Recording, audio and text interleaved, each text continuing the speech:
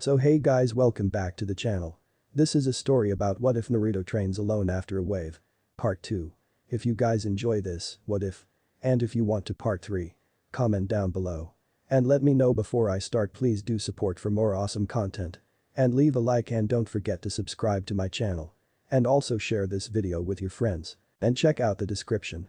And check out my playlist. So let's start the video. Chapter 11 Summoning Old Friends. The air was heavy with smoke, the light was dull, and the customers looked half dead. A small bell tinkled as light flooded the room. Several customers looked up, then shut their eyes at the light intrusion. A tall figure with another one, half his size, entered the dusty bar and closed the door behind them. The white-haired figure walked up to the bar and took a stool with his follower plopping right next to him. Many of the customers eyed the mysterious duo, checking out everything about them. "Excuse me?" The barman looked up, the taller figure was gesturing him over. The old retired ninja turned barman hobbled over on his good leg before hunching over where the man sat. "Yeah?" he asked, his voice low so as to not disturb the peace in the bar. "We're looking for a few fugitives. You wouldn't have happened to have seen him around." The white-haired man kept his voice low whilst pulling a picture of one Uzumaki from his right pocket and in his left, a handsome sum of ryo. The barman eyed the ryo and swiftly pocketed it before taking a closer look at the picture. This guy looks familiar. Why would you be hunting him?" he asked suspiciously. The white-haired man glanced around, his yellow-haired friend doing the same before returning to the conversation. "We've been sent to stop him from destroying this town." The barman flinched. "Got him?" the yellow-haired kid thought. "Yeah, he's bringing a small mercenary group to raid this town and kill anyone inside. So any information you could give would be crucial to saving this town and this quaint little bar." The white-haired man finished. The barman now gestured towards the back door. The white-haired man nodded. He and his yellow-haired friend promptly exited the bar and headed round the back. "Piece of cake," Naruto muttered as he relaxed his arms behind his head looking up at his white-haired travel companion. "I wouldn't be so sure about Naruto," Jiraiya replied, hearing several sets of footsteps from inside instead of just the two he expected. The barman walked out of the back followed by several strong-looking men. "You think you can swagger into my bar and try to trick me into giving up valuable information?" he called out, 6 strong men now surrounding him, 3 on each side. "Leaf shinobi aren't welcome around these parts. Boys, show 'em our hospitality." 4 of the men quickly jumped forward, 3 lunging at the old man, whilst another went for the kid. "Oh boy, not this again."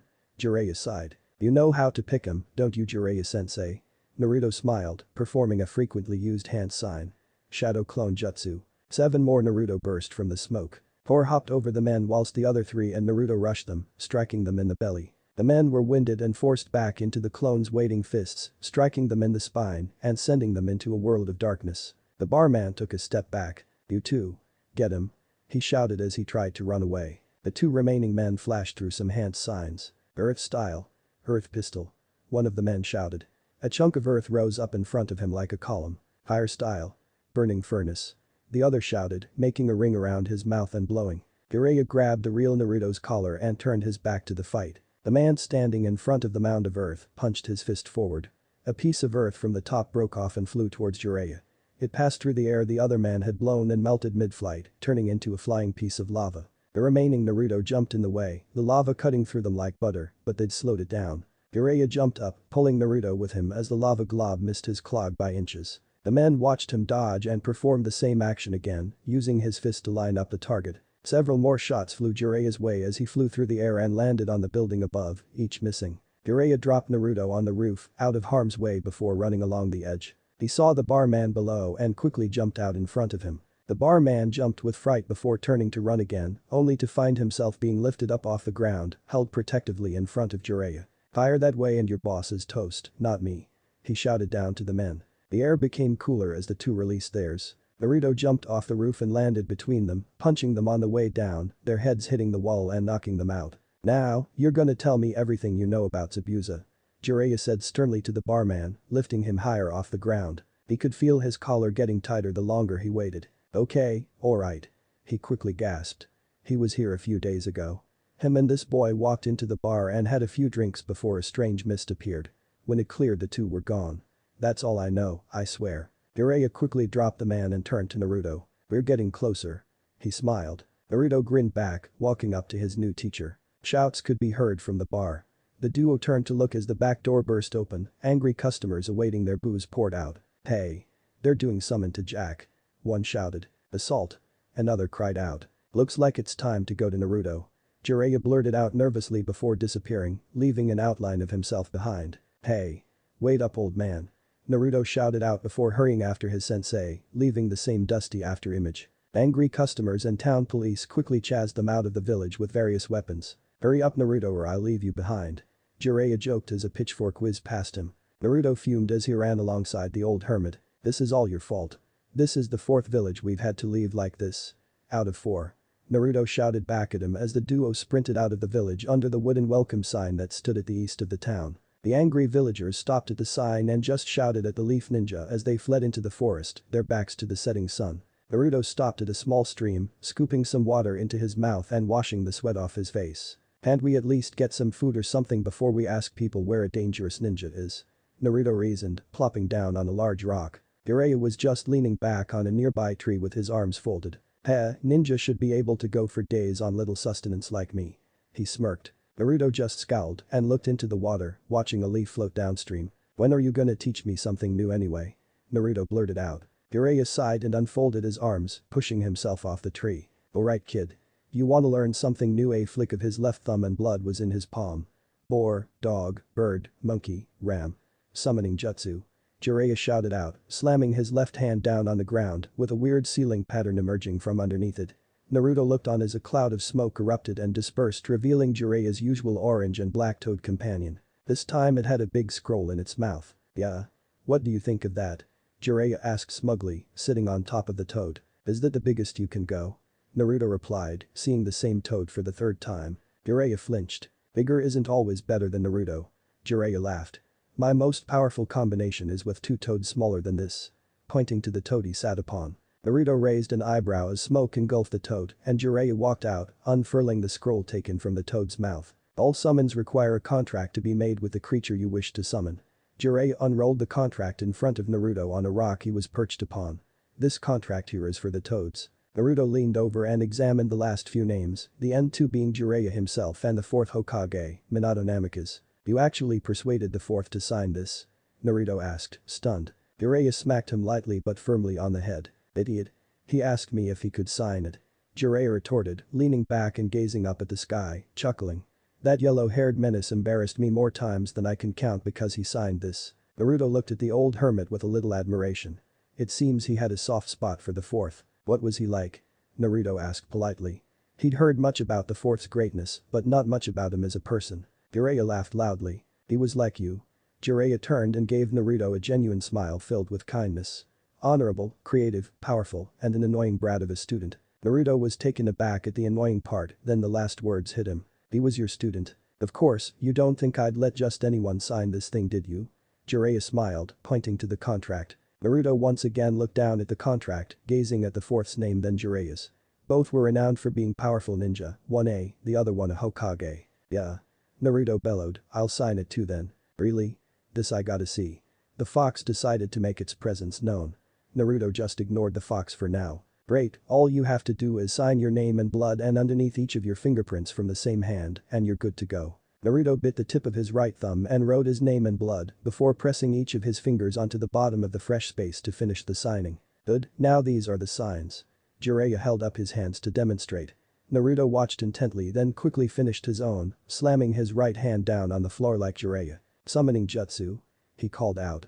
A large wave of smoke appeared. Jiraiya's mouth opened slightly in anticipation. The wind picked up, blowing away the smoke to reveal a small orange toad with purple stripes along its belly, eyebrows, eyes and mouth with a blue jacket on. Yo.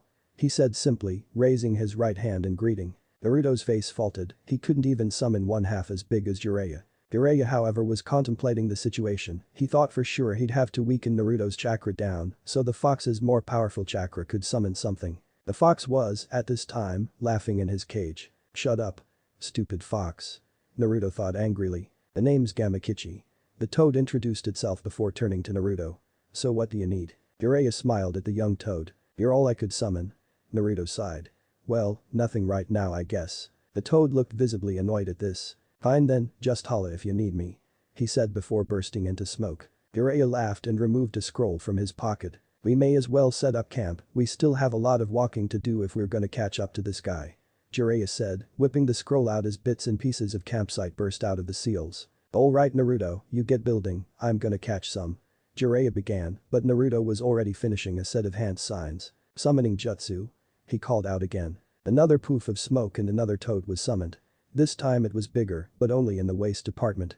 This frog was bright yellow with orange stripes in similar places as Gamakichi, but had its underarms and legs colored a dark gray-green sort of color. This is the first time anyone's ever summoned me.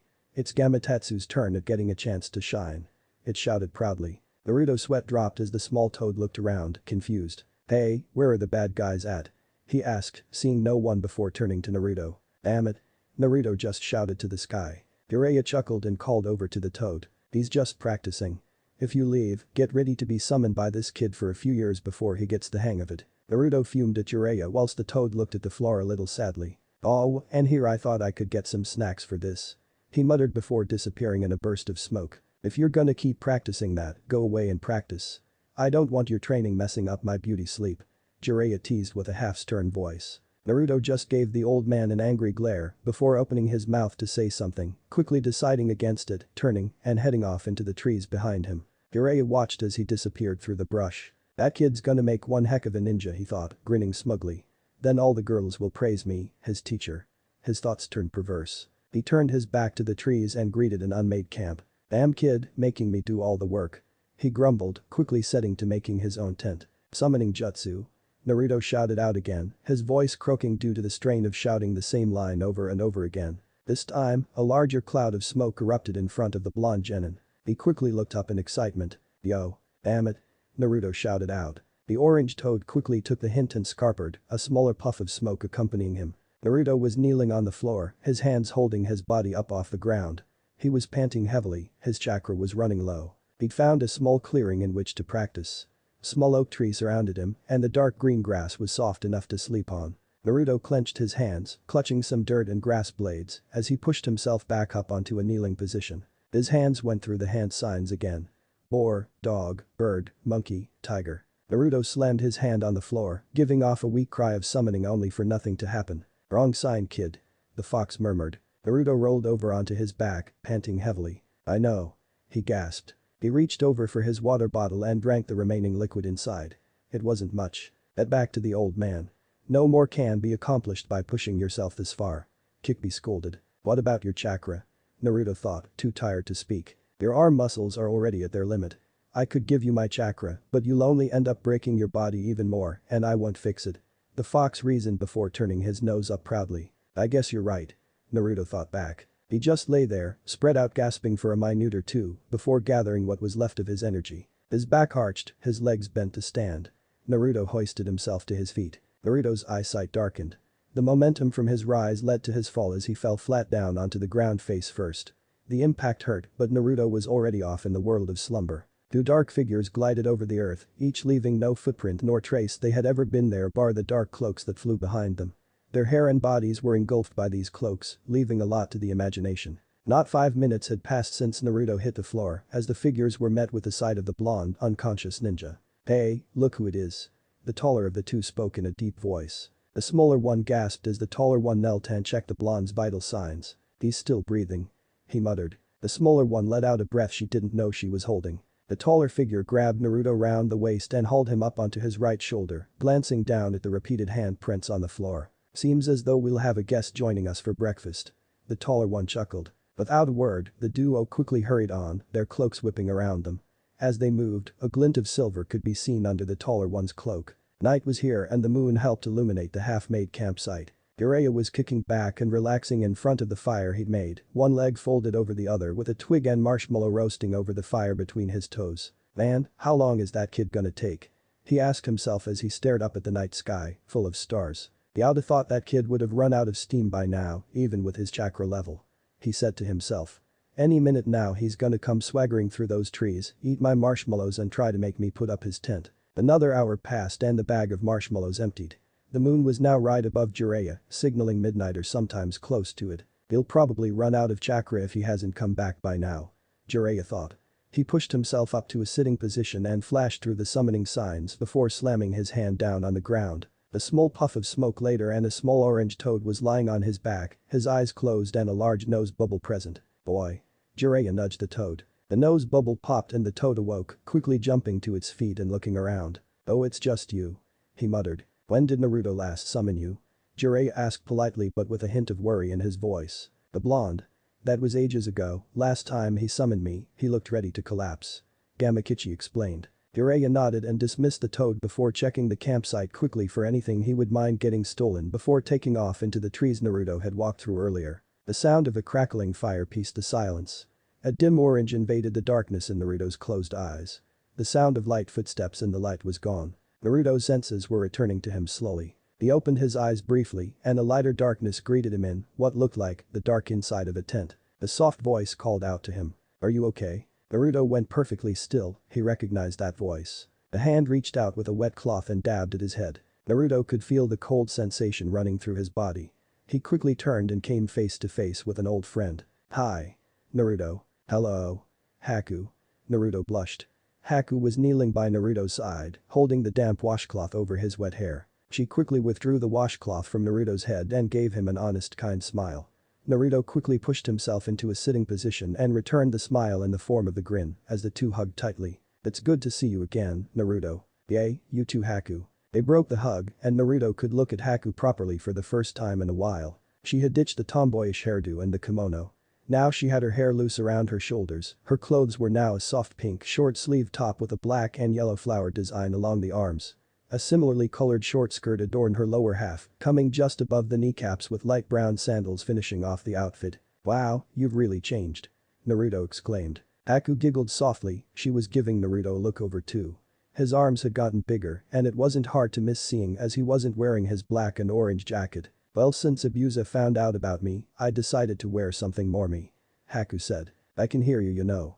A deep voice called out from outside the tent. Haku giggled while Naruto's eyes went wide. He pushed himself up and crawled over to the tent flap, moving it aside to see Zabuza settled around a small campfire with his Kubikiri HMCHM impaled in the ground next to him. Zabuza's look had changed too. Naruto could see his ninja trousers were no longer gray camouflage, but jet black, his shirt was now long-sleeved and bore green camouflage with his sandals, still retaining the gray camouflage and traveling halfway up his knee. His headband had remained in the same position, with the metal Kurigakure symbol on the left side of his forehead, while the bandages he wore around his face hung around his neck, loose. "Hey kid."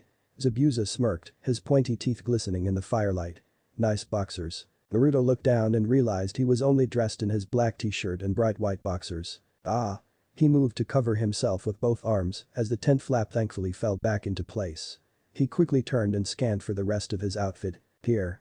Haku's voice rang out.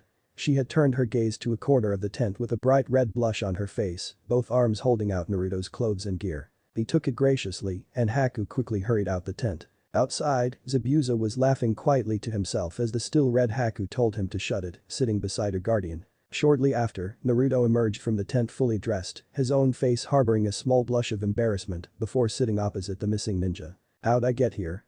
he asked. Zabuza chuckled. "We brought you here of course. You looked ready to die when we found you, all passed out with no chakra." The memory came back to Naruto. "Oh yay? Why?" "Well it is. Zabuza awkwardly started. He didn't want to admit he missed the kid a little, not to mention his influence on Haku. "I couldn't leave you lying there. Naruto." Haku finished for him. Naruto flashed her a smile and she lightly blushed. Zabuza smiled at the scene before deciding to ask Naruto about his new gear. "Seems you think you're ready to fight for real now, eh kid?" Zabuza asked, glancing at Naruto's short sword. Naruto took the hint and looked at his sword for a moment before drawing it and holding it out for them to examine. "My friend is back in Konoha," he began, "she taught me about correct stances and timing.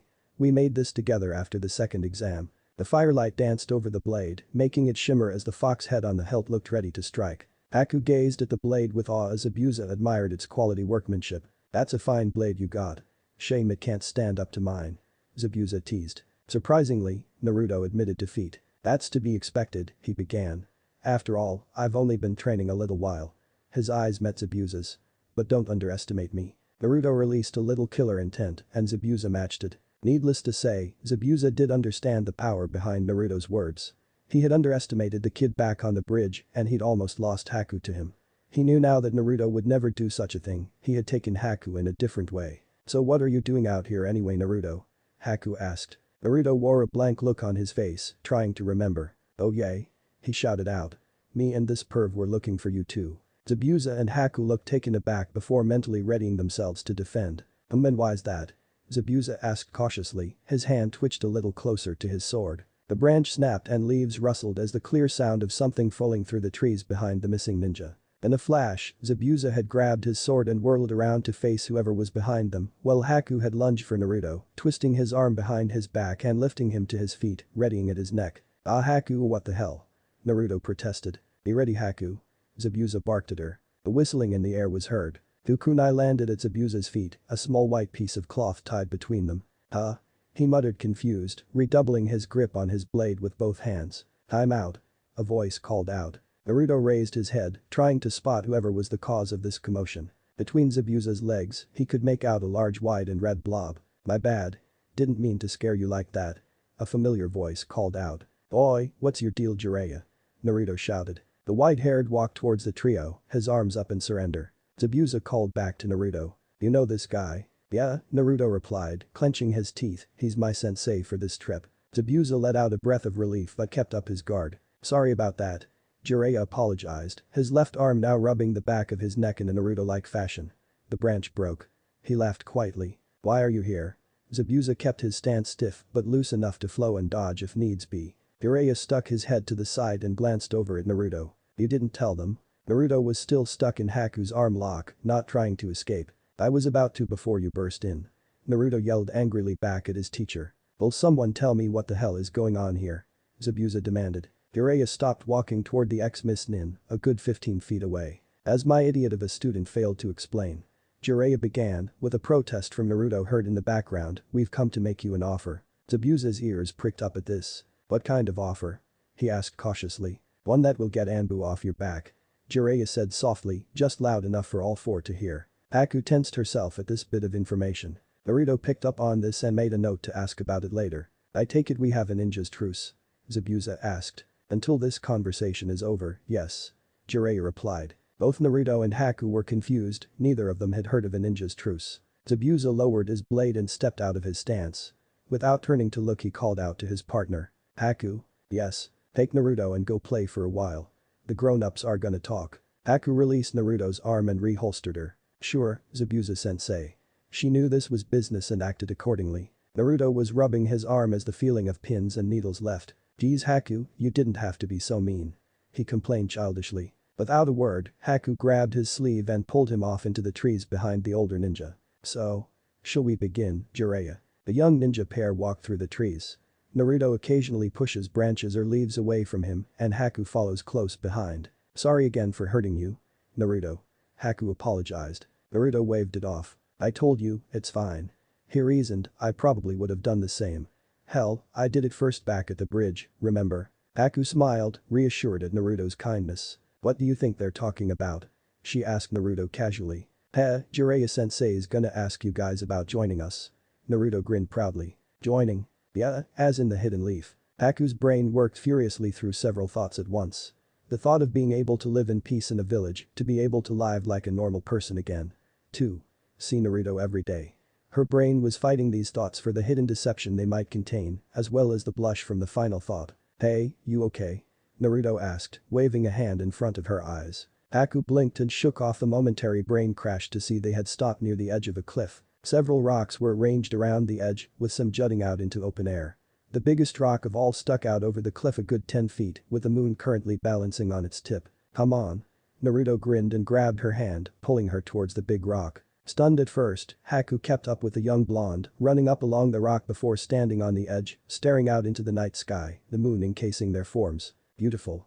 Haku gasped, her breath taken away. She carefully looked over the edge of the rock and saw just how far up they were, at least a good 500 feet or so. She grabbed onto Naruto's jacket with her free hand and gripped his hand tighter. Naruto smiled kindly as he carefully helped her sit down with him, their legs hanging out over the edge of the rock. Naruto. Yay? What?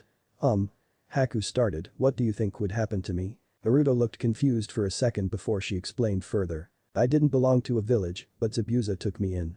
If whatever deal they're making does let us join the Hidden Leaf, what would happen to me? She looked up at Naruto, their eyes meeting. She stared into Naruto's crystal blue orbs and waited for his response. I dunno. He sighed. That was not what she was expecting. I guess you would be free to become a Konoha ninja if you wanted. But what if they don't want me? Haku replied, panic invading her voice. What if they only want Zabuza and not me? Naruto looked into Haku's shining brown eyes, the moon reflected in the slight tears that were threatening to break free. I guess I'll just have to keep you. Naruto smiled. If they don't want you living in the village, you can live with me. Hell, most people don't want me in the village, but they haven't kicked me out yet. He gave her one of his best smiles. A rare genuine Naruto smile. Haku calmed down a bit at this.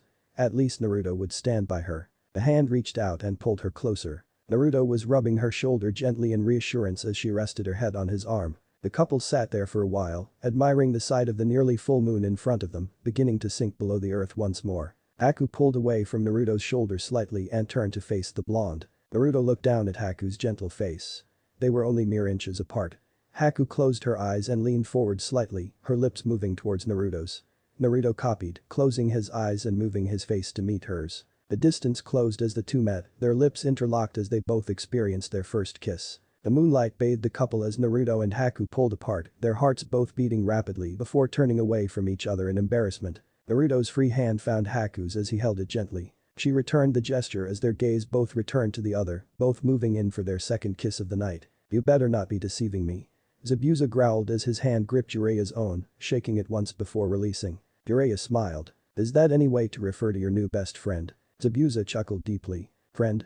We'll just see. He muttered before reaching for his long black cloak. Are we setting off immediately? Yeah, Naruto left behind an important girl back in Konoha.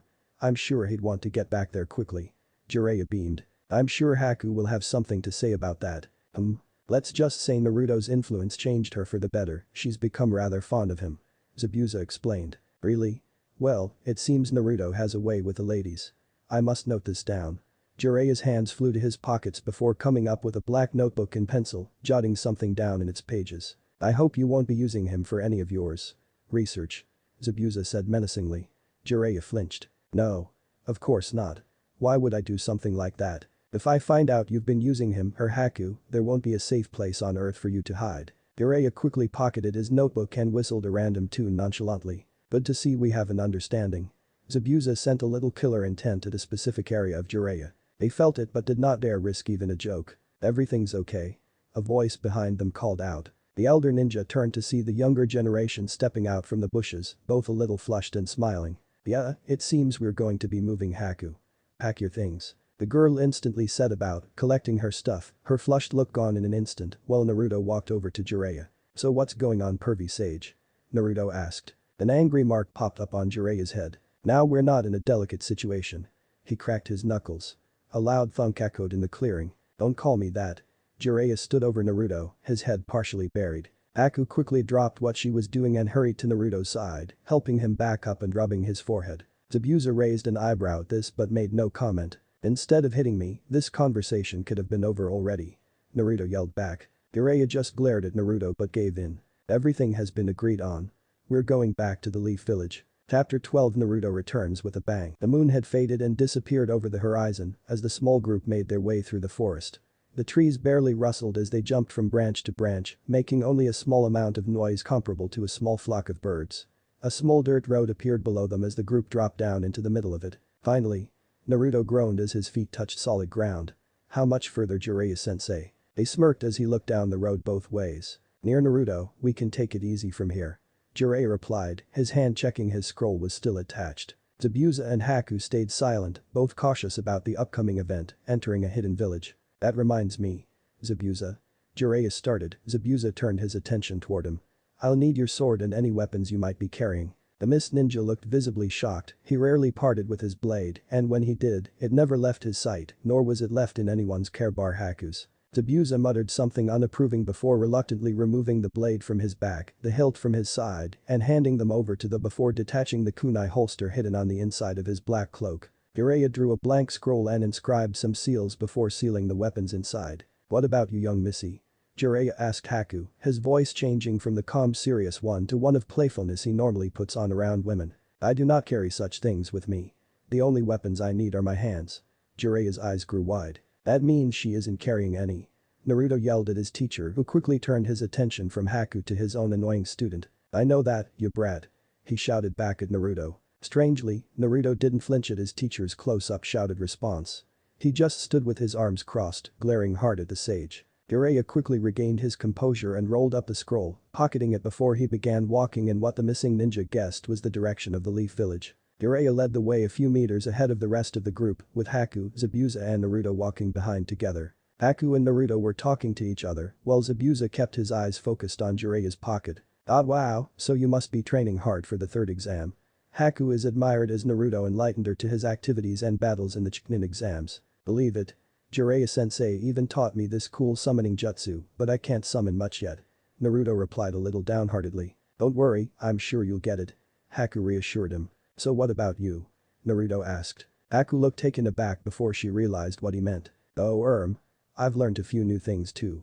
She replied, her gaze averted from Naruto's own as she thought back to what she'd learned. "Cool, when can I see him?" Naruto asked, excitement heavy in his voice. Haku was about to reply when Jiraiya cut in. "Look Naruto, we're almost home," he pointed ahead, and sure enough, the Hokage mountain was visible in the distance. "How about you wait till we get everything sorted out before you talk about training?" Naruto crossed his arms and glared angrily at Jiraiya's back. He accepted Jiraiya's statement, but he didn't have to like it. Haku watched the pouting Naruto and giggled quietly, raising her hand in front of her mouth as she did. Konoha approached and the group was forced to deal with the guards at the front entrance. Check-in was always dull. Haku and Zabuza were hanging back a little, hesitant to go closer to the gates or guards than they needed to be. Naruto noticed this and gave Haku a reassuring smile before nudging his head toward the village. Jiraiya and Naruto returning from a mission. Jiraiya announced as he stepped up to the little kiosk-like desk. It was not Naruto's favorite Chunin pair, but a wide-eyed Hika Chunin with hair similar to Niji's and what looked like a nervous new Chunin fumbling with his records. Right, if you could just. Sign here please." The newbie struggled as the Hika scoffed at his incompetence. "What a dope." Naruto's ears perked up at the Hika's words. "You have already failed to notice that they are accompanying two foreign ninja." He scolded harshly. Right, sorry." The Chunin muttered, he leant over to look behind the old. "If I could ask you to sign your names please." The Hika sighed again. "Idiot." Naruto felt a little anger rise to the surface. Haku and Zabuza both looked at each other, both unable to figure out how to act. The loud laugh pierced the safeguard silence. "Don't worry, they're fine." Jiraiya smiled at the nervous Chunin as he signed both his and Naruto's names while grabbing a couple of white slips. "They're with me on a diplomatic mission." "Oh, I see." The Hika responded. "I wondered why they weren't in cuffs." Jiraiya now turned his attention to the stuck-up Hika. "The high and mighty Hika decides to judge someone on appearance," he said sarcastically. "Like that hasn't been done before. I would change your attitude towards others if you want to become a good ninja." Hika flinched in his chair as Jiraiya turned back to the newbie. "What's your name, son?" Brock sir, Tsuchi Brock." Don't worry Tsuchi, I remember my first time here. My toad ran off with the register when he lost at cards." The nervous Chunin chuckled lightly as his nerves settled a little. Jiraiya turned his back to the check-in and smiled back at the trio. Both Tsuchi and Naruto felt a little better watching the smug Hyuga get put in his place. It made him think of what he would say when he taught Niji the same lesson. "Zabuza, Haku." He waved his hand towards him as he turned to walk down the main street to the Hokage's office. "Let's get you sorted, eh? This won't take long, will it?" Zabuza half growled, he always hated meetings. "Naruto, go sort your stuff out," Jiraiya called back. "Don't forget about your training." A knowing grin on his face, thinking of a brown-haired weapons mistress. "I'll have to see you later then. Naruto-kun." Naruto turned to see Haku's smiling face. She took a step closer, leant in and kissed his cheek. Naruto blushed and felt a warm tingling sensation where her lips touched before it disappeared along with Haku, who ran to catch up with Zabuza. Yay. See ya." He muttered as he watched her brown hair flutter in the wind. Both Chunin just watched, gobsmacked, as the village outcast got a kiss from a rather pretty girl. The Hika felt nothing but hate for the demon vessel. He barely caught the eye of any female, whereas the Kikbi incarnation was already getting kisses. Tsuchi however smiled at the orange and black genin. It was about time someone saw him for the kind kid he seemed to be. He made a mental note to ask his sensei why people gave him hateful looks. With his traveling trio gone, Naruto let out a long sigh and looked up at the sun. The top half of the great ball of fire had risen above the wall into the village. "Yeah, first things first, breakfast," he thought as he felt his belly rumble at the thought of food. "Ichiraku it is," he called out, pumping a fist in the air as his backpack jostled, beginning the trek back to his favorite breakfast, lunch and dinner stand. Hushed whispers littered the street as the Toad Sage, the demon of the mist and an unknown walked calmly through Konoha. Most people had risen and were beginning their daily routines of shopping, working and training, and many were present to witness this unusual event. Haku could feel the stares all over her. A shiver ran down her spine as she quickened her pace to stand closer to Zabuza and Jiraiya. Zabuza looked down at his student, her smile from before was gone, and her happy face was replaced with one of caution with a hint of fear. The people on the street felt a small wave of killer intent hit them as the mist ninja passed, some quickly looking away and hurrying along with whatever they were doing before. "You alright?" Zabuza whispered. "I'm fine, Zabuza-sensei." Haku replied with her old, emotionless voice back in place. "I just wish Naruto was here." The demon of the mist, a young pink-topped girl, gasped as she felt killer intent wash over her, barely affecting her due to the small strength of it. Wielder of the Kubikiri HMCHM. She gazed at the legendary swordsman, confused after not seeing his sword, before briefly turning her attention briefly to the girl standing next to him, then finally to the old. Wait. His brain quickly thought back to Naruto's letter. Jiraiya, that means Naruto's back. The long slurp could be heard before a bang as a bowl slammed down on the counter. Ah. Great ramen as always. Naruto sighed, patting his now round belly in satisfaction. No less for our favorite customer, Naruto. AM smiled, collecting his 7 empty bowls. Naruto chuckled lightly before his face muscles twitched. He sneezed, covering his face with his arm. Gucci laughed as he began washing the large pot Naruto's ramen resided in only a few minutes ago. "Some pretty girl must be thinking of you, Naruto. But which one?" A deep voice called out inside Naruto. "What do you mean, Foxy?" Naruto replied. The old-tailed beast lowered its eyebrows in irritation at the new nickname. "Well, you do have a certain charm with more than one girl in your life." As much as Naruto had learned over the years from the fox and books, teachers and the usual ninja sources, he'd never had much experience with other people. Naruto thought, confused again. "You mean Haku?" The fox face planted the floor. Considering the floor was under a good 2 to 3 feet of watery substance, the whole experience of it and Naruto's ignorance proved annoying to the great beast. It raised its head again and sighed loudly. "Yes, I mean the mist girl, but what about the other two?" The fox only got the same response as he had the whole conversation. Another face plant. "Figure it out, idiot." Kikby roared out before closing the link between them. Apparently having enough of the blonde. Well, the fox did appreciate the difficulties Naruto had with people, he couldn't really be that out of touch. Could he? Stupid fox. Naruto thought to himself. What was he on about? "Naruto?" A voice called out. Naruto blinked several times before beholding the welcome sight of AM and Tucci. You seem pretty out of it, kid, were you thinking of her?" Tucci smirked. Naruto became even more confused at this before remembering the last comment from the ramen stall owner. "Oh? Naruto began. "Naruto?" A different voice called out this time. Looking left then right, Naruto spied a certain weapons teacher he had an overdue lesson with. "Oh, hey Tenten. Did you get my message?" He smiled. The 2 ramen cooks suddenly turned away and began whistling inconspicuously. "Yay, did you just get back? I saw Jiraiya and 2 mist ninjas walking toward the Hokage's office." "Did you capture them?" Tenten asked quickly with the last part coming out close to a shout. No, it's not like that." Naruto waved his hands, dismissing her theory. "Me and Jiraiya went to offer them refuge in the leaf. They're going to the old man's to get all the paperwork done, I guess. So there's going to be one of the 7 swordsmen of the mist living here," Tenten squealed. "I hope so." Zabuza even took interest in this. Naruto pointed to his new blade. "You never know, he could be a challenge to spar against." A strange thought manifested itself across Tenten's mind. It was a strange thought but not an impossible one. "You say this like you're already his friend or something." Zabuza. "Yeah, you could say that. Haku's quite nice too." Naruto answered, his thoughts drifting back to last night. Tenten's jaw dropped. "What? How did it go? When?" "But..." She stammered before getting a full sentence out. "Could you introduce me?" "Sure," Naruto flashed her his cheeky grin. "Zabuza will probably need some friends like us since he's new and all." Back in the Hokage's office, things weren't going as smoothly as some would hope. "I refuse to divulge to unworthy people." Zabuza raised his voice. He and Haku were standing in the middle of the Hokage's office, with Jiraiya sitting on the couch to the side, while the Hokage and his 2 advisors resided behind the desk, one on each side. They were currently locked in a heated debate and neither side wanted to give an inch. "That is a condition of your refuge here in Konoha. Either you give us your or you will be turned in." Hamura matched his volume. Jiraiya was currently staying quiet, trying to think of the best way to cause both parties to come to an agreement. "I told him he would be allowed here if he came willingly. The Anbu would no longer be after him and he would be able to live here as a Konoha ninja if he pledged allegiance to the leaf. The old jerks just decided to get greedy. I worked long and hard to perfect and master my, there is no way I would give them up just to see some third-rate genin using my hard work." Zabuza fought back. The conversation had been going a while now, and if something wasn't done soon, then things would turn nasty. I have an idea. Jiraiya spoke up. All 5 occupants turned to the. What if he took on some apprentices? Zabuza gave Jiraiya a cautious look. What was the old perv thinking? That's preposterous. Kaharu began, but the Toad Sage cut in. He would take a few people he considered worthy and would pass on his knowledge. This way Zabuza confidently passes on his teachings and you would get your. The 2 advisors began to ponder the idea. It was not what they were aiming for, but not the most unreasonable. Besides, they would get all the techniques in due time, with a push towards who Zabuza teaches. That seems like the perfect compromise to me, Jiraiya. The third smiled at his old student. Before the advisors could argue, the third announced the final decision. Well then, it seems that you will be teaching for a while, think you're up to it. Underneath his bandages, Zabuza smirked. Yay, I can handle a few brats.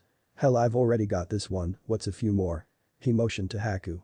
I already have one apprentice in mind. The advisors looked confused. I'm sure Haku won't mind teaching the brat with me. Will you? Haku picked up on whom Zabuza was talking about. Yes, Zabuza-sama. That is also another thing.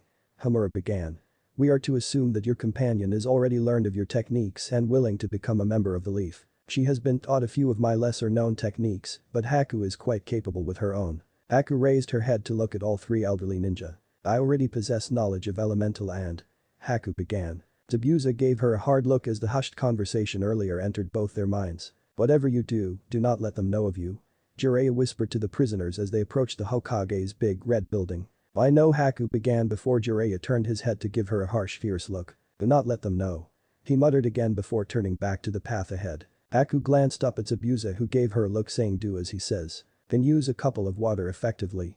Haku finished. The 2 advisors gave each other a knowing look before Kaharu dropped a bomb. Before you escaped from Team Kakashi in Wave Country, Kakashi wrote in his report that you have a Haku. Zabuza and Jiraiya stiffened slightly. Thankfully it went unnoticed by the advisors, but not by the Hokage. Specifically one of Ice. He referred to them as demonic ice mirrors. Both Zabuza and Haku knew they were in a delicate situation. They did not want to risk knowing what would happen if they were to discover Haku's ice manipulation. Genjutsu? This answer made Jiraiya and Zabuza breathe an internal sigh of relief. I have a particular interest in and designed my own. It destabilized the victim by giving each person a different impersonation of my location and attack pattern. Haku stated confidently. Each person will see any number of things, but it's limited to the imagination of the subject. I am not sure what Kakashi saw, but it was merely allowing me to gain the upper hand. The explanation seemed perfectly reasonable. This is why it greatly annoyed the advisors, seeing nothing wrong with it. Kakashi also mentioned Senbon. What about that? Homura interjected. I am proficient in pressure points. In which case I use hidden launchers located on my wrists to fire rapid shots towards an opponent. Another reasonable explanation. After all, deception is the trademark of a good ninja. Both techniques use little and no chakra, enabling me to outlast my opponent, as was the case in Waves. Another inward sigh, it looks like they were in the clear. Just like I taught you. Zabuza chuckled, patting Haku's head. While it wasn't something he would normally do, it did pull the attention off of his ward for the moment. The Hokage turned to his advisors. Well, everything seems in order. I think that's all the time we'll need from you today. The 2 turned to the old Hokage, both greatly annoyed. They not only had to compromise, but a potential was merely the illusion of. The 2 promptly left the office, closing the door with more force than needed on the way out. Jiraiya. The third turned to the and nodded. There was no fooling his old teacher. A few hand signs from the later private conversation jutsu. A faint white glow ebbed around the room before returning to its normal colors. Thank you, Jiraiya. However, looked a bit nervous, there was no telling what his old teacher would do next. I am not an easy man to fool, Miss Haku. Hiruzen began, but I'm sure Jiraiya is behind that. Haku stiffened slightly. Her first day in Konoha and she was already a goner. It is good that he did inform you so. Both Haku and Zabuza gave the Hokage an odd look. Jiraiya quickly got onto the same wavelength as his old teacher. This village has become a bit disgraceful in places. Jiraiya explained. As I'm sure you are aware, one Sasuke Uchiha is the last loyal Uchiha in the village. Both Zabuza and Haku remembered the blue-topped Sharingan armed genin. His and others within the village are treasured but molded as weapons. When Sasuke is old enough, he will probably be subjected to what the elders call clan restoration. In which he will wed several women to repopulate the Sharingan supply. Both Haku saw what Jiraiya was getting at. I know about you. Circumstance Haku.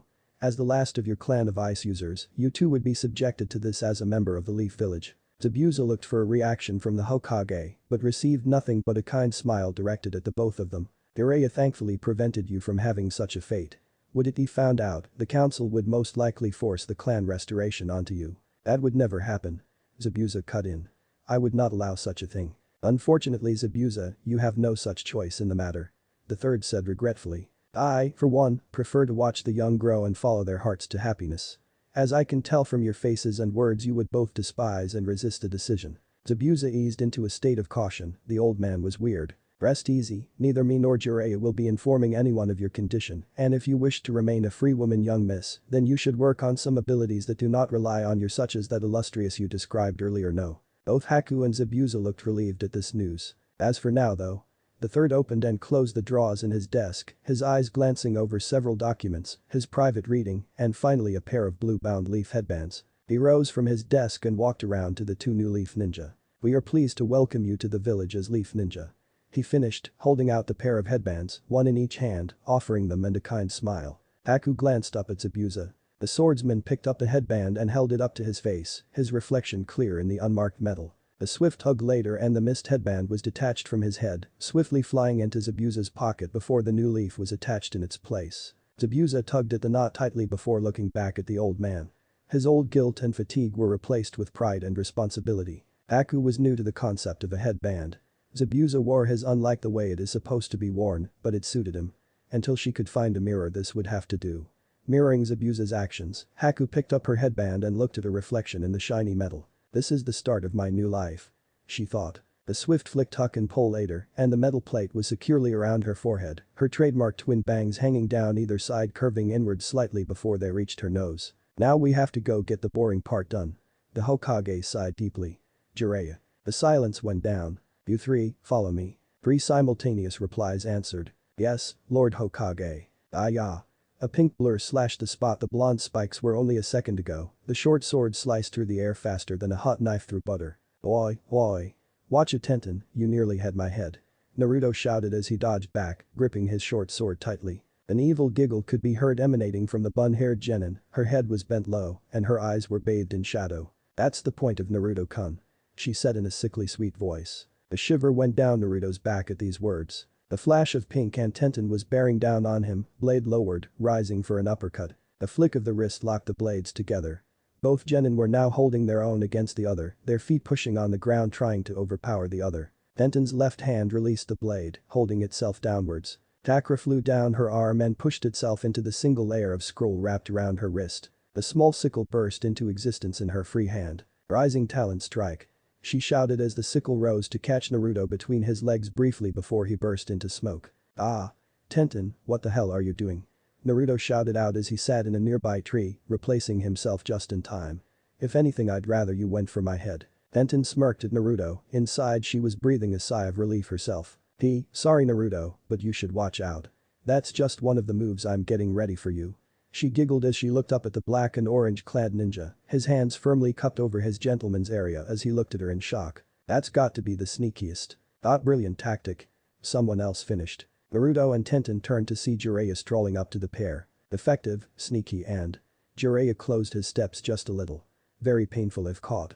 A finale to a combo if I ever saw one. Not to say Tenten blushed a little at the praise from A. Thank you sir. She bowed quickly. Naruto hopped down from the tree and stood next to his sparring partner. You're just saying that so she never uses the move on you? Naruto teased, the fear of such an attack still evident in his voice. Jiraiya's eyes narrowed, his legs closed to a military stance and pushed his fingers together like Hinata. No. He said innocently, his eyes shifting from side to side. I was just commenting on some excellent swordsmanship is all. Stupid Sennin. Naruto yelled angrily. The blonde then felt a sharp pain on his head. Don't talk to Naruto. Tenten scolded. Jiraiya saw an excellent opportunity for some payback. It may not ever leave his mind, but it would be worth the risk. He imagined examining the damage if a certain blonde-haired teammate of his performed Tenten's newest attack on him full strength. Tears leaked from his eyes at the visualization. Tenten turned to the one who now had tears streaming down his face. Thank you for understanding Miss Tenten. He cried. It's only the most recent of his many disrespecting names for me. Tenten watched the powerful sage begin to break down in front of her. Lord Jiraiya. She felt sorry for the old man before realizing the cause was right next to her clutching his head. Naruto. She yelled out with godly volume. I'm a nice guy and I do my part for the village, but he keeps putting me down. Jiraiya finished before letting out a loud bawl. Naruto could feel the killer intent all around him. Zabuza? He thought. Run kid. The fox ordered and ran. A little force chakra to the feet from the fox, and Naruto was shooting away from a brown, pink and blue blur, armed to the teeth with pointy weapons. How dare you disrespect Lady Tsunade's teammate? She yelled after him. Naruto was running as fast as he could around the field, but it was no use, she was gaining fast. Shadow clone jutsu? He called out. Over 300 clones were formed in an instant, surrounding the real Naruto. He quickly replaced himself a few times before the clones scattered themselves. That's not gonna work. Tenten called out, jumping high into the air, a pair of scrolls unfastening from her belt. Hundreds of kunai, sickles, shuriken and other things exploded out of the paper. Tenten closed her eyes as she visualized her targets. They flashed open as her hands deftly grabbed the nearest object and hurled it at a clone. Jiraiya watched the hilarity from afar. His fake tears of sadness turned into real tears of joy, and he rolled on the ground clutching his stomach, banging his fist on the grass. Haha, stop it, I can't. He laughed, but another Naruto clone went out in smoke, the kunai thrown piercing what would be Tenten's talent strike target, letting out a momentary squeal of would-be pain. This brought out another round of laughing from the as 10 by 10, the Naruto clones' numbers were reduced from the hundreds to the single digits. The lucky few had taken refuge in especially thick trees, escaping temporarily from Hell's judgment. The 8 were swiftly reduced to 7. The victim not even getting a chance to see where its assailant came from. The real Naruto was hiding behind a tree, transformed into a small field mouse. He was breathing heavily. A large shadow fell across Naruto. He slowly turned and looked up into the eyes of a crouching pervy sage. Payback's a bitch, isn't it? Jiraiya whispered softly. For the record, pink and yellow feathers just do not mix. The scared little field mouse instantly remembered his earlier prank and narrowed its small eyes at the boy, Tenten, he's over here. Jiraiya called out. The small mouse's eyes widened in shock. He would really abandon his own student to die. A second later and Naruto was facing the ground, his limbs flailing wildly as Jiraiya held him up by his tail. A few unintelligible squeaks later and Naruto was back in human form, his right leg in the clutches of his sensei. Let go. Quickly. Naruto pleaded with his teacher. No way, this is too good. Jiraiya laughed again. The clear sound of air parting could be heard by both ninja as Tenten soared through the branches and landed a foot from Naruto. Hello, Naruto. She said in that same sickly sweet voice, raising her hand while conveniently holding a very shiny kunai. Apologize to Jiraiya-sensei at once. She demanded. She didn't want to hurt Naruto, she just liked giving him a taste of his own medicine. A soft rustling came from the leaves above. No. Naruto said defiantly. In the space of a heartbeat, a chain of orange and black figures dropped from the branches, each clutching the next feet as the last dangled with his arms open. Jiraiya found himself encircled by these hands. Now. Naruto holding Jiraiya shouted. In the branches above, Naruto holding onto the chain yanked back as hard as he could, pulling both Jiraiya and Naruto up into the tree and shooting off into the sky back toward town. Tenten could only stand there bewildered at the spectacle that took place before her. It couldn't be said Naruto wasn't good at thinking on his feet. The student and teacher both yelled as they soared into town. They had started descending and were both dreading the landing. This was definitely not one of Naruto's better plans. Ichiraku, Tenten's weapon shop, and the academy all passed under them before their descent right into the hot springs. 2 very big splashes later and a very wet teacher and student looked at each other. That was lucky, eh? Jiraiya laughed, Naruto hadn't forgotten the payback that fast though. Ah. A shrill voice screamed before either ninja could do anything. Both turned to see a multitude of women scramble to get towels or clothes. A quick glance to the sign above the changing rooms gave them all the information they needed about the situation. Jiraiya's years of experience came in handy for him at this point, having found himself in similar situations previously. See ya. He quickly muttered to Naruto before swiftly leaping out of the water, over the fence and away from several women that looked ready to kill.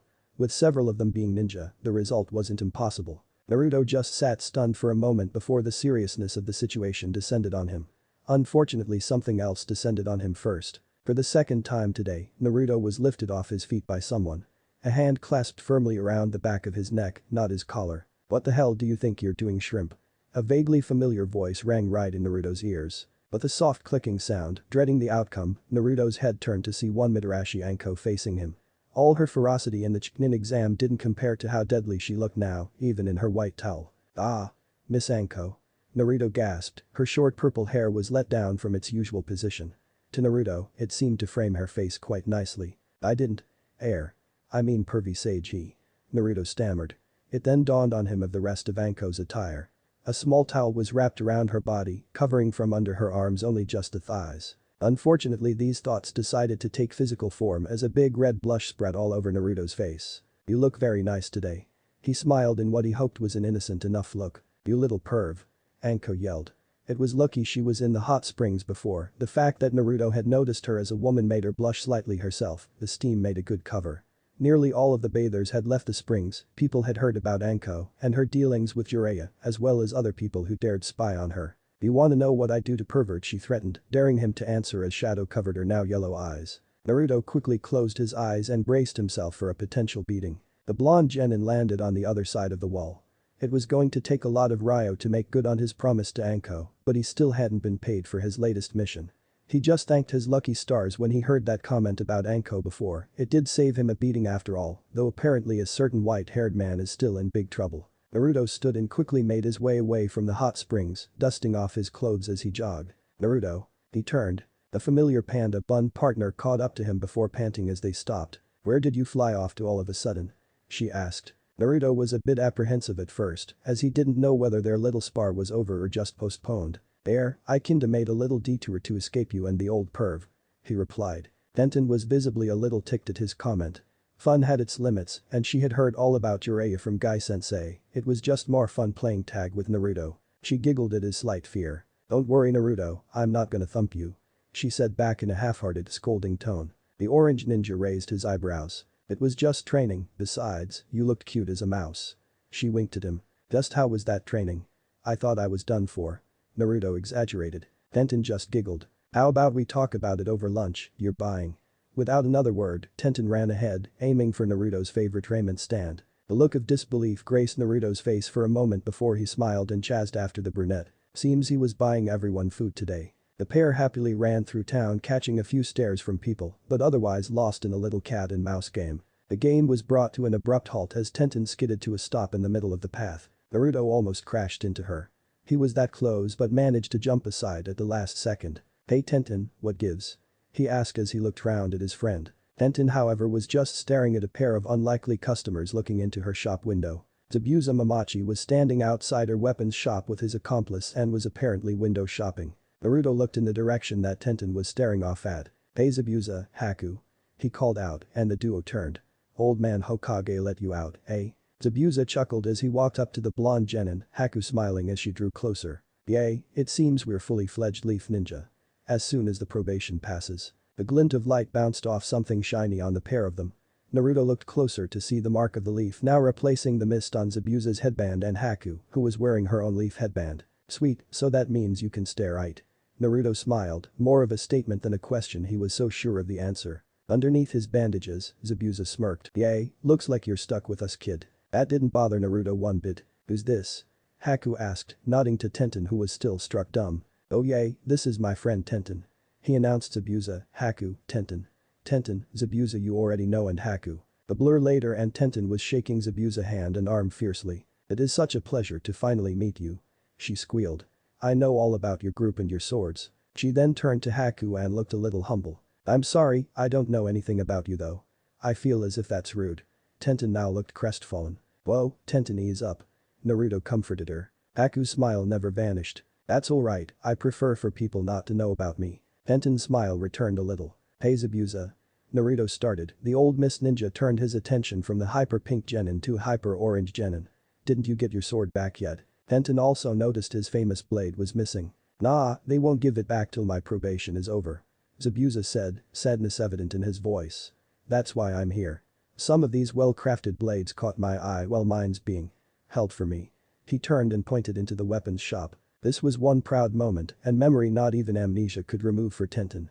Before she could get a word out, Naruto was already explaining. "That's Tenten's shop, she's the girl I was telling you about that helped me make this." He drew his fox blade. "Really?" Zabuza turned and took a greater interest in Naruto's latest friend. "I must say, even at a glance these weapons look to be of great standard. Did you make all of them?" "Most of them, some of the more expensive things are imported or made by my dad," Tenten proudly stated. And if Naruto's information is correct, you are skilled in the use of these weapons." Tenten could only blush at this statement. "Seems we'll have to spar sometime." Zabuza smirked, despite knowing the girl for only a few moments, he could guess the outcome of his words, wide eyes and a dropped jaw. Anyway, me and Haku need to go sort out our new accommodation." Later Naruto, Tenten. Zabzua called as he turned his back and walked away. See you soon, Naruto. Haku said softly, a soft blush spread across her face. Yay, later Haku. Naruto smiled back, his now rapidly becoming legendary grin spread on his face. The girl quickly turned and followed her sensei, a darker blush spreading. As stunned as Tenten was by the invite, she couldn't believe the flirt she just saw between the new girl and Naruto. Why Naruto? She thought, a bit shocked at her own admission. The hand grasped hers and tugged her the short distance remaining toward Ichiraku. Come on Tenten, let's eat. He shouted, oblivious to her thoughts. Chapter 13 Better, faster, stronger. The Chunin exam finals were drawing ever closer. Naruto had half the month left when he returned to Konoha with Jiraiya and company, and he was going to put that time to good use. For the first week and a half, everything almost followed a routine. Morning was summoning and training, afternoons were usually spent with Tenten training, and at night his private tutor would train him. A certain white-haired teacher of his stopped by every now and then to check how he was doing, though on the third day, he was looking a lot worse for wear. Bruises and lumps covered his head as well as a black eye, a swollen lip and a bloody nose. Turns out he came with a message. Enko says she looks forward to lunch. Was all Naruto could make out from Jiraiya's muffled speech. Seems Enko did catch up with him after all. Last night, Naruto was put through an intense fitness test. His prisoner had tempted him with some new toys if he didn't collapse. The fact Naruto completed his test and still managed to struggle back from the training ground and into bed gave the Kyuubi reason to give Naruto his next present. Needless to say, last night it took a lot out of him. The following morning, Naruto rose bright and early. A quick pleasant conversation with the fox about pinching his chakra followed by breakfast was in order. Boy, furball. Naruto thought as he quickly washed and dressed for the day. He was greeted with the usual snores he got from the fox in the mornings. An evil thought quickly crossed his mind. Hey. My old orange jumpsuit. I haven't worn it in ages. That quickly woke the beast up. Huh? Gah. Burn it with fire. Wah. The fox jumped, his usual reaction to the blonde's old attire was almost burned into his muscle memory. Any mention of it and that line was sure to follow. Oh good you're up. Naruto thought cheerfully to the fox, yanking open his fridge and cupboard to see what goodies lay within. I ever find my way out of here, you're the first one I'm coming for. The fox growled deeply. Noted. Anyway it's time to begin training. That's what you got me up for. I told you I'd train you tonight. Ah, but I can't wait that long. Ninja O's landed in a bowl followed shortly by the last drops of milk in the carton. Sheesh, you're insufferable, you know that.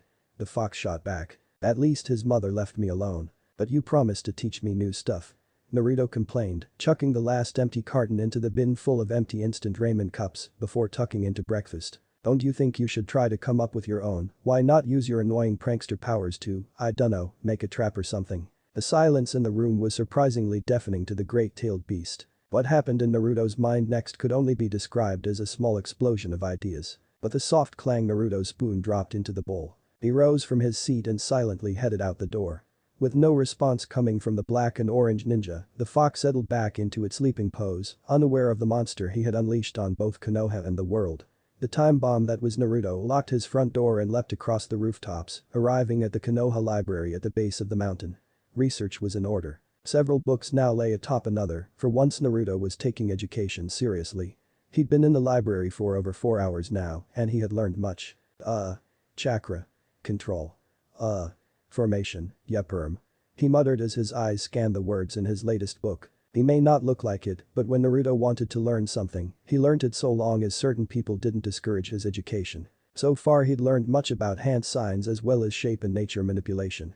Seems certain hand signs help, like the tiger leans towards fire jutsu's power. The new information was processed in his brain as multiple plans for appeared or disappeared after consideration. The voice called out to the genin. Naruto. The blonde's head was raised. In front of him stood the always bored-looking Shikamaru with a not-so-bored look on his face, more one of confusion. Why are you in the library? He asked, doubting whether it was even the real Naruto. Oh, hey Shikamaru, I'm training. Was his reply. That didn't help Shikamaru whatsoever. How exactly?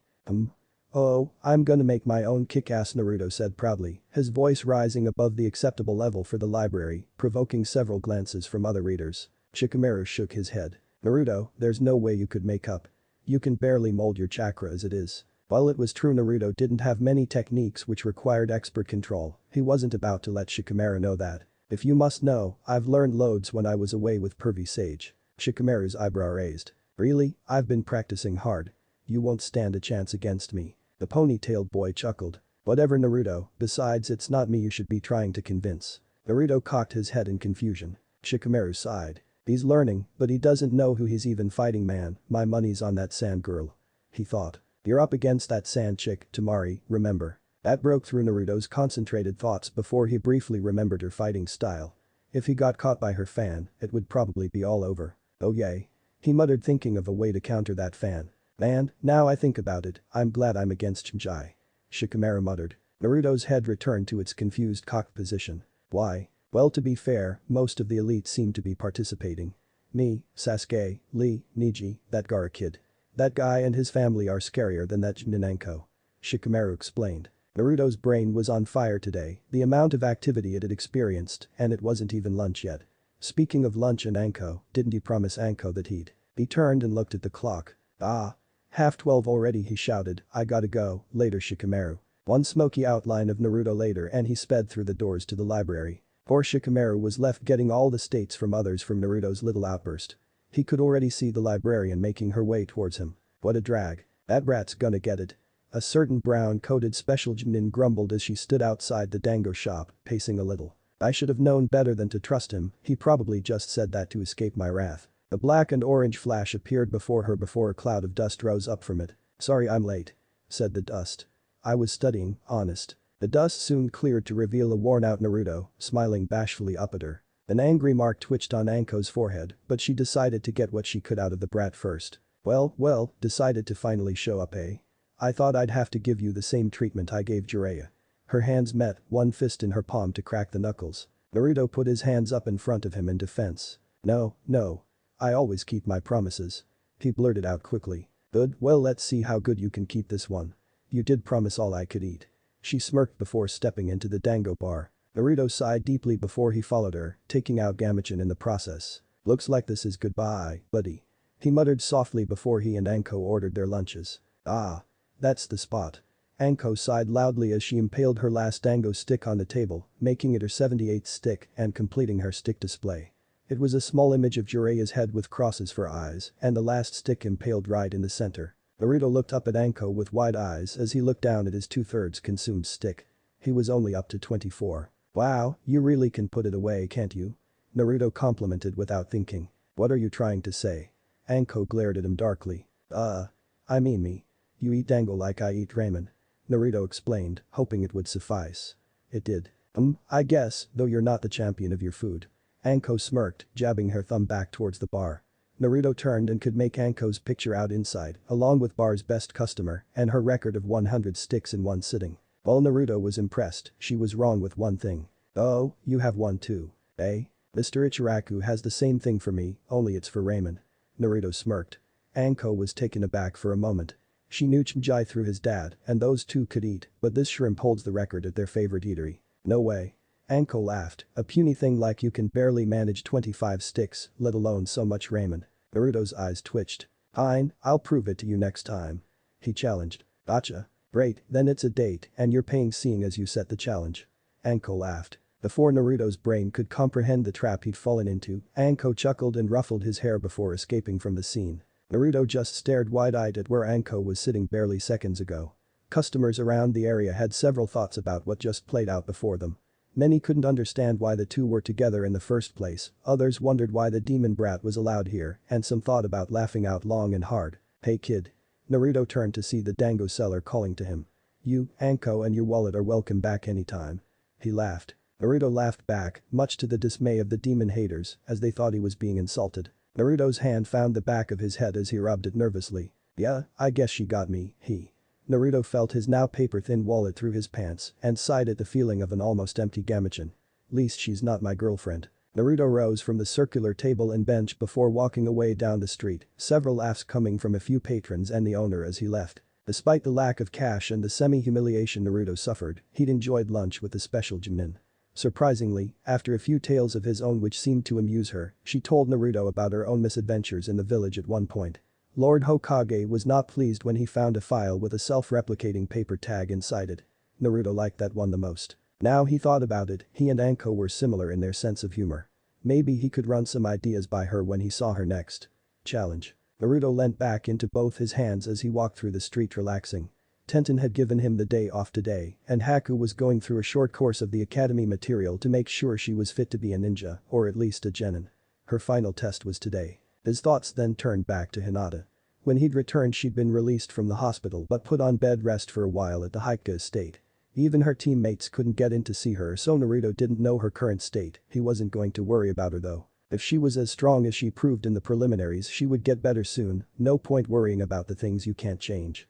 There wasn't much going on in the village, so Naruto decided to make like Shikamaru and take some time out and watch the clouds. Walking close to the edge of the village, Naruto found it easy to find an unoccupied field of grass that looked peaceful enough. It was mostly plain with a few trees at the end. It kind of separated the village from the training grounds. Naruto strolled over and jumped up into one of the trees, navigating his way to the top branches before laying back on a rather thick branch that had a clear view of the sky. The sun was still pretty high in the sky and few clouds were around in the blue sky. After a few minutes of cloud gazing, Naruto could feel the effects of sleep approaching him. As lazy as Shikamaru is. At least he got this right. Were his last thoughts as he drifted off into slumber. The sun kept watch over him as he slept, itself slowly sinking in the sky. The boy had turned over in his sleep and his arms and legs had fallen off the branch, only leaving his body and head resting on it. Naruto had a look of content on his face as dreamt, a nose bubble inflating and deflating at a steady pace. If one were to compare him to anything, it would be a sloth. Ah yeah. A voice shouted from somewhere nearby. The initial shout didn't wake the sleeping genin, but it sure awoke the flocks of birds around him. Hundreds of feathered fiends flapped their wings trying to escape whatever was causing all the noise, and most flew right by Naruto. The sounds of wings beat him from sleep. Naruto's sleep was interrupted as the birds escaped into the orange sky. Orange? Must be early evening. Naruto thought as he dropped off the branch, contemplating his dream and time lost in the nap. Several smaller shouts could be heard through the thicket. Naruto turned and looked in the direction he guessed they were coming from. They sounded like a girl's shouts. Maybe, that's Tenten. Naruto thought. Maybe I can see what new skills she's developing. Reconnaissance was an aspect of being a ninja after all. The blonde grinned as he jumped back through the branches towards the training ground behind him. Several more chakra-enhanced blows landed on the now damaged log. Her breathing was ragged and pain flooded her body. Hinata fell to her knees in front of the log, her usual jacket discarded, and her black t-shirt and bandages underneath were drenched in sweat with her body threatening to emit a different red substance out if she continued her efforts. Tears were falling freely from her eyes as she coughed, choked and spluttered all at once. The voice called out to her as she turned her head towards the trees. Hinata. She didn't need her to see the orange and black ninja jump from the branches and land in front of her, placing one hand on her back. Hinata, are you okay? He asked hurriedly. The normal red blush that usually graced Hinata's face was only present due to the workout. Yes, Naruto. She smiled before coughing again, a small amount of blood rising from her throat and coloring the grass below. What are you doing out here? Your family said you were resting. Hinata smiled, he had at least cared enough to try and check up on her. The young genin tried pushing herself onto at least her knees, but her arms would have none of it. Hinata, you have to stop. Naruto helps Hinata into a sitting position against the post she was, moments ago, destroying. Thank you. Naruto-kun. Hinata mumbled softly as her eyelids began to close. Naruto put a hand on her forehead and arms, they were both burning up. Hinata coughed again, a little more blood landed on her dark undershirt. You can't sleep, Hinata, we need to get you home. Naruto was concerned for her health now, sleeping and blood were not good signs. Naruto quickly slid his hands under her legs and her back and lifted the young Hyuga up. Now Hinata was blushing. She was held within the strong arms of the boy she'd admired since pre-academy days.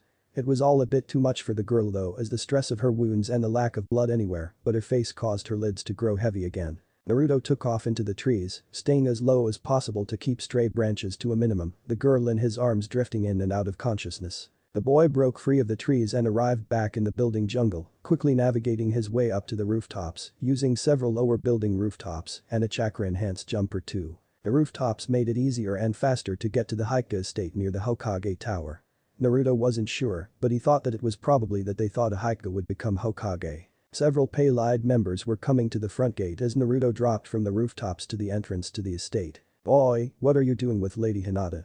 One of the clan members shouted. Naruto ignored the shout and jumped over the main gate, looking for a certain Hyuga he'd seen with Hinata many times. A certain Hyuga in question was just leaving the confines of the building, stretching after a good meal. Boy. The particular Hyuga heard and turned towards the source. The Jinchuriki he'd warned Hinata to stay away from for so long was now approaching him with Setaris in his arms, seemingly out cold. Before his logical side of the brain kicked in, he instantly blamed the boy for Hinata's well-being. Before he could voice such blame, the boy spoke. "Boy, Hinata pushed herself too hard training, I think something might be wrong." Heian looked down at the girl and took her from Naruto's arms, quickly retreating inside the house. The clan members that were around the gate looked on in caution with confused eyes. Naruto had returned with the girl and given her back the hands he believed were best for her. Surprising many Hikage, Naruto just walked over to the wall next to the door and sat himself down in a kneeling position facing outwards respectfully. What the hell is he waiting for? Many Hikage thought angrily as they watched a young Jinchuriki act with manners and respect he had not shown when bursting onto the grounds. Several Hikage slipped off, not wanting to be around when Hiashi discovered the demon vessel, while others stayed out of curiosity. It didn't take long for KM to return with Hiashi, the elders blaring, but his eyes returned to their normal state once Naruto was within his normal vision. "Uzumaki." He simply called. Naruto turned to look him in the face, waiting for whatever the elder wanted. Hiashi motioned him forwards before turning back into the house, specifically the small meeting room he was in at the time of said Genin's arrival. Naruto rose to his feet and walked after him, making sure to remove his sandals before stepping inside the manor before KM reminded him. Gobsmacked Hikage just stood in confusion at the scene, many looking round to keep any news of the head treating the beast like a person inside the compound where it would stay. Hiashi knelt at the head of a small table, while Naruto took the spot opposite. The table looked like it could hold 3 or 4 people on either side, so Naruto guessed it was where elder meetings took place. "Where was Hinata when you found her?" Hiashi cut right down to business. "In training field 6 I think." Naruto answered honestly. Several more questions followed about why he was there and what Hinata was doing to Naruto's knowledge when he arrived. "Then she just collapsed so I thought I'd better bring her here." Naruto said, "I overheard the other girls in the academy saying the Hikage have their own doctors, so I thought the best place for her to be was here." Hiashi's eyebrows relaxed, returning his face to a more neutral look instead of the frown he usually wore. "Correct decision, Uzumaki." He simply stated. "You are free to leave with my thanks." After that, Hiashi rose and made his way towards one of the doors. "Lord Hiashi." Naruto called out respectfully. The head of the Hikage turned and looked back at the blonde. How is Hinata?" "I mean after the Chunin exam she was hurt badly, she will be okay, won't she?" Several feelings graced Hiashi's head at this time. "She will be fine, I will see to it personally," he stated before leaving the room. Naruto smiled and laughed lightly. "I'm glad." He chuckled despite him being alone. Without further ado, he rose to his feet and exited out into the courtyard, slipping on his shoes and making his way around on the wood floor before stepping onto the path and out the gate. Several had been watching the event, the all-seeing eye was a good way to spy, and lip reading was a second skill to Hikage members. The ones that watched the exchange between the head of house and demon vessel were angry.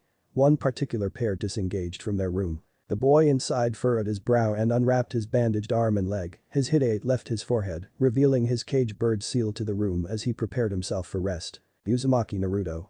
Neji muttered, "Even the lowest of humans kiss the feet of the main house." Naruto's thoughts were now mainly occupied with Hinata and her welfare. "Man, I wonder if Hinata's gonna be okay. I've never seen her push herself that hard." The blonde was now on the path back home, eager for a good night's rest. "Given up on the new toys, Kikbi's voice echoed in his sower-like mind. Naruto reacted like he always did, like a kid in a candy shop. Oi, settle down brat." Kikbi growled. Naruto had now taken a detour back towards the training fields he'd slept by earlier. Once he arrived he settled down under a nearby tree and retreated into his mind. "So what are you gonna teach me, eh?" His imaginary form back in his head bounced up and down, hands clenched in anticipation. "As useful as that blade of yours is, you can't rely on your skills with a blade to keep you out of any life or death scenario," Kikbi explained.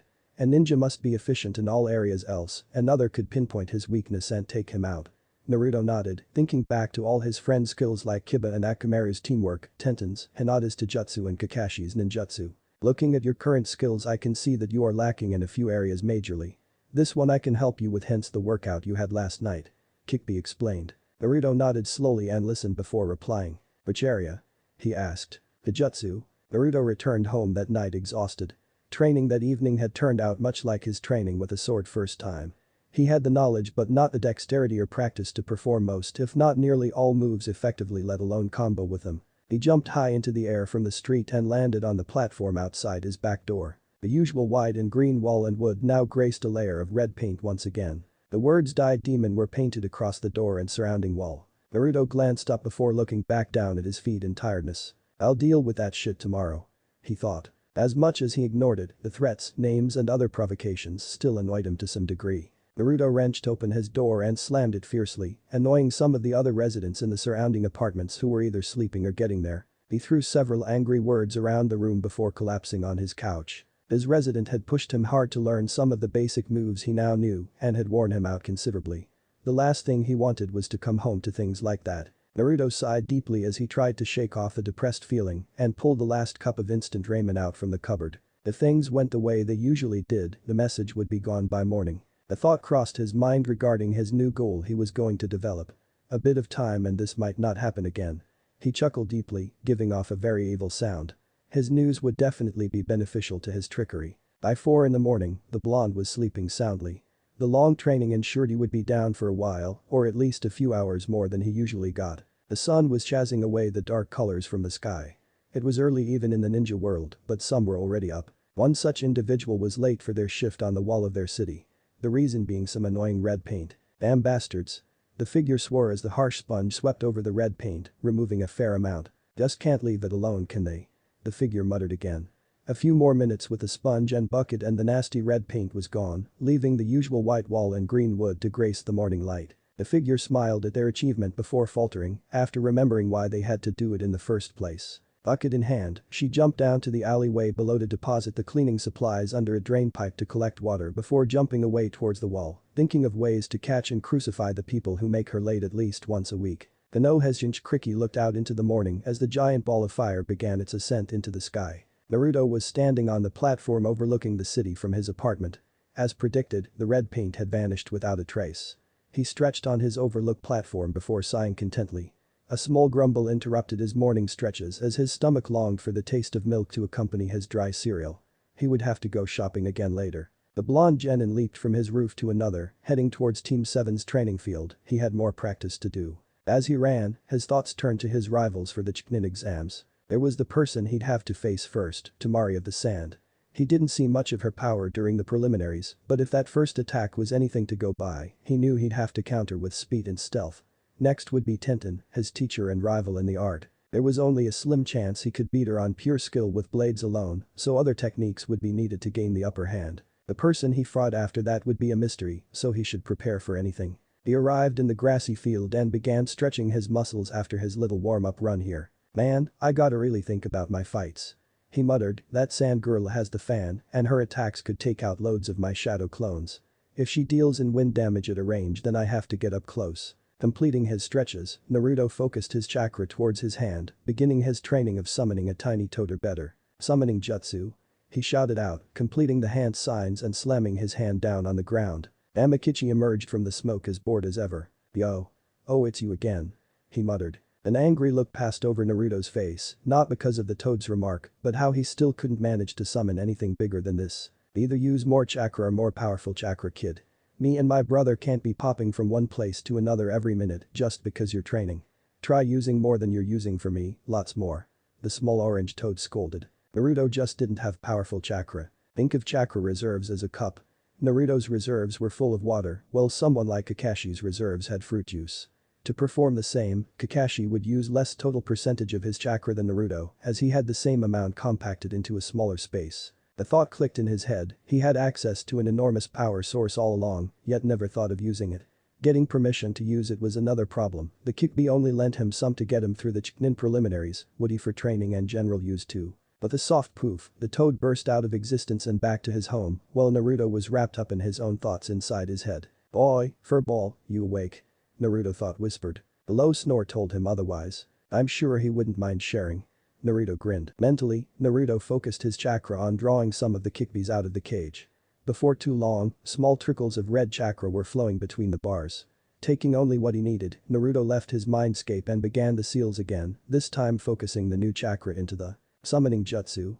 He cried out, his hand meeting the earth, and the familiar smoke burst from the seal, only this time, the smoke was much bigger. Naruto peered into the smoke, trying to make out who he summoned. The black outline in the smoke stepped forward, the smoke was clearing to reveal a bright yellow jacket with orange trim, covering a bright blue toad with a pale yellow underbelly.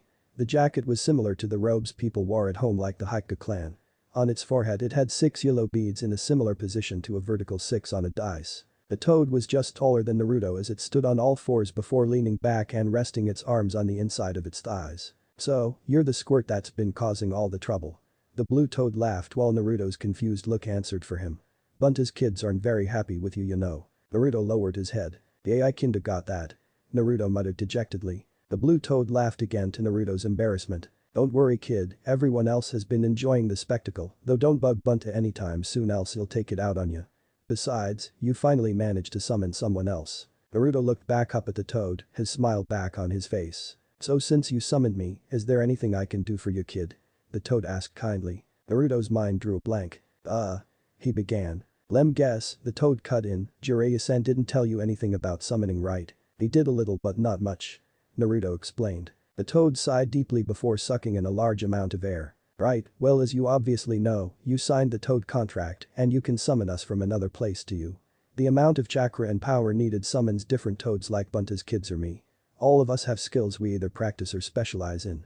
Naruto watched in awe as the toad hopped over to a nearby tree, drew his right arm back and with an open palm, sliced with the side of the tree. The impact sent out a small shock wave and a rustling of leaves above. Naruto looked on at the toad as he stood back, smirking at Naruto and his left index finger pointing at the tree. Naruto looked on in curiosity as the toad tapped the tree a little higher than where he struck. The creaking could be heard as the tree swayed and tipped before finally crashing onto the ground below. The section that once held the trees together now had a clean slice right through the middle. My name is Gamasunshin. I am the resident Shaolin master on Mount Mamboku and the best toad in Taijutsu. Afternoon rolled around and Naruto bid the Shaolin master goodbye as he returned to Mount Mamboku. The toad and blonde had talked about his skills in the Taijutsu field and, one quick spar later, the toad knew how much skill Naruto had. The morning had gone well, Naruto thought as he strolled into town for lunch. He'd gained a new Taijutsu teacher and if Gai-sensei was anything like Tenten described, maybe Naruto got the better end of the deal being taught by a toad. Approaching the ramen stand Naruto withdrew his wallet and opened it to grab some cash. Looking into Gamachin however, was not a pleasant sight. Only a few notes remained from his latest S-rank mission. Damn it Anko. Naruto cursed under his breath as he walked past the ramen bar. Only got enough for lunch or shopping. He picked a ladder and walked towards the local food store. Looking back at the ramen stand with tears in his eyes. I'll get back my love. Drawing closer to the shop, Naruto ducked down an alley and checked that no one could see him. A hand sign and a poof of smoke later, Yumino Iruka exited the alley at the other end. The Chunin let out a soft sigh, he hated doing this, but it was a way of life for him. He entered the shop and glanced around, it didn't seem too busy so he could get in and out quickly. Shino, Kiba and Kurenai were walking back to the Hokage Tower from another D-rank mission, while Hinata was out of action. Things had been this way since their whole team's failure during the Chunin exams, though each had their own rivals to face. Hinata's was her cousin who despised the main branch, Kiba's was the Uchiha prodigy who both thought they were the leader of their team, and Shino's logical thinking was beaten by Shikamaru's own hyper-intelligence. The bug boy looked up at the sun, his hands deep in his pockets as usual as they strolled down the street. Iruka-sensei. Kiba called out accompanied with an Akamaru bark from his head. Shino's attention returned to the earth to see their old teacher walking towards them with a smile on his face. Hey Kiba, Shino. How are you guys? He asked kindly, stopping to talk to his old students. Great Iruka-sensei, Kurenai-sensei's taught us a lot since we became genin. Kiba boasted before his smile faded a little. Though we didn't make it as Chunin. Akamaru whimpered on top of Kiba's head at the admittance of failure. Iruka just smiled at the genin and chuckled. Hey, not everyone makes Chunin at your age. You still have time to develop your skills. I didn't become a Chunin till I was 16 you know. Kiba felt better at this revelation, his determination to become stronger rekindled inside.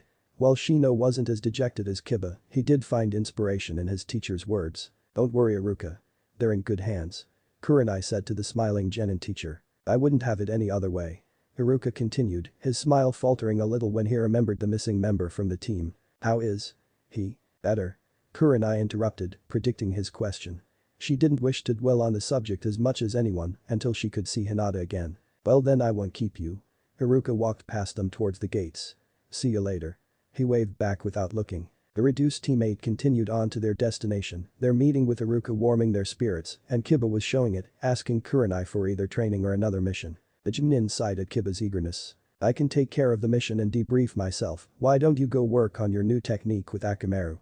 She said. Kiba grinned before getting an affirmative yip off Akamaru. Right your buddy. Later Shino, Kurenai-sensei. He shouted as Akamaru jumped off his head and the duo ran off towards their training field. Go on Shino, I'm sure you have better things to do too. Kurenai was coerced. Shino nodded his head. Thank you Kurenai-sensei. He replied politely before breaking off from her down another path leading back to his clan's residence. The doors to the shop opened and Iruka emerged with his bags of shopping gripped tightly in each hand. Despite that big lunch with Anko, Naruto still had enough cash left to keep food in the cupboards if only barely. He set off towards his home with thoughts of today's session with Tenten in his mind and how well he would fare. "Iruka-sensei?" A voice called out. Crap. Naruto thought as he turned to spot the owner of said voice. It was Shino, the bug user. "Oh hello Shino. Nice day we're having, eh?" Naruto made small talk as he continued towards home. Instead of just a casual two-line chat as he'd hoped, Shino turned with him down the street, walking alongside him. "Yes it is," was all he got in reply. Naruto had to think fast before he led Shino back to his home. "How is your training coming along?" "Been working hard since the preliminaries. I have been working on a few new techniques, but I prefer not to reveal them unless I need to," Shino answered logically. Naruto was now forced to take a long route back to his apartment, missing the quickest turn in towards his place since Shino insisted on continuing the conversation. "How are the new gen in Iruka-sensei?" Shino asked with a hint of suspicion in his voice. Naruto was now thinking hard. He knew Konohamaru was in Iruka's class with his two friends, but that was it. "They're coming on fine. Konohamaru has quietened down a lot since Naruto talked to him," Naruto replied. Truth be told, he hadn't seen his own apprentice in a while, he was rather busy with the exams and his own missions. "I see, how would you rate the class's skills compared to ours?" Shino's questions continued. Naruto was sweating now. Well I don't like to play favorites. Well at least they can't be as bad as Naruto." Shino smirked a little under his jacket. He couldn't tell which end of a kunai was which unless you drew him a map. "Oi, I can do so," Iruka shouted back at the bug user. His facade lost in attempts to preserve his pride. It took his brain a few seconds before his words came back to him and took a step back from Shino. "Oh, can you now, Naruto?" Shino smirked, his glasses looking directly into Naruto's eyes. It was quite the intimidating sight. A puff of smoke later and a black and orange genin was standing in Iruka's space, still clutching his shopping. No one was around to see the small spectacle leaving the current street unusually bare. "How'd you know it was me?" Naruto asked, genuinely surprised. "Well your outburst helped." Naruto had put two and two together and knew the insult was to provoke a reaction, it was just too late to respond appropriately. "I also saw Iruka-sensei on his way to guard duty, watching you transform was a big hint too." Naruto flinched. Which brings me to my next question, why do you transform into Iruka-sensei to do something as simple as shopping? Naruto's eyes widened before looking down at the ground, his usual smile replaced with a dull emotionless look. "That is none of your concern Shino." He muttered just loud enough for Shino to hear before turning down the alley behind him, making his way back to his home. Shino still didn't take the hint and kept pace behind Naruto, staying about 5 feet behind him. Naruto didn't want to deal with this and sped up. Shino's footsteps continued to match his own. Growing annoyed, Naruto pushed Chakra to his feet and ran up the side of the nearest building. Shino followed calmly, his hands still not leaving his pockets. Naruto jumped over a few buildings before landing on his own, quickly running round to the front to escape into his lonely apartment. He turned the corner and looked down at his jacket, quickly trying to remember where he put the key. Standing outside his front door, Naruto grabbed the key with his left hand from his trouser pocket before looking up at the door. Spread across the door and wall was another blood-red message. "Demons should die."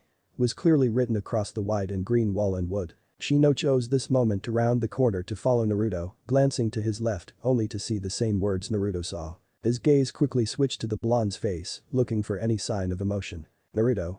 He began but before he could finish, Naruto unlocked the door, hurried inside and slammed it shut. Shino walked up to the door and examined the paint. It was still wet. "Naruto? I've seen the way people look at you," he said quietly to the door. Inside Naruto had dropped his shopping bags and pressed his back against the door before sliding down into a crouching position, preventing Shino from even trying to open the door. "People look at you with confusion and hate." Shino continued. "I know, I have felt that same gaze myself. All my clan have. We may be respected ninja, but we are not the same as others. Our contract with the bugs makes us unique. It also makes us fearful." Naruto's ears had pricked up at this bit of information. His head was still buried into his arms laying across his knees however. "People do not understand our cooperation with insects and label us as weird. Do you remember the academy, Naruto?" Naruto's thoughts flashed back to his third year in the academy. The class had about 27 kids in it, many of whom couldn't even remember their names. Remember how everyone made friends, the girls like Ino and Sakura and boys like Shikamaru and Shinji. Naruto remembered how on the first day of recess, everyone had been nervous and few people stood or played together. By lunch though others were already playing together or hanging out in the shade. He remembered Ino and Sakura picking flowers and holding them against each other's hair. Shikamaru and Shinji were laying under a tree, looking out at the clouds. Naruto also remembered standing behind the tree with a swing, observing all this taking place, while wishing he could have made friends that easily. Nearly all the people he'd talked to had brushed him off or avoided him. He'd lost confidence and hid in the area he felt safest at the time. People avoided you for a reason you couldn't understand correctly. Silence greeted Shino. I was also told to avoid you by my mother. My father, however, told me to keep an open mind to your situation. Naruto lifted his head out of his arms, his face somber. I, myself, was alone. I stayed away from it all, preferring not to get involved with such shallow people. I did, however, see you and your courage do what most people couldn't and introduce yourself to all your classmates. Naruto remembered the pain of rejection that day, some worse than others. I couldn't understand how one as friendly as you seemed to be being turned away by most of the population of our year. When I examined your case more closely, it seemed eerily similar to my own. People fear what they don't understand. Naruto rose from his door and slowly began walking towards his bedroom, not wishing to take another trip down memory lane with Shino. Even though I do not yet understand you, Naruto, I have never feared you. Naruto froze. While I have yet to understand you, Uzumaki, I do not fear you. Instead, I wish to learn more about you as a person and do not care about why people give you the looks they do. Silence. We share several similarities with Naruto. Other people who judge you for your negatives do not deserve your attention. Shino finished, turning his back to the red, white and green. Think about it. Naruto. He muttered before taking a few steps towards the edge of the building and leaping off back towards his original destination. Many thoughts stirred in Naruto. Shino had given him food for thought. Hearing the telltale whoosh of a chakra-enhanced jump, Naruto returned to his discarded shopping by the entrance and proceeded to unpack, barely making any sound as he did. Once the perishables were away, Naruto returned to his small haven inside his room. The one place in the town he felt truly safe, where he could be himself without being judged. Slipping out of his sandals, Naruto dropped himself into bed and pulled the covers over his bowled-up form. A certain brunette paced the grass. She was beginning to draw mud to the surface, or rather crush all the grass in her path, as her muttering continued. Where is he? She stirred as her consciousness remained focused in her thoughts and not at the muddy patch she was creating. Hey. Tenten. A feminine voice called out to the pacing weapons mistress. Tenten looked around and saw a familiar pink blur jump over to her. Haku? What are you doing here? I'm looking for Naruto. She blushed slightly. You haven't seen him around, have you? Tenten didn't miss the blush as an anger mark graced the girl's head. No, I haven't. She replied in a sickly sweet voice. Her thoughts then doubled back. Hey yay, I wonder where that idiot is. Haku looked at Tenten with confusion evident in her features. That orange idiot is supposed to be training with me. Tenten raised her voice to the surrounding area as though her quarry were hiding nearby and raising a questionable look from the newcomer. Oh. I wonder why he hasn't turned up. Haku smiled sweetly and innocently, while her thoughts ran more along the lines of, because he's probably looking for me. Well, if you see him, tell him I'm looking for him. Haku asked kindly as she jumped away into the small concrete jungle. Not if I find him first. Tenten thought before following Haku's lead into the town. Eventually the sky began to darken, turning from pale blue to light orange to an evening glow. Tenten and Haku were still in the midst of their search for Naruto and had now even teamed up to locate the blonde. The blonde, however, was nowhere to be seen. It was the end of a long day for some people, shops had begun closing, and shifts were being switched between ninja for guarding the city walls. One such ninja was making her own way home with a dark orange sky casting a long shadow of her. She sighed deeply as she stretched mid-jump. Man, I can't believe Hamaki bitched that much. I was only a little late and it was only because. She caught herself mid-sentence. Her home and usual assignment had a particular blonde's home between them. Since she could remember, she kept an eye on him as a favor to the third. Now she did it because the kid wasn't as bad as everyone made out. Unfortunately, everyone was a problem. Landing on the edge of a roof, Anko gazed over at Naruto's apartment. The lights were still all out despite many other people's being on, so he wasn't home. The last rays of sun had helped her catch one thing, red paint. The figure cursed under her breath as her head and arms lolled forward in defeat. Geez, I really gotta catch these bastards at some point. I'm sure it's not doing the kid any mental favors. She said to herself before fetching her cleaning supplies and jumping up to Naruto's front door. Dipping the sponge in the water pre-treated with chemicals, she set to work scrubbing the nasty message away from the Jinchuriki's property. After a very slow 20 minutes, only the last word remained. Ah, nearly done. She thought as she wiped the sweat from her brow. He might be at the ramen bar now. A voice called out. Well, it is his favorite, so why wouldn't he be? Another replied. The woman looked out to see a pair of female ninja jumping across buildings towards the town center on the opposite side of the street. I wonder who they're looking for. she thought before turning back to her task. Tenten took this moment in time to glance over at the figure. The sun had now set and all she could see was a dark figure doing something to the wall. "Hey you." Tenten called out, stopping on the same building the recipient stood not half an hour ago. "What are you doing?" The figure looked up, uncovering the red paint still left to wash. "Now if you saw a suspicious person and the word die written in red on someone's wall, what would you think?" Haku stopped on the building just ahead and joined Tenten in observing the figure. "Hey, it's not what you think." The figure shouted back hastily. Wasting no time, Tenten and Haku leapt over to the same building to confront the figure. "Then what is it?" Tenten half asked half demanded as she and her partner landed. "I'm doing this kid a favor."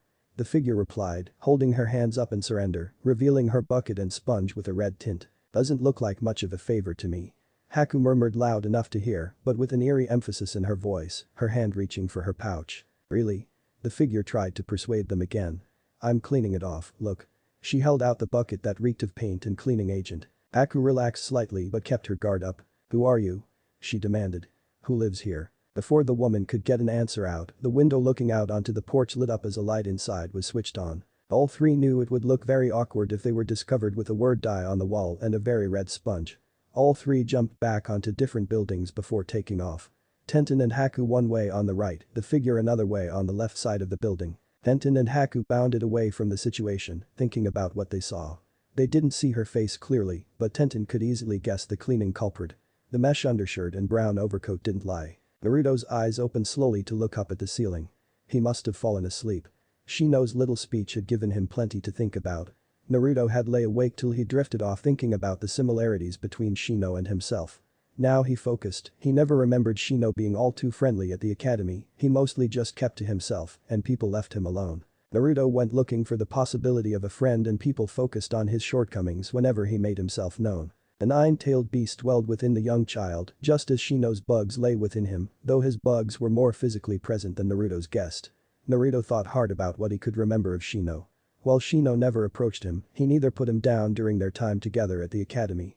Shino did seem genuine when he said he didn't fear him. Many of the adults looked at him with fear or hate in their eyes, but now Naruto understood their glares. While Shino's offer to learn more about Naruto filled him with joy, he couldn't help but dwell on what could happen if his furry problem got out. If Shino was anyone to go by, none of the kids in his year knew of the fox inside him. If they found out, would they treat me as the adults do? He thought to himself. Naruto sighed and kicked the covers off, rising from the bed and making his way to the kitchen. It was getting dark, he'd missed his training with Tenten. He would have to beg and plead for her forgiveness. He laughed at that thought, flicking the kitchen light on in the process. He switched the kettle on and rummaged in the cupboard for his newly bought ramen and prepared it. The kettle nearly covered up the sounds made by fleeing people outside. Naruto's new senses were keen and could still detect three presences leaving his porch. He didn't want to deal with whatever new message was outside, so he let things lie for now. When he made his new trap he'd be able to catch the culprits. This was far from finished and was merely an idea in Naruto's head for now. The blonde settled on his sofa a few minutes later, his jacket draped over the back as he tucked into one of the few pleasures he had. That boy was right. A deep voice rumbled within Naruto. Maybe it is time to show people what you're really like. Naruto scoffed, if people thought he had half a brain they'd try to discourage him as much as possible. If you become Hokage, what do you want people to see in their leader? An immature prankster? Someone who isn't fit to lead? The blonde remained silent. If you don't show promise as a ninja, how is the old man ever going to see if you're ready to take his place? Fine, I get it alright. Naruto thought back, his raiment still steaming in the cup. The two sat in silence for a few minutes as thoughts and scenarios flashed through Naruto's head. Naruto sighed as he took in a few mouthfuls of ramen before looking up at his ceiling in deep thought. Fine. Starting tomorrow, everyone's going to see a new Naruto. He announced proudly. The next morning, the young blonde awoke to the sounds of birds chirping. A light breakfast later and he headed off towards Team 7's training ground. The red paint was gone and Naruto had renewed spirits about his future. At least in the short term, everything was looking up. The finals of the Chunin exam were fast approaching. Naruto followed his training schedule harshly after a few small modifications. Mornings were now spent researching knowledge or training with Gamasunshin Taijutsu. Naruto was making great headway with several advances in both fields. Small advances but still significant. Afternoons were spent training with Tenten. The training was more footing and skill-based rather than actual combat. Tenten wanted to fight Naruto at his best and didn't want him to learn all her steps before the match. Another master dropped by every so often to watch the two, his new leaf headband proudly polished atop his head. Zabuza was greatly fascinated by Tenten's knowledge in swords, and to learn that she was just as good with nearly every weapon imaginable was overwhelming. That was 2 students he was going to pass his knowledge on to, not counting Haku of course. 1 week before the finals, Tenten told the blonde he had to train on his own. She needed more time to develop her own techniques to, quote, kick your ass. With that, the duo's training finished and Naruto forced his body to comply with the knowledge of forms and footwork in his head. The ex-Miss Ninja admired his determination. He just hoped he showed such promise under his methods. The nights were then spent either resting or training under a certain tailed demon on alternating days. Said beast was training him for his next gift, whatever it may be. Chapter 14 Chunin Finals. The day was the day. The day Naruto finally became a Chunin, or so he thought as he rose from his dreams of being Hokage. Even before he awoke from the dream world, his face graced an unusually big smile as the time drew ever closer to the finals. Alright. Today's the day. He shouted and pumped his fist in the air as he sat up in bed. The soft thumping could be heard on his floor, the sound seemed to be coming from underneath. Naruto looked out the window. The sun was fully above the horizon, making its way up to the center of the sky. Stupid neighbors, I didn't make that much noise. Naruto grumbled as he shrugged off the covers and stomped heavily around his apartment getting ready for the upcoming match. The Mari of the Sand, about 3 years older than me. Naruto began reciting his enemy statistics in his head. She carries a huge metal fan and can attack at range with wind by swinging it. He finished as he wolfed down his daily breakfast cereal. Don't get too cocky and you'll do fine. The fox encouraged sleepily. That's new. Naruto thought. The fox opened one eye in curiosity. Never heard you actually praise me before. I must be growing on you. He chuckled. The old demon closed his eyes again calmly before answering. It wasn't praise, I just have faith in channeling my skills through you. Naruto's eyes narrowed as he prepared to argue through thought with the fox before taking a second to think about what he was doing and let the annoyed feelings leave him. Well, seems he really is changing. The fox thought, his lips curling into a smirk as he settled down to sleep. As if there was anything else to do until Naruto's fight. The blonde promptly locked up his house and left through the back, standing on the platform he constructed before taking in the sights and the sounds of the day, breathing deeply. He felt a surge of energy rush through his body as his muscles and bones received the cool air and the energy from his breakfast. Yeah. Today's the day I become a Chunin. He announced proudly to the city. A few people below heard this cry and looked up to see the blonde. Local residents either scowled or smiled at Naruto's decree, while out-of-town gamblers or visitors grew curious, with the genin holding the highest odds to win. Naruto then looked down into the street as he noticed people looking up at him. He waved with a familiar fake grin upon his face before leaping away towards the stadium, following the small crowd of people walking the same direction. Ino Yamanaka stepped outside her family's shop as her father followed suit. Ready, hun? Inoichi asked kindly as he waved to his wife at the checkout counter. Hi, I can't wait to see Sasuke. Ino replied smiling as they walked side by side with the crowd towards the stadium. Inoichi was dressed in his normal ninja attire consisting of his leaf headband, black overcoat and grey jacket and pants, complete with black and silver belt. His blonde hair still cut in the mullet his wife thought needed trimming constantly. He still had work to do after the exam, so why bother changing? Ino was dressed in lighter clothes than usual, her bandages were gone completely, and her dark purple top was replaced with a light orange one with the Yamanaka clan symbol above her heart. Her purple skirt went in favor of light blue shorts and, as always, her blonde hair hanging down her back in a ponytail with her bangs covering the right side of her face. Yahoo! A shout echoed around the street from overhead. The Yamanaka duo looked up as an orange and black blur shot along the buildings, speeding towards the stadium away from the crowd. Ino sighed after realizing who it was. It's only Naruto. Her father looked at her curiously. What's wrong? He just seems energetic today. Ino groaned. Naruto's always energetic. He's also annoying, rude and always picks a fight with Sasuke. The pair were now walking towards the stadium entrance for spectators and people were handing out pamphlets to everyone entering. Well, maybe that's how he managed to make it into the finals. He spent time sparring and training to beat Sasuke so that he became at least strong enough to make it this far. Yet you spent your time fantasizing over the uchiha and are consequently sitting in the spectator stands with your dear old dad. Inoichi chuckled as his daughter scowled. No. Naruto's a dead last and always will be, he only beat some nobody from the hidden waterfall. Saizo or Shiro I think. Inoichi then had a very curious memory flicker across his brain. Shiro Lions? He asked. Yay, that's it. Wait, how do you know? She asked, now confused. Oh, Shikaku relayed the match information from Shikamaru. Inoichi bluffed. Ino thought nothing of it and just shrugged while Inoichi's thoughts concerning his money were now changing. The blonde had disappeared over the top of the stadium edge by the time the duo had received theirs and entered the seating area. "Hey, there's your friend Sakura, why don't you go sit by her?" Inoichi said as he spotted his own former teammates, Chimza Akimichi and Shikaku Nara. Ino turned to give him a hard look, but he'd already disappeared. "What the hell, dad?" She thought to him through their unique telepathic link. She got no reply and sighed, trying to look for somewhere else to sit.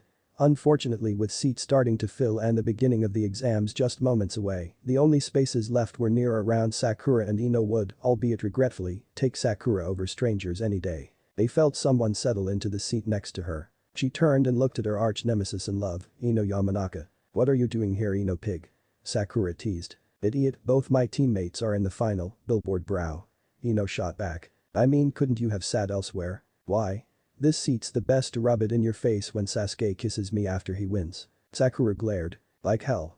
He'll kiss me." Needless to say, this went on a bit as more interesting things were going on elsewhere. 13,000 ryo, the bookie gasped, along with a red-haired, chubby man and a scarred pineapple-haired Jinin. "What? It's not that much." Inoichi reasoned with the three. But it's on him," Chimza said, still shocked. Shikakao was the first to regain his composure and tried to see the logic behind Inoichi's bet. "So? I have a feeling he may surprise us." Inoichi just smiled. Fine." The bookie handed the blonde his betting ticket stamped with his bet information and odds before taking the money behind the counter. "And just what do you base that logic on?" Shikaku asked, trying to probe for more information. "Simple, remember when we visited the waterfall?" Both nodded. "He beat lions." Said blonde was standing in the center of the grassy field along with the other participants of the finals. All except for one, however. "You guys are the heroes of this final competition. Present yourselves accordingly." The special Jinin standing with them muttered, though not stern enough to be an official order. Naruto was standing straight, but upon glancing around he couldn't help but notice something. "Hey. Shikamaru?" he whispered as he stood next to the bored genius. Shikamaru's eyes just turned to look at Naruto, signaling he was listening. "Where's Sasuke?" He shrugged, glancing around too to check that the Uchiha really wasn't here. Naruto decided to get a better look around. "May as well check who came to cheer for me," he reasoned to himself. A quick blink and red-slitted eyes scanned the crowd as his now active brain tried to keep up with all the information filtering in. Sakura was up in the stands with Ino fighting about something. At least she turned up. Naruto thought before remembering Sasuke. The pink shirt and brown hair stuck out as Naruto spotted Haku smiling from the stands next to a bandage-faced Zabuza. Will that guy ever show his mouth in public? Naruto chuckled to himself. Further scanning revealed Anko and Iruka talking in the stands, both sporting Naruto-like goggles round her neck and on his forehead respectively. Lavender eyes met his own as Naruto spotted Hinata close to the front of the stands, sitting next to a grinning Kiba and yipping Akamaru.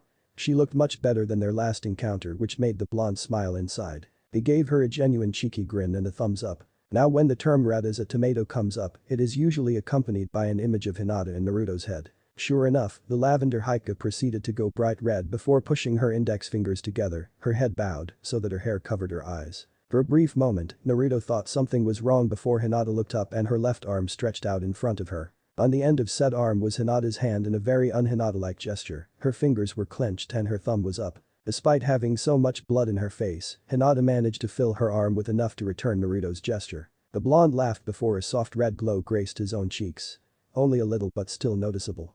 Noticed by a certain wielder who rose from her seat and tried to shuffle past Zabuza. As she passed, his hand shot out and grabbed her collar before gripping it tightly.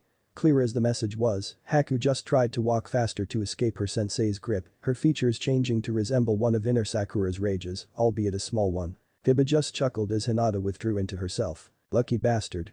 He thought. Naruto was disheartened to not spot the person he thought was guaranteed to turn up. Try as he might, the oil headband and white mane didn't reveal itself as he scanned the stadium again. Any sign of Sasuke yet? The third Hokage asked. The old man was sitting in the middle of the stands near the top of a throne, or as he liked to call it, my seat. The Jinin standing next to the old man leant down and whispered in his ear. "No." The Jinin replied. A team of Anbu Black Ops are searching for him, but so far, they've found nothing. He may already be in Orochimaru's hands, in which case, of course, we may never find him. The Hokage sighed. I understand. 3 figures then made themselves known as the Hokage, turned to greet the new arrivals. 2 bodyguards encompassed the third.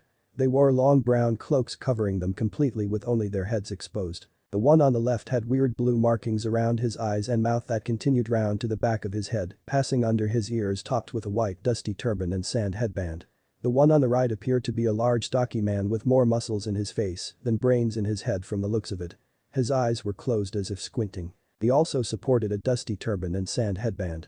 The main attraction in the center wore a large hat similar to the Hokage, except it was green where the Hokage's was red and had the kanji for wind on the front. The rest of his attire included a white veil over most of his face, a white scarf, a long white cloak and green robes held down with white cloth acting as a belt. "Aha! You made it. Welcome Lord Kazekage." He smiled. The greeting was not warmly returned. Down in the stadium, 3 bodies stiffened as they looked up into the stands. Gaara, Tamari and Kankurum's eyes narrowed at the sight of the green-hatted white-robed man they called father. The elder siblings glanced over at their red-headed, younger brother to see him trying to burn a hole straight through his tormentor. "You must be weary having come all this way." "Not at all, I'm only glad that for your sake, the arena is here in the Leaf Village." The Kazekage replied in an eerily quiet voice. "As strong as you are, I'm sure a long journey would have proved difficult for you, at your age. Isn't it about time you decided who would succeed you as Hokage?" At this last line, the Hokage burst out laughing. "You act as if I'm an old man, there's plenty of life left in me. No, I plan on staying here for some time to come." The old man rose from his seat and walked towards the edge of the balcony before turning back to face his guest. "Now then, it's time for the final rounds to begin." After a snap from Genma, the special Chunin that lectured them before, Naruto was now standing to attention as the Hokage began addressing everyone. "Welcome all. And our deepest thanks for coming here to the village hidden in the leaves for this year's Chunin selection." His booming voice called out. "We have come to the final competition between the 11 candidates who made it through the preliminaries. We ask that no one leaves until all the matches have been completed." The announcement was met with cheers as everyone looked to the center field, eager for the matches to begin. "You said 11 candidates. Aren't you missing one?" the Kazekage said. The Hokage sighed inwardly before making his way back to his seat. Several members of the crowd seemed to have noticed this too, and hushed mutterings took place mostly around gamblers. "Where the hell is that uchiha? He better show up, I've got 20,000 on him." Several conversations like this were picked up by the fangirl duo who were both thinking the same thing. "Where are you Sasuke? Hey." Genma turned to the Nara Genin. "What'll happen if Sasuke doesn't turn up?" Genma just replied dully, as if bored of the hype around the so-called Uchiha prodigy. "If a candidate is not here in the arena at the time his name is called, he forfeits the match." Naruto's eyes widened. As much as he despised that stuck-up, he was his teammate and slightly worried. Sasuke had always talked about getting stronger to kill someone and this would only put him one step closer to that goal. So why wasn't he here? Come to think of it, he hadn't encountered Sasuke at all since the preliminaries. "Alright, listen up. The terrain's different, but the rules are the same as before, that is that there are no rules. The match continues till one candidate acknowledges defeat or dies," Genma announced. None of the genin however flinched at this news. "That being said, if I determine that a match is over, I can step in and stop it at any time, and no arguments are permitted." "Understood." Silence. "Alright then, these are the opponents for the first match. Shikamaru Nara vs Shinji Akimichi." Up in the stands, 2 of the previous Ino Shikacho trio were now looking on excitedly as the third leaned back in his chair, relaxed. The one relaxing was unusual as Shikaku Nara just sighed and looked up at the sky. "Hey? What's up Shikaku? Aren't you gonna watch your son's match?" Inoichi asked politely. "I have no need to watch. I have already predicted the outcome of this match," he replied calmly. Chimza looked over, curious. "Oh yay? Who's gonna win then?" "Well I put my money on the winner so you figure it out." In the few seconds it took for Chimza to recall the memory Shikaku had begun laughing loudly. "Ah. No way. My son will easily beat your son with all the training I've given him," Chimza shouted. Shikaku just laughed again. "As I predicted you would, that's why I taught my son some interesting counters." The two continued squabbling while Inoichi, the barrier between the two, focused on the match. Naruto nodded to both Shikamaru and Shinji as he passed them with a smile on his face. The two nodded back at his gesture before the blonde ran ahead to catch up with Tenten. The Chunin potentials were slowly trickling out towards the inner waiting room that overlooked the field below the stands, leaving only Genma and the genin. "Are you ready for this Shinji?" Shikamaru asked calmly. "Are you kidding? I'm gonna beat you faster than I eat ramen." Shinji replied loudly, his fist raised in front of him smirking at the challenge. Both moved into opposite positions from each other as Genma stood between them. "That's the spirit of Shinji, just don't forget to pay up when I finish with you." "Alright.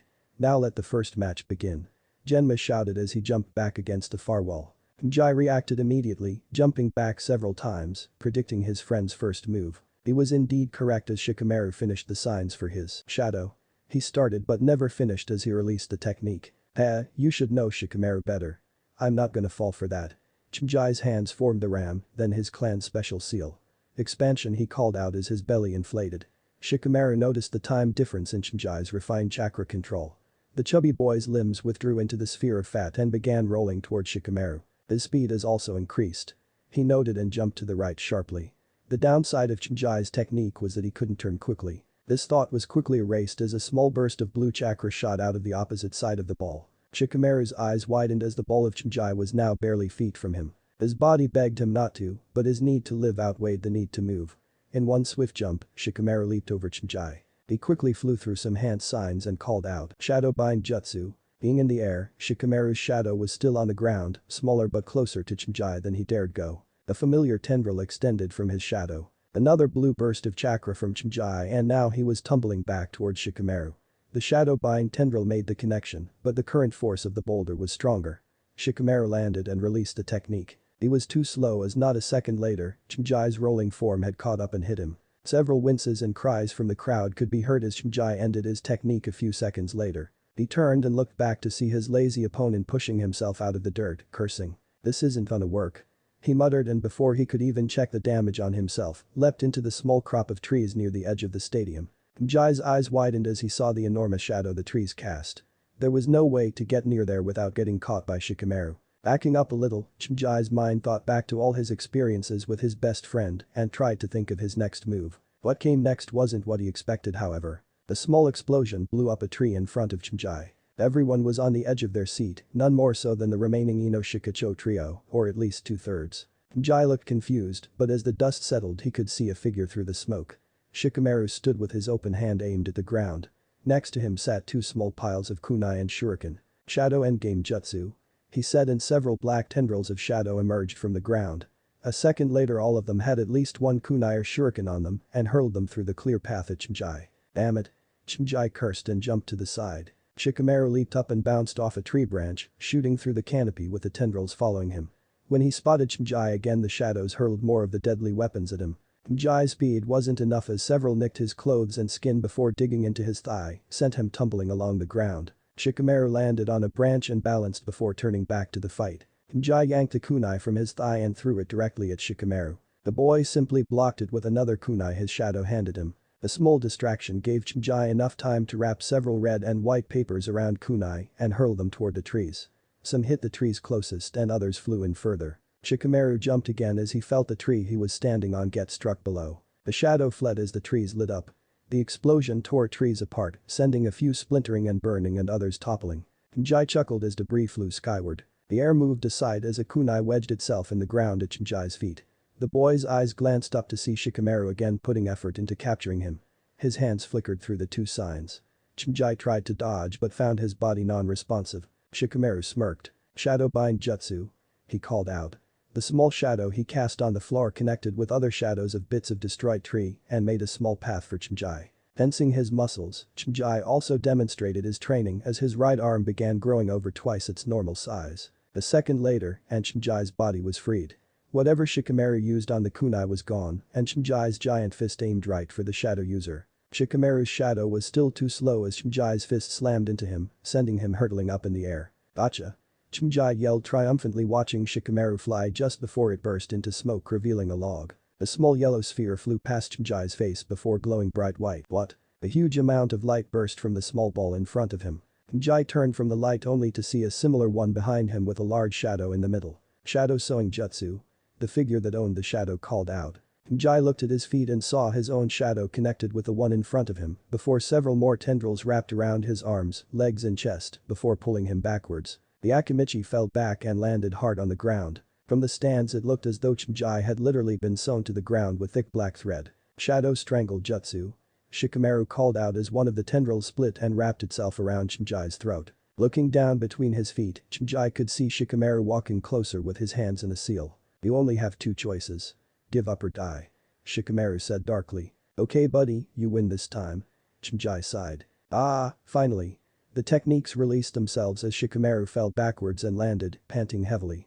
"I don't know how much more I could take." Genma stepped into the middle of the field before announcing, "Winner, Shikamaru Nara." The crowd let out huge cheers for both boys, they kicked off the finals with one hell of a fight. "Told ya." Shikaku smirked over at his teammates. Chimza wasn't listening, he was leaning back in his chair, laughing loudly. "Good work son. You made the Akimichi clan proud." he shouted down to his son. Jai looked up and waved at his dad in the crowd before letting his head drop to the floor, letting out a single word, food. In the competitor stands, things were less cheerful overall, but that was due to the grumps of the group, mainly Gaara and Neji. Woo.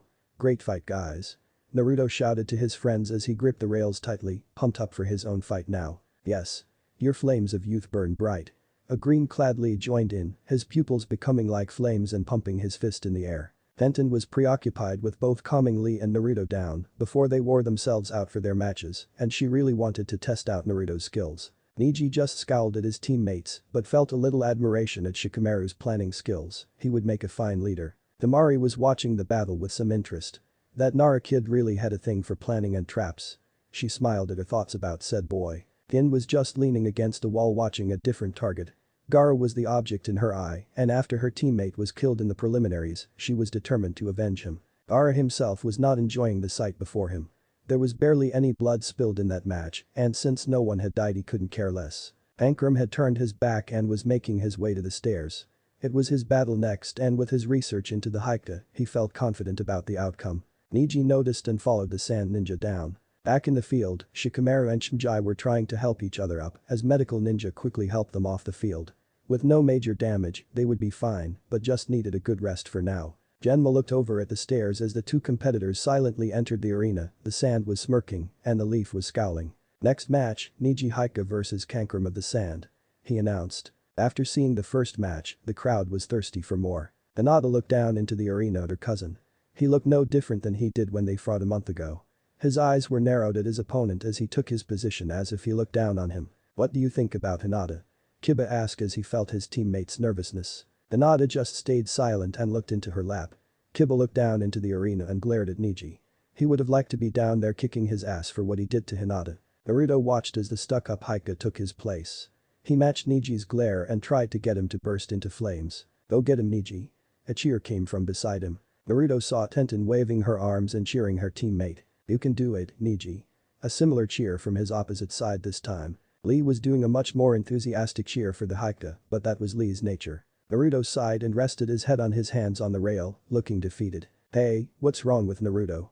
Tenten asked, bending over trying to look at his face. Naruto closed his eyes and sighed again. How can you be cheering for that stuck-up brat? What are you talking about, Naruto? He is our friend and comrade facing a foreign ninja. How could we not be cheering him on?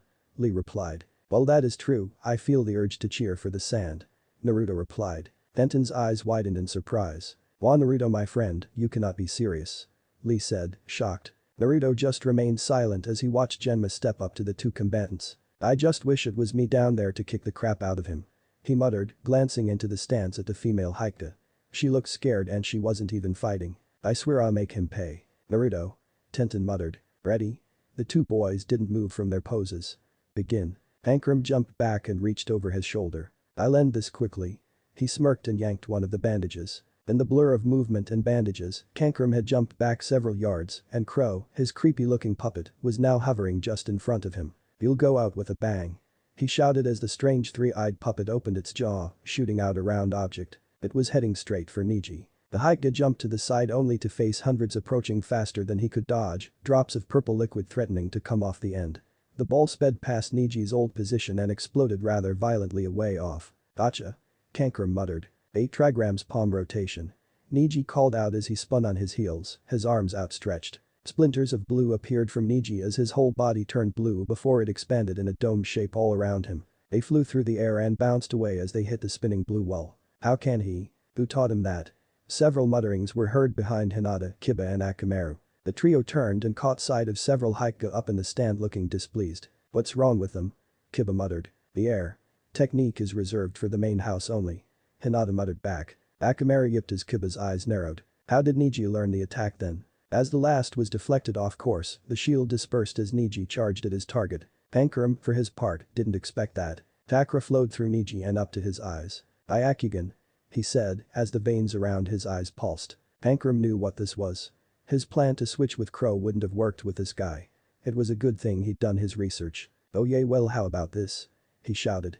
He flicked his fingers and Crow responded. Its left arm flicked open at the elbow and fired something out. Neji watched as the shell drew closer. 8 trigrams palm rotation. He shouted as the blue dome appeared once again. The shell exploded on the barrier and a purple fog emerged from it. The puppet user's smirk fell as the gas was merely brushed away from the rotating dome. The large amount had dispersed as Niji stopped spinning. My eyes see everything. A shell with nothing visible inside means only one thing. He muttered. His arms hung behind him as he dashed towards his foe. Pankram flinched before shifting his own arms in front of him. Crow jumped between the pair holding its arms out to Niji. He scoffed as he slid in for a gentle fist strike. Pankram flicked his index fingers. Dual blades emerged from Crow's wrists and thrust down at Niji. The Haiga appeared indifferent as his arms snapped to his sides and he slid under the puppet. The knives impaled in the ground and Niji stood up behind Crow. "Game over," he muttered. Niji waved his hands around in the air in front of him like he was striking the air with his gentle fist. Confused faces in the crowd soon gained knowledge as Crow dropped useless to the floor. Pankram flinched. "You're a puppet user. You control your weapon with chakra strings.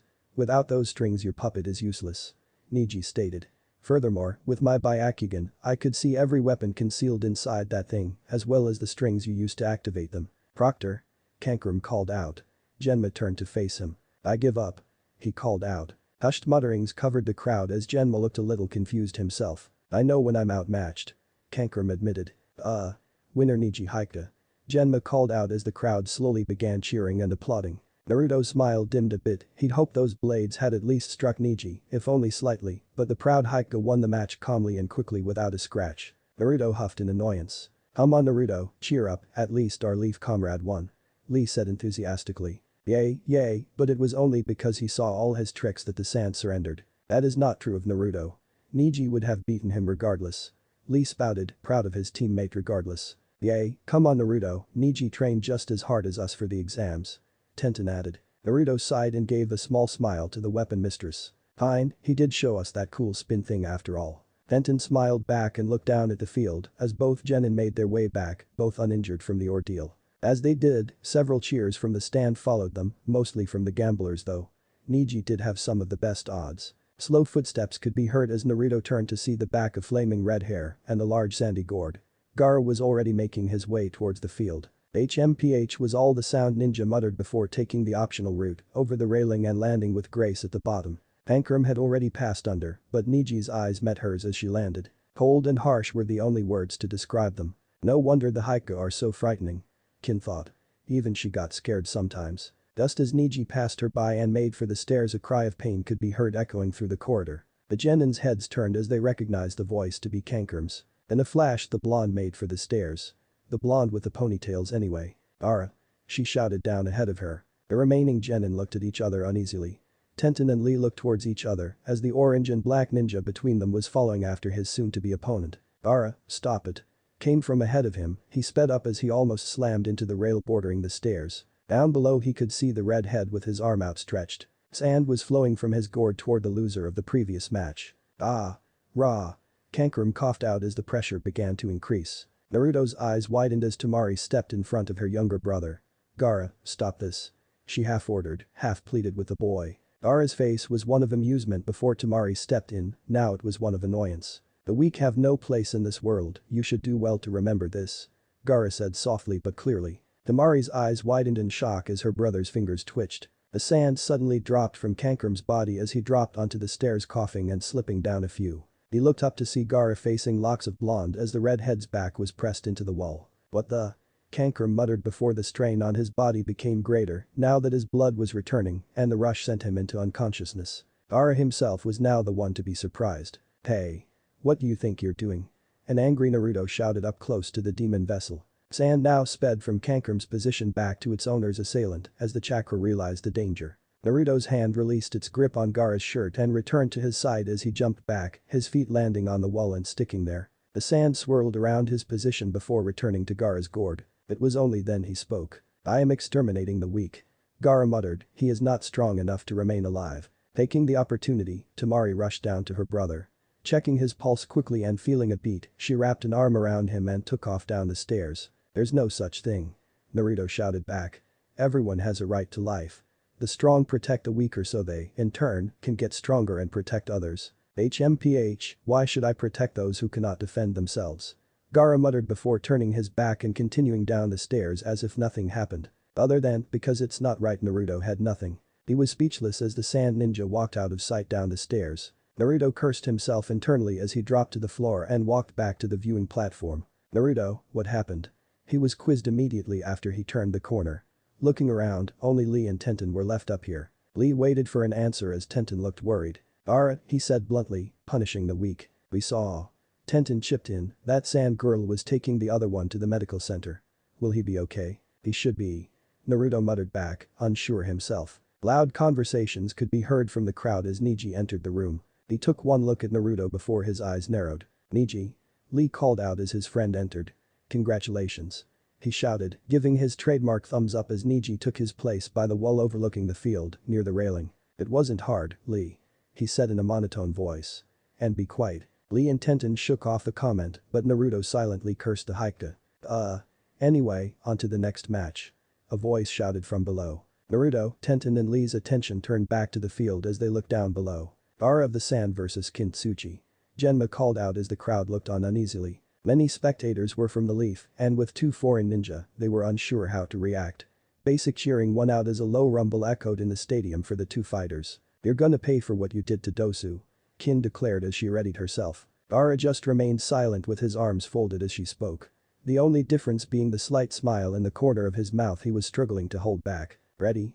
Begin," Gemma announced, jumping back faster than the previous rounds. In an instant, Kin pulled a scroll from her pouch as the force helped it to unroll. Ara's sand was already on the move and lunging straight for her in the shape of spears. Kin gasped as she jumped back, the scroll still unrolling, revealing seal after seal. The sand followed her as she darted back, ever increasing its speed until she turned just before hitting a tree. The sand didn't follow as fast and struck the tree head-on, piercing through it as if it was paper. The remaining sand changed direction as the spears slowly pulled back, going from the front to melding with the sand behind. The sand and paper now flowed together, weaving about as if in a strange sort of dance.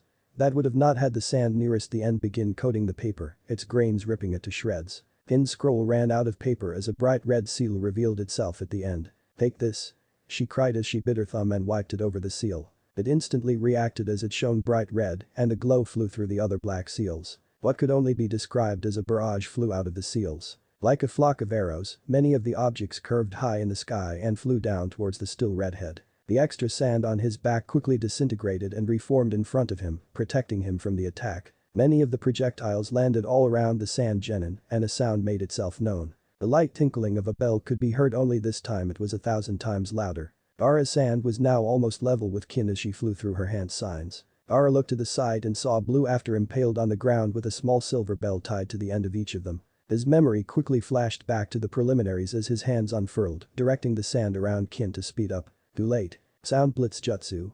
Volume 1000. She cried out as the bell tinkled again. Ara's sand fell to the ground as its owner lost his control, his hands flying to his ears to block out the screeching sound he was now hearing. Both of Kin's hands were now extended towards Gaara in a fashion similar to his sand coffin technique. People in the stands looked down as the boy writhed in pain at whatever was happening to Gaara. They didn't see it. All they heard was the tinkling of bells. Gaara's gourd moved round his head, the sand doing its best to try and plug up his ears as best as it could. "You like that?" Kin called out. The volume of 1,000 bells focused on a single point. "Well, two to be precise. Do your ears hurt?" she yelled in a dark voice. Gaara cried out in pain as he flicked his head back, trying everything to stop the ringing. "I will never forgive you for what you did to Dosu. Never." Kin continued as she stepped closer to Gaara. "Now to finish you off." She smirked as she closed in, flicking her left wrist as a kunai slid out, held in place by her grey armband. She was merely a few feet from ending it all when the ground gave way beneath Gaara. The brown dirt pushed up as beige sand replaced it, wrapping tendrils around Gaara's ankles and pulling him under. The crowd was just as surprised as Kin when her opponent vanished. She began to panic as she realized she couldn't hold she had nowhere to focus that would help. Her arms faltered as did her footing. Moments later, a rush of sand exploded from the ground beneath her, as if a volcano just blew its top. She cried out as the sand coated her limbs and head. The sand floated in the air like a large sphere as red hair emerged from the ground she was standing on not moments ago. 2 arms then a head followed as both Gaara's arms were raised and held the sand in place as the sand beneath him pushed him back to surface level. His ears were now bleeding, but his face couldn't be happier, his smirk nearly reaching his eyes, and they too could be described as smiling. The crowd gasped as the fight continued, the preliminary fighters looking on in horror as they knew the next move. Genma also saw this coming and moved fast, calling the match at the same time. "Stop the..." he began but was cut off before he could reach the center and the 2 fighters. "Bloody sand burial." Gaara laughed deeply as both his hands clenched together tightly. People gasped as the sand convulsed, the left and right side split from one another, the middle revealing a dripping bloody center, with eerie white bone poking out from one side. Gaara's hands then opened for the briefest second and slapped together, clenched around each other. The two orbs reciprocated and slammed into each other. The result was the sand smashing together before shrinking in size, till the ball was no bigger than Shinjai's belly. Match. Genma finished slowly as he landed feet behind Gaara, staring up at the orb. The same thought was going through hundreds of people in that instant. Kin's head was barely smaller than that ball originally. Gaara laughed triumphantly as the orb dropped to the ground in front of him, revealing the bloody mess in the center to the crowd as it crumbled and mixed with the grains. Naruto and the genin witnessing the event could barely stand to watch. They'd known what was coming.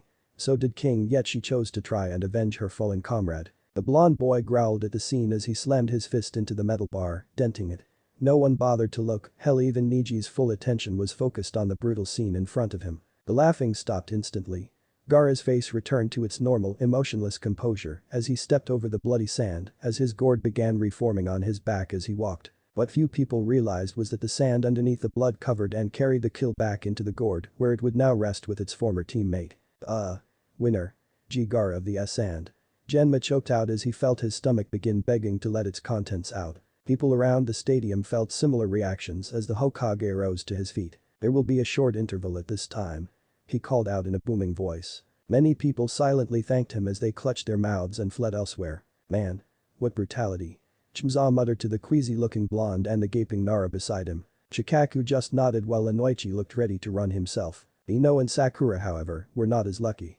The pair had fled the moment Gaara's hands closed, both knowing the only outcome after that. Even Anko was having trouble watching. She nudged Iruka as soon as the Hokage mentioned the interval, and he shot off like a bullet. This is what the real world of ninja was and, sometimes, still is, Haku. Zabuza muttered as his student looked away. Her eyes were shut and her head was turned, but she didn't feel the need to run or lose her lunch. Why yes Zabuza. She muttered. Naruto was just about ready to leap over the railing and attack the boy himself for his disregard for human life when something odd happened. Gaara's balance faltered as his head tipped with his body following. Red hair met green grass as Gaara crumpled to the ground, his eyes wide in confusion. Surprise was evident in the crowd, or what remained of it. Cautiously, a medical ninja shot from the side and approached the prone boy. Another soon followed with a stretcher held in front of him like a shield. What's going on? Gaara muttered looking around wildly. The medical ninja began nervously. We think you've damaged your ear and it needs to be healed. May we help? They asked to the amazement of several older ninja. Gaara's eyes closed at the revelation before looking straight ahead. It can't be helped. He muttered before adding, make it quick. Yes sir. The medical ninja said before lifting the boy onto the stretcher and hurried him away from the arena, both very careful with their cargo. That bastard. Naruto swore, his eyes following Gaara as he was taken off the arena floor. Tenten had turned away, her hands over her mouth in shock and her eyes closed tightly. Lee tried to focus on comforting his teammate while Niji just focused on erasing his memory. How can he do that? Tenten choked, he killed her and just laughed. Calm down Tenten. Naruto turned and glanced at Niji who decided to speak. What you saw was a vicious attack on an enemy ninja from another. The real world is full of people like this, some even worse I'm sure. It was her fate to die today. Tenten's eyes widened in fear as both Lee and Naruto glared at Niji. How can you say such a thing? Lee argued. Yay, it could have been you down there fighting. But it wasn't, was it? Niji replied coldly. Fate decided it was the end of her time. Gaara was merely a tool in her death, albeit a vicious one. I'm warning you. Naruto growled. Niji's wide eyes met Naruto's blue. Or what? A dead son like you will do the same to me? I find the very concept an impossibility. I'll show you who's dead last. Naruto shouted, reaching for his blade. Naruto. He froze as he turned to face Tenten's face, bright red from all the conflicting emotions. Just leave it. Realizing his actions, Naruto took a deep breath and lowered his arm, shooting Niji a darker glare as he comforted Tenten down into a seat. Come on. What's the hold-up? A cry shouted from above. The gang all turned to face outside where the fans on the opposite side, most likely above too, were eagerly shouting for the next match to begin. The people shouting looked like either the gambling or feudal lord type. There's been no news of Sasuke yet, the Chunin whispered into the Hokage's ear. And there's the issue of Orochimaru. Please before everyone starts to make trouble, disqualify Sasuke. The Hokage sighed deeply as he looked out into the crowd. Many were dripping back into their seats with looks of uneasiness on their faces, while others were definitely wanting the next match. While the last match was brutal, it didn't stop the fans wanting more. What's all the noise for? A bored voice echoed up the stairs. The genin under the stands turned to see a sleepy-eyed Shikamaru approach from the hall. "Hey, good to see you up, Shikamaru." Lee smiled, although it was noticeably less bright than before. "It's Sasuke's match now." Naruto replied as Nara walked up to the railing and looked out onto the field. "Yosh. I get to test the number 1 genin from your year, Naruto-kun." Lee's enthusiasm returned. Naruto quickly noted that the last match's events were trying to be forgotten as soon as possible, and the more their thoughts were focused in the now, the better. This was what ninja did and they all knew it. This career wasn't for the weak of will or conscience. "Seems like it'll be your first match with Naruto." Shikamaru sighed. "Huh? Why?" he asked, looking in the direction that Shikamaru was. The shinobi next to the Hokage had disappeared in a puff of smoke and reappeared next to Gemma on the field, who was looking uneasy at the heckling. "What's going on?" Naruto asked as he too stepped up to the guardrail. "Listen everyone." Genma called out. The crowd's volume died down almost immediately. "One of the competitors from the next battle has not arrived yet. So, we're gonna postpone this match briefly and simply jump ahead to the battle that would have followed this one." Both Naruto and Lee flinched at this. "Damn. Naruto, you're so lucky, you get to have your battle ahead of mine." Lee raged as he felt himself pumping up with his trademark high fire. "Aw man, I don't get to see you beat that stuck-up uchiha for another round." Naruto moaned back, "What's more, I have to work for it." "What a drag." Shikamaru's head turned as Naruto gave him a cheeky grin.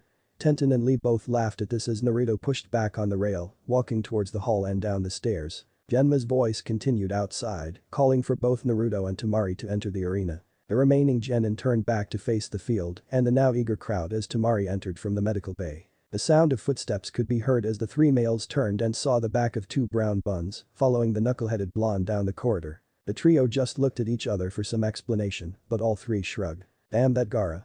Naruto thought as his hands itched to run his sword through a certain someone. He tried to calm his mind, no point going into a fight already stressed. "Hey. Naruto." A voice called behind him. He turned quickly but was met only by a friend. "Hey, what's up Tenten?" he asked with his goofy grin still on his face. Tenten quickly walked down the last few steps till she was on the one above him and looked into his eyes. "I just win quickly and don't let her touch you." Tenten smiled, "You still have our match to fight you know." Naruto chuckled. "With all the training I've put in, it'll be easy." Naruto replied, showing a more genuine smile. "Besides, I can't wait for our match either." Tenten's smile widened as she wrapped her arms around the orange and black jumpsuit. Naruto's eyes only spoke of confusion as he felt his ninja friend hold him close. "Tenten, why are," he began, turning his head towards her own lying on his shoulder. She, however, turned at the same time and, not missing a beat, crashed her lips against his. Naruto's confusion spoke for itself for the few seconds this went on. The brunette released the blonde with a smile and a wink, retreating up the stairs after whispering in his ear, "For luck." Stunned, the blonde could only make slightly exaggerated steps downward as Genma's calls repeated his name. "Tenten, where did you go?" Lee asked curiously as his female teammate joined them back on the viewing platform. Tenten blushed slightly but replied quickly. "Nature called." Lee just returned his gaze to the field as Naruto stepped out. Tenten joined Lee and Shikamaru as they rested on the rail and got ready to cheer her just a friend on. Only one of the trio didn't accept her answer. Chakra fled from his eyes as the Byakugan faded and a scowl appeared. Well, looks like we'll get to see if he made any progress since our last fight." Zabuza chuckled from the stands. Next to him, his apprentice was having similar thoughts. "Yes. I'm sure my Naruto will prevail." Haku replied with a smile. The ex-Miss Ninja grinned behind his bandages as he gave Haku what could only be described as a suspicious look. "What was that?" Haku realized her mistake and repeated herself. "I said I'm sure Naruto will prevail, Zabuza." Zabuza just chuckled again as he remembered some of the hints he'd seen in his mind. Specifically around the time the kid and the perverted found them. "Hey Iruka, your top student's about to fight." The snake charmer called back through the crowd. The rather pale Iruka quickly sidled his way back into his seat. "It seems so Anko." He replied, "Come on Naruto, show them what you're made of. Let's see if this shrimp's worth my interest and effort." Anko thought as she smirked at the blonde boy's back. "Alright you two," Genma began, looking hesitantly at the sand ninja as he spoke, "I want a clean fight, got it?" Both Temari and Naruto nodded. Their eyes locked onto each other as they prepared for battle. Fans were still trickling into the stadium and both patiently waited for Genma's say-so. "Hey," Naruto raised an eyebrow. "What?" "Thanks. For defending my brother." Temari muttered. "No problem." Naruto replied, "Though with all that makeup, he could be your sister." Temari's face graced a small smile at the foreign ninja. "Seems so You'd think as the oldest they'd listen to me." "Oldest?" "Yeah," Temari bowed her head slightly. "Both Gaara and Kankram are my younger brothers." "Oh. was all Naruto could reply. Oi, enough chat, you ready? Genma asked as the stands returned to their reasonably full state. Snapping out of the polite conversation, the two readied themselves. Begin. I'll finish you fast. Tamari shouted as her metal fan snapped open, revealing 3 full purple moons. Grabbing the base tightly, she hurled the fan from her right side to the other. Naruto jumped back. Shadow clone jutsu. He called out before his feet brushed the earth again. In the blink of an eye, 100 clones surrounded the original. The wind raged fiercely as Tamari's fan reached the end of its swing, hurtling towards the orange mass. The Naruto all jumped together, huddling against the wind with their backs all turned. Several rips and tears could be heard as the wind raked across the clones, jackets and skin, cutting and tearing, as white smoke blew away almost instantly when a clone burst. The carnage lasted less than 30 seconds and had ripped the clones from the center, leaving only a handful still kicking, but breathing hard. My turn. They yelled in unison as the 4 remaining Naruto charged at the wind user. Their speed was incredible as Tamari barely had time to raise her fan in defense before they were upon her. Wielding her fan like a sword, Tamari focused on one side of the fan and aimed the metal part at the multiple Naruto. A nimble step back as the first Naruto's punch missed and the fan conked him in the left temple. The slight wind let out by the swing hit the one behind it, making a good-sized hole in his top and torso before he went up in smoke too. Now I got ya. Twin cries came as 2 Naruto charged her left and right side. The left ducked under her fan as it ended its swing and aimed an uppercut towards Tamari. Reacting on instinct, Tamari jumped up, away from the twin uppercuts. Her fan opened and settled underneath her as she landed on it and flew backwards. The Naruto on the floor just smirked as the right grabbed the other's hands and ducked in front of him, his hands holding the others which were pulled behind his back. The Noha missile. He shouted before yanking his arms forward as hard as he could. Like a cannon, the other Naruto shot toward her with his fist pulled back. His aim wasn't the girl, but the fan itself as his fist slammed into the metal base of the weapon, leaving a deep dent and sending it, along with the girl riding, spiraling to the ground. The large cloud of dust covered the damage when she landed. The flying Naruto disappeared as he neared the stadium wall, while his partner approached the dust cautiously. No less than 20 feet from the wreckage and a horizontal wind cut through the air, separating the dust. Its speed was faster than Naruto could react as it approached and passed straight through his gut, where his jacket met his pants. Through the dust, Tamari waved her fan again and the dust scattered, revealing her with only a few scratches on her outfit as damage. The crowd gasped as Naruto's left hand, which was down by his waist at the time, dropped toward the floor before going up in smoke with the rest of him. Tamari gasped as the final clone disappeared, frantically searching her surroundings for any sign of orange. She held the open fan up at her side with one arm as a makeshift shield as she scanned. The deadly silver blade slipped under her chin. Her eyes widened in fear as she stopped moving. I believe that's my win. A familiar voice spoke from behind her. Glancing over her shoulder, she saw the smirk from Naruto Uzumaki as he held his blade to her throat. Not so fast. Tamari pulled her fan closer to her body as the sword pierced the middle of the dense paper. In one swift movement she tucked her hand behind the metal part, pushed and twisted as the fan and sword flew forward and out of either's grasp. In a heartbeat, she twisted her body and delivered a back kick into Naruto's stomach. The blonde had reacted fast and his hand met her foot, but at the odd angle, it still plowed into him and pushed him back. Tamari took the opportunity to jump back, reach down and reclaim her weapon, while simultaneously kicking Naruto's far behind her. Damn, I can't use any wide attacks anymore. She thought as she glimpsed the rip the sword had caused, almost cutting the paper in two down the middle. Naruto watched as his sword skidded away. Great. Now I have to get up close and personal again. He thought sarcastically. It was his specialty after all. Tamari held her fan horizontally as Naruto flashed back to his last clone. He jumped back into the trees behind him, taking cover as Tamari unleashed another deadly slice of air. It met the trees with little resistance as it passed through, slicing them in two yet remaining upright. All was silent for a few seconds before another powerful wave of wind hit the trees. This didn't slice them, it tipped them. Naruto gasped as the trees began falling backwards, mimicking a domino effect as they tumbled towards him. Damn it. He muttered as he jumped back, bouncing off the yet unfallen trees, his landing and subsequent jump pushing them in different directions before the other trees hit them, hoping to at least slow down the dominoes. The particularly large tree began falling, and he glimpsed it out of the corner of his eye, moments before it would crush him. Shadow clone jutsu. He called out as several clones surrounded him. The tree hit home, making a large amount of smoke rise from beneath as it crashed onto the floor. The rest of the trees tumbled around, some landing on top of each other. To make the crowd wince even more, 3 more trees landed on the first fallen, making it dig into the ground just a little more. The dust around the small grove began settling as Tamari painted, admiring her handiwork and snapping her fan shut. Several people looked down, waiting for the next move if there was one. Temari straightened herself and looked at the trees with a little sadness in her eyes.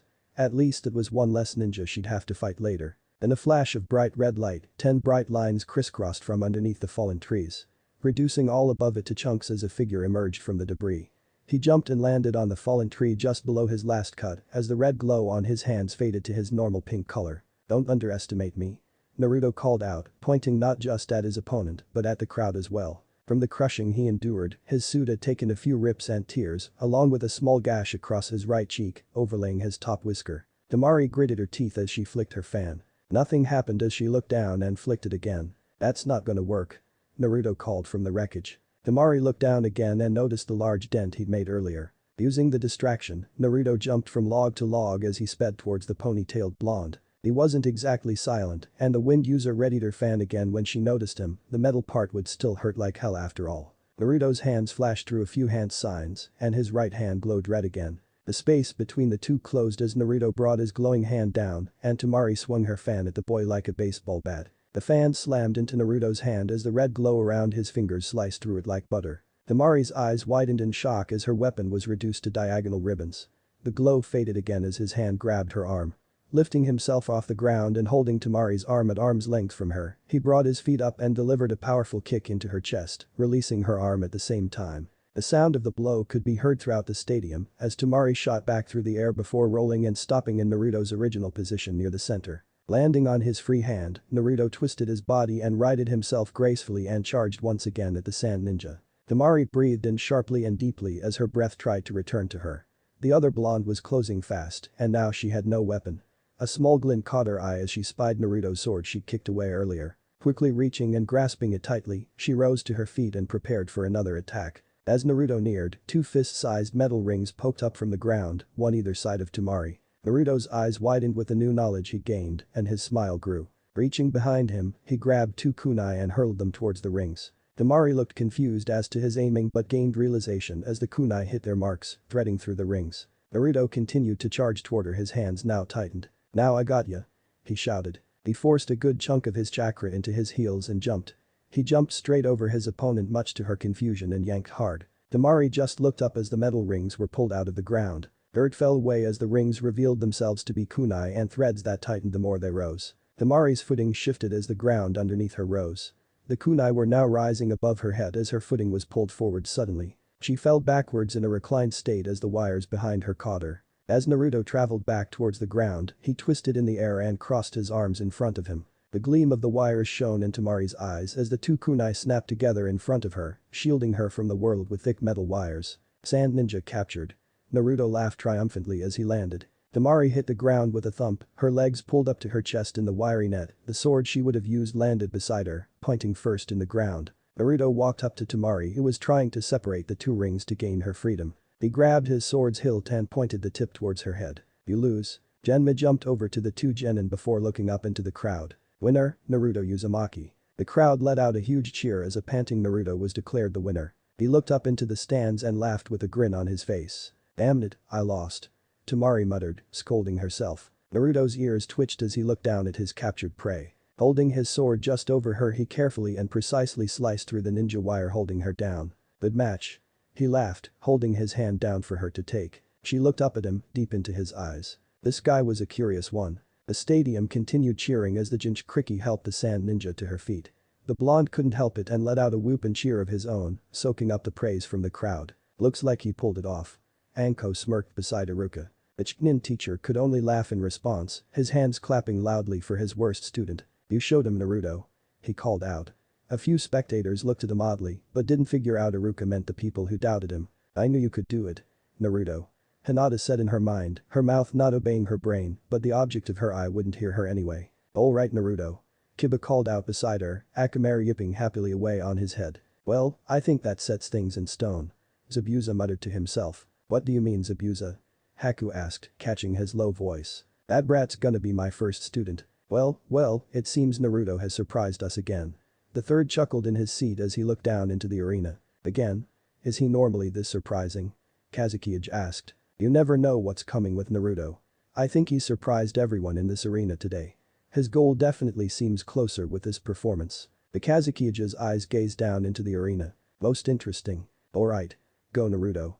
Sakura cheered. Beside her, Ino couldn't believe her eyes. Naruto took out one of the sand ninja like Shikamaru would've. When did Naruto get it? Ino began. Bet you're jealous now, Ino pig, I have Naruto and Sasuke for backup. My team couldn't get more awesome. Ino would have shouted back, beginning another argument, but another thought nudged its way into her head, her dad's own words echoing back to her from this morning. Yet why are they in the finals and you aren't? Sakura flinched before thinking about Ino's words. Same reason you are, Ino. The two ninja were both put out now. Ino's father, however, was roaring with laughter. I told ya, that kid always surprises us. Mza was in disbelief as Shikaku merely chuckled quietly and patted his friend on the back. Seems so. Now that you're a rich man, what's first? Inoichi looked up at the sky thoughtfully, mimicking his teammate's son. I dunno, I guess the wife has still been riding me for that vacation she's wanted, and God knows Ino will probably want something out of this. But first. Inoichi looked down into the arena at the victorious Genin retreating up the stairs while the sand picked up the totaled pieces of her fan and headed towards the medical bay. I think he's earned a little, don't you? Shikaku nodded firmly before Chimza added. Does this mean you're paying for the next Barbek visit? His mouth was watering already. Naruto. The blonde looked up as a pink-shirted blur slammed into his chest before crushing him in a death hug. Ah. Tenten what the Naruto began as the air left his lungs. That was the most courageous battle Naruto had. Lee shouted, giving Naruto twin thumbs up. Now I am all fired up for my battle. He continued, bending his knees and punching the air in front of him. Tenten released a boy as he rubbed the back of his head nervously. That looked like more trouble than it was worth. Shikamaru's bored voice called out. What about your battle with Shinji? You look like you actually tried there. Shikamaru didn't bother to retort, both knowing the answer. Naruto felt a glare and came face to face with Neji. Is that something a dead son could do, he shouted. Neji's eyes turned back to the field without a word. Despite Naruto's anger at the branch house member, he felt a little pride at the Hika's lack of response. Naruto, calm down. Tenten scolded, crossing her arms and sighing at the excitable boy. Sorry Tenten, he smiled, all these actions just got me pumped up, you know. Yosh, and it is my match next. Lee shouted, I cannot wait. You'd be better off trying to calm Lee down. Naruto chuckled at Tenten. She simply sighed again and shook her head. Believe me, I tried, there's no stopping him. The three laughed while Shikamaru grinned from the rail. Actually Lee, shouldn't you have been called by now? Naruto asked, confused. The trio moved over to the rail and looked out, spotting a Jinnin whispering something into Genma's ear. What's going on? Tenten wondered out loud. It seems the Uchiha is still not here.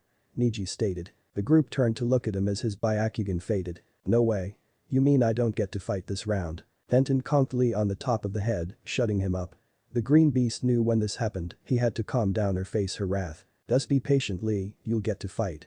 Tenten reassured. The green beast just flopped over the edge of the rail. This is most unyouthful. He muttered. The crowd was getting restless the more time passed.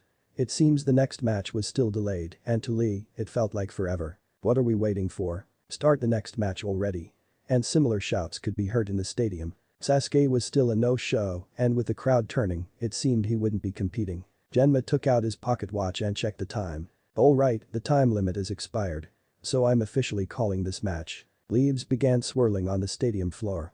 A huge gust of wind picked them up in a mini tornado as the crowd fell silent. As quickly as it came, the wind vanished, revealing a silver-haired Jimin and a black-haired Genin back-to-back in the center. Sorry we're late, you wouldn't believe the traffic. Kakashi I smiled as he addressed Genma. Well look who decided to show up. Genma replied. Sorry if we kept you waiting but how late are we? I mean it's not like Sasuke is disqualified or anything is he? Genma sighed with a smirk. You know you were so late that we extended the deadline for you, twice in fact. It's lucky for you we did because you just made it. No, he's not disqualified. Kakashi breathed a sigh of relief. Phew, you had me worried there for a second. Back up in the Genin waiting area something unusual was happening. Neji? Tenten asked worriedly. The wide-eyed Hika had assumed a vicious glare at the Uchiha and his hand had stuck the wall he was leaning on. Why? Why do they make special exceptions? Lee and Tenten relaxed slightly, knowing what was up. Neji turned sharply to look Lee in the eye. Fate always favors someone. Make sure Sasuke knows it isn't him. Lee snapped to attention. Yes, I will make sure hard work prevails. Then I will show you the same Neji. Without another word, Lee jumped over the edge and into the arena below. My, aren't we eager? The proctor chuckled as Lee practically sprinted up to his starting position. Lee just focused his gaze on his opponent. HMPH, you think you're some kind of tough guy? Sasuke provoked. Kakashi leant down next to Sasuke and whispered into his ear. Don't underestimate him. Sasuke nodded as Kakashi jumped up into the stands. Kakashi, my eternal rival, you finally made it. Guy shouted loudly, sitting next to a rather static-looking and poor imitation of Kakashi. Hello Guy. Did we miss much? Kakashi asked, dispelling the now empty seat. All of it. You missed some most youthful flights from Shikamaru, Chinjai, my own student Neji and Naruto who surprised us all. Oh? Really? Kakashi said in a bored-sounding voice. Your flames of youth are dim Kakashi. Can you not even get hyped up about your own student winning? Well, Lord Jiraiya seems to have taken Naruto over for me, he was a bit of a handful anyway. I reeled back. I never would have imagined those words coming out of your mouth Kakashi. Shouldn't we be focusing on those two right now? Kakashi changed the subject, pointing down into the arena at their respective students. You just wait Kakashi. Our next match between us will be determined by our students. Lee will triumph over Sasuke with all the hard work he's put in, and I will take the lead in our battle 54-53. Kakashi just sighed, already knowing the outcome, he didn't feel the need to watch his students succeed. The audience was now fired up as the two took their positions, Sasuke glaring at Lee. The lords and gamblers among the crowd were cheering louder than they had any other match. This was the match with the biggest wad on the line after all. Ready to lose? Sasuke smirked. Lee merely shrugged his comment off and settled into his strong fist stance. I will show you that my efforts have not been in vain. He replied. Alright, enough to chat with you two. Ready? Genma began, glancing up at the now quieter audience. It seemed they were just as eager for the match to start as the participants. Begin. In a flash, Genma had jumped clear and the two combatants had jumped at each other. Sasuke charged at Lee, his fists raised for combat. Lee's eyes followed Sasuke's body movement and he leant back mid-jump, Sasuke's fist trying to follow his face.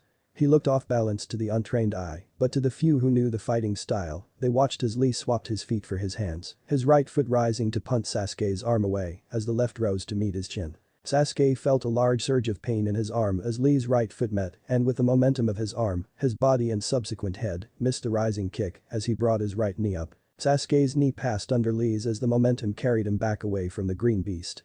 He flipped several times as he backed off. Lee pushed his arms and flipped onto his feet in perfect stance again as he watched Sasuke feel his left bicep in pain. Now do you understand what you are up against?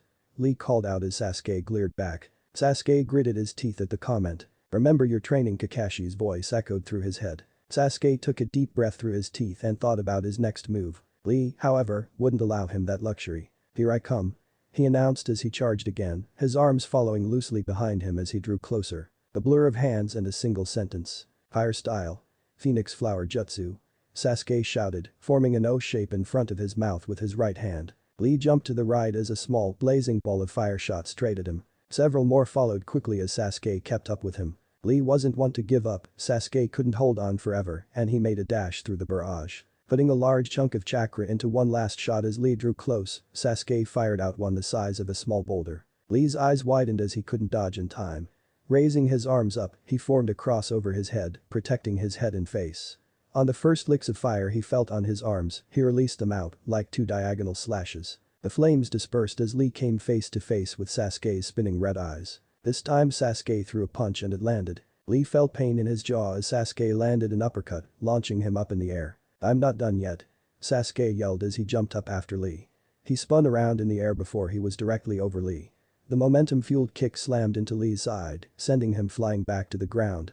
Sasuke smirked as he prepared to land, wanting to watch as Lee touched down hard. It never happened as Lee righted himself in midair and sprang off the earth into a series of backflips before landing in his stance yet again. HMPH, if that is all you have, this will be no problem. Lee taunted again. Sasuke landed as Lee charged again. Be ready to strike for the oncoming beast. Not good enough.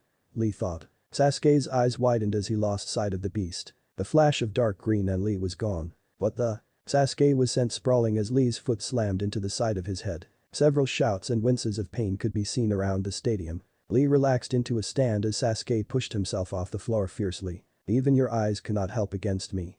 Lee stated. The four Tomo swirled angrily in Sasuke's eyes. Sasuke gasped and clutched his shoulder in pain. What is?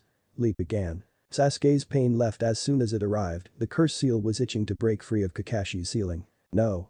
I won't give in. Lee was approaching again, using the opportunity to attack. Flipping back, Sasuke leaped into the fallen trees behind him from the last match, ducking through the fallen branches to regroup. It is useless to hide.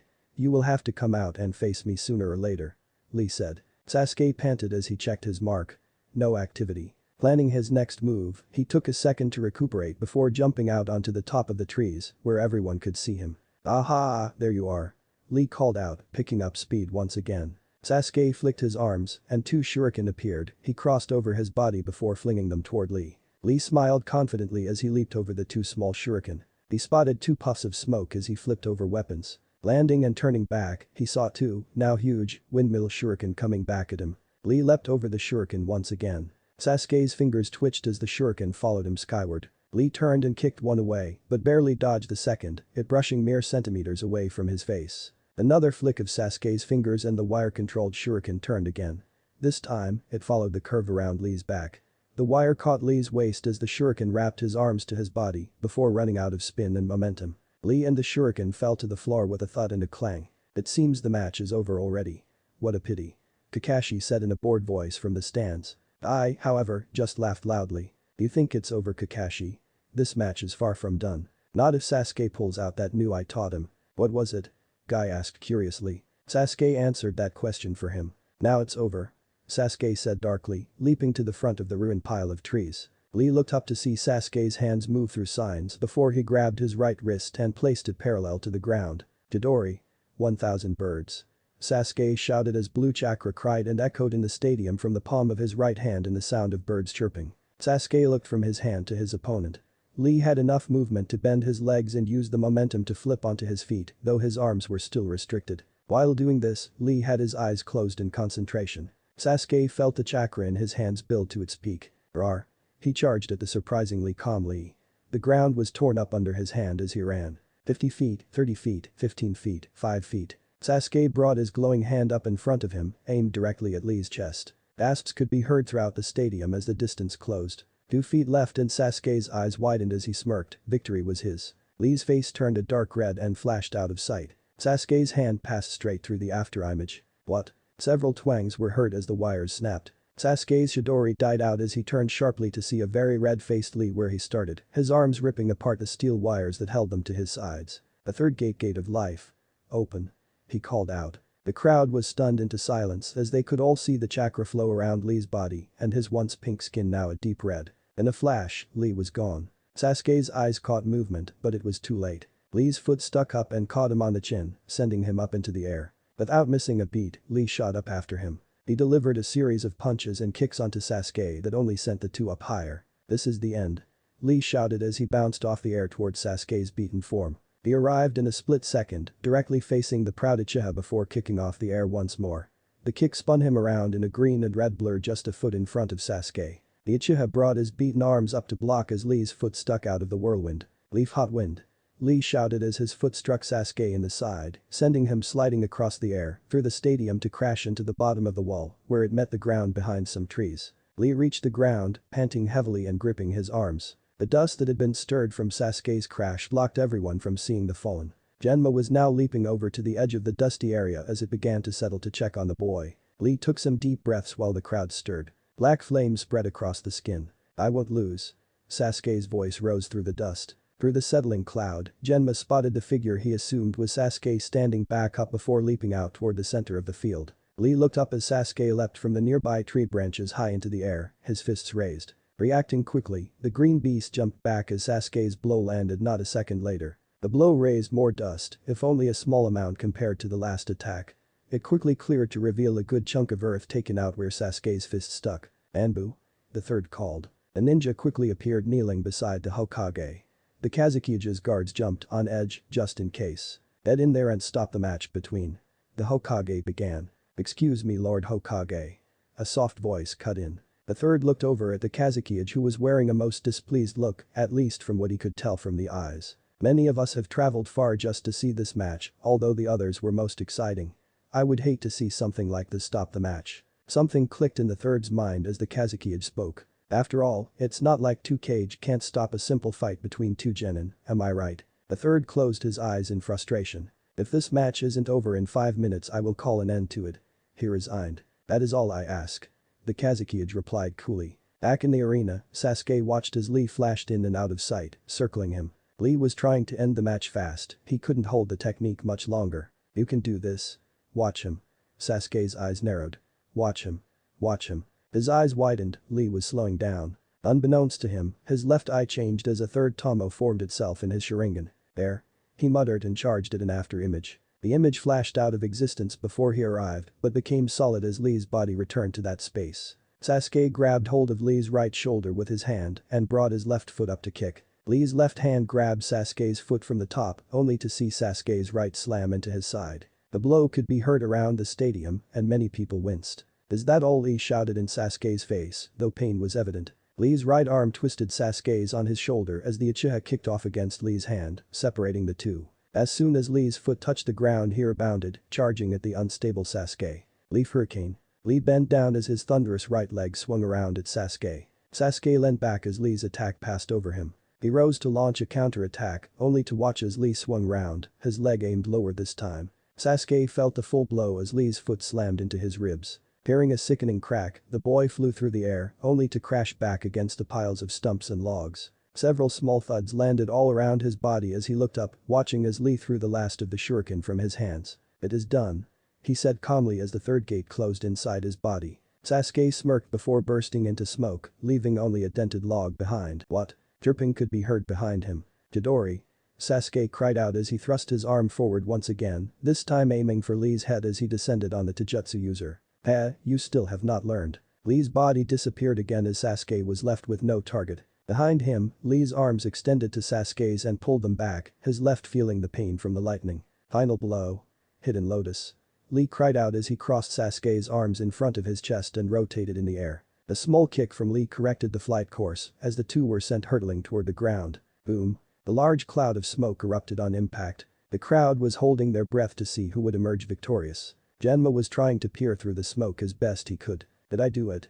Guy-sensei? Did I make you proud?" An impatient Naruto called out Lee's name from the stands, surprising both his own teammate in the stands and Lee's beside him. The dust began to settle as every crowd member tried to pierce through it to find out the winner. Inside the smoke, one of the two dark figures pushed themselves up onto all fours, taking short shallow breaths. He stood, both arms hanging limply from their sockets as they turned to the fallen party. A sudden gust of wind blew across the arena, forcing the dust to lie elsewhere as it revealed a battered and broken Lee standing over an unconscious uchiha. "That is truly the power of hard work."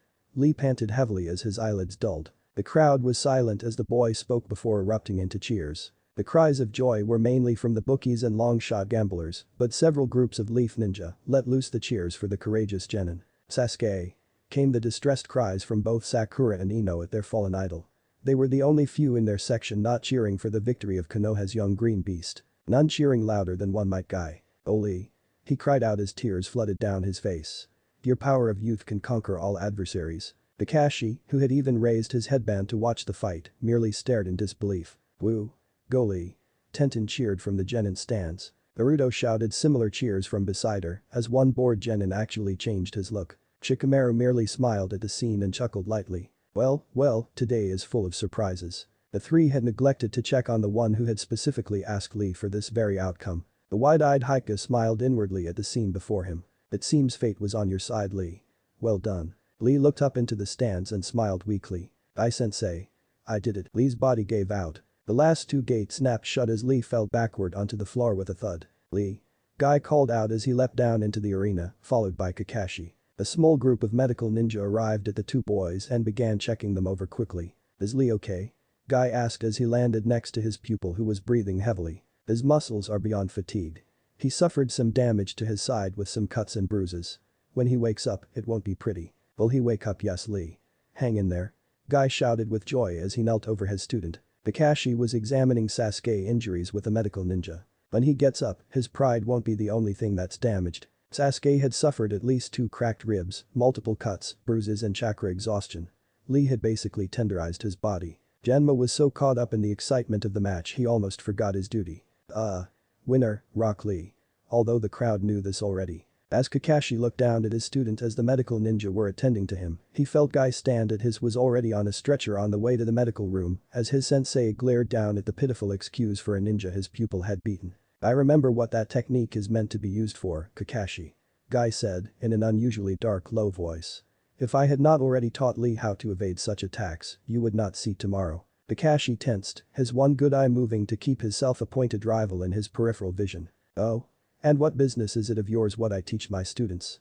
Kakashi asked. His tone appeared polite, but they both knew the high tension of their conversation. An uneasy silence began between the two as the medical ninja carrying Sasuke hurried past the pair. Don't take me for a fool, Kakashi. The Uchiha didn't pull his punch to force Lee to surrender, the intent to kill was there for everyone to see. At this guy turned towards Kakashi, his face unusually calm, even for him.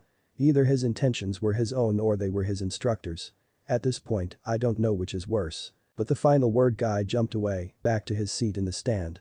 Kakashi stood still for a few moments so as to not raise suspicion from the crowd before he too jumped away, though he did not rejoin Guy in the stands. Up in the Hokage seats, things were similarly heating up. How could the Uchiha lose?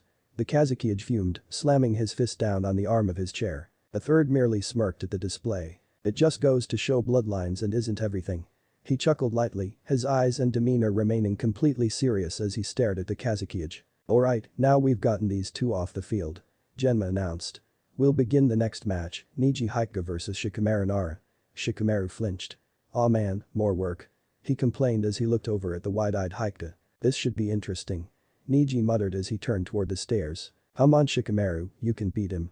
Naruto cheered into his ear. Ah, knock it off Naruto, the fight hasn't even started yet. Shikamaru muttered back, making his way to the stairs. Naruto followed suit, giving the pineapple head advice for the next match. Though to Shikamaru, it sounded more like a revenge beating than battle advice. Tenten smiled as she watched the two leave before realizing she was on her own and calling out for them to wait for her. Slowly, white feathers descended over the stadium. The middle stand's crowd began hunching over or flopping to the side. Huh? Jinjutsu? Zabuza thought in confusion. Release. Haku's voice called from next to him, freeing both of them from its effects. Across the stadium, several other ninjas got the same idea, including Hinata, Sakura, Anko and Iruka. Most of the ninja already released from the sleeping spell however, were the foreign sand and sound ninja. The Hokage watched as hundreds of citizens drifted off suddenly. He turned slowly to look the Kazekage in the eye. So? I was right, shall we begin? The Kazekage laughed. As two bodyguards jumped forward, one flicking the top of a black tube. A small explosion of smoke engulfed the cage viewing platform. Chapter 15 Konoha Invasion. The final match of the first round had concluded and brought with it the beginning of a much larger one. The soft white feathers hovered around the stadium, disappearing as soon as they reached the floor, only to be replaced in the air again. From the center stand, a large smoky explosion went off around the two cage. In the state of confusion, only the fastest and most experienced reacted fast enough to grasp any kind of intelligence from the situation right away. Lord Hokage. Several shouts echoed across the stadium, followed by dark blurs, reaching the edge of the roof and smokescreen. Squad 1 above. Squad 2 below, protect the nobles.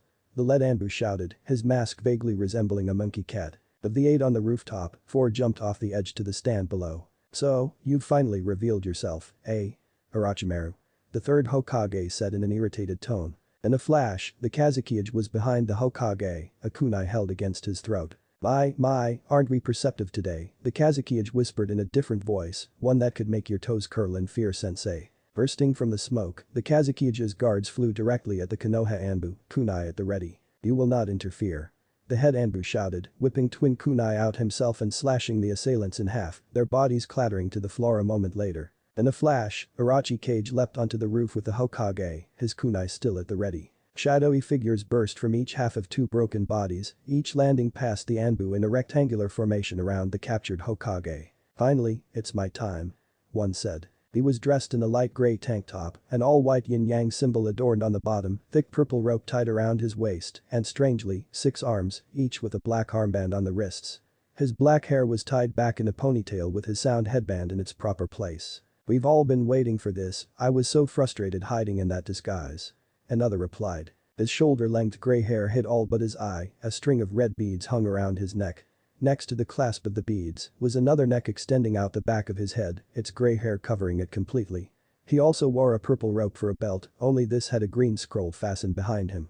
His brown shirt also comes down to thigh level, also bearing the white yin-yang symbol. You're all sweaty too. So gross. The third said. Her jagged red hair was a mess underneath the black bandaged helmet she wore. She also wore a light gray shirt with white yin-yang symbol. Come on, we're all friends here, right? The last one finished. This seemingly overweight sound ninja sported an orange mohawk atop his head and around his ears, complete with purple rope belt and light gray shirt, also with the same white yin-yang symbol. The Hokage quickly analyzed each of them. Sound ninja. Let's go. The head Anbu commended as he and the team took off. Do it. The green-bearing Sannin ordered. The four ninjas settled into a pose, the hands together. Ninja art. Four flames formation, they cried out together. The purple light blinded the Anbu for a second. The lead Anbu opened his eyes only to slam into the big purple rectangle that the four ninja had created. He bounced off back onto the tiles and rolled towards the edge, all the while he was on fire. The two remaining and captain stopped just short as their comrade rolled off the roof. A barrier. We'll have to figure out a way around this without dying.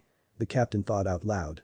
But how? Back in the stands, Chimza, Shikaku, and Inoichi were on their feet and rushing towards the center stand. 5 black figures leapt out of their clothes from their seats and stood in their path. What is this? Chimza shouted. Sound ninja, keep going. Shikaku shouted. You got it. Chimza replied, taking the lead before thrusting his fists forward.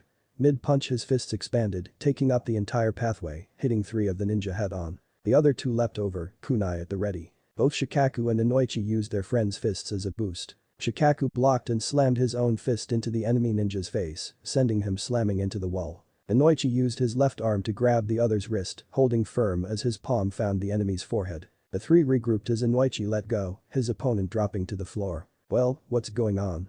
Chimza asked. It's an invasion, the sand and sound have betrayed us.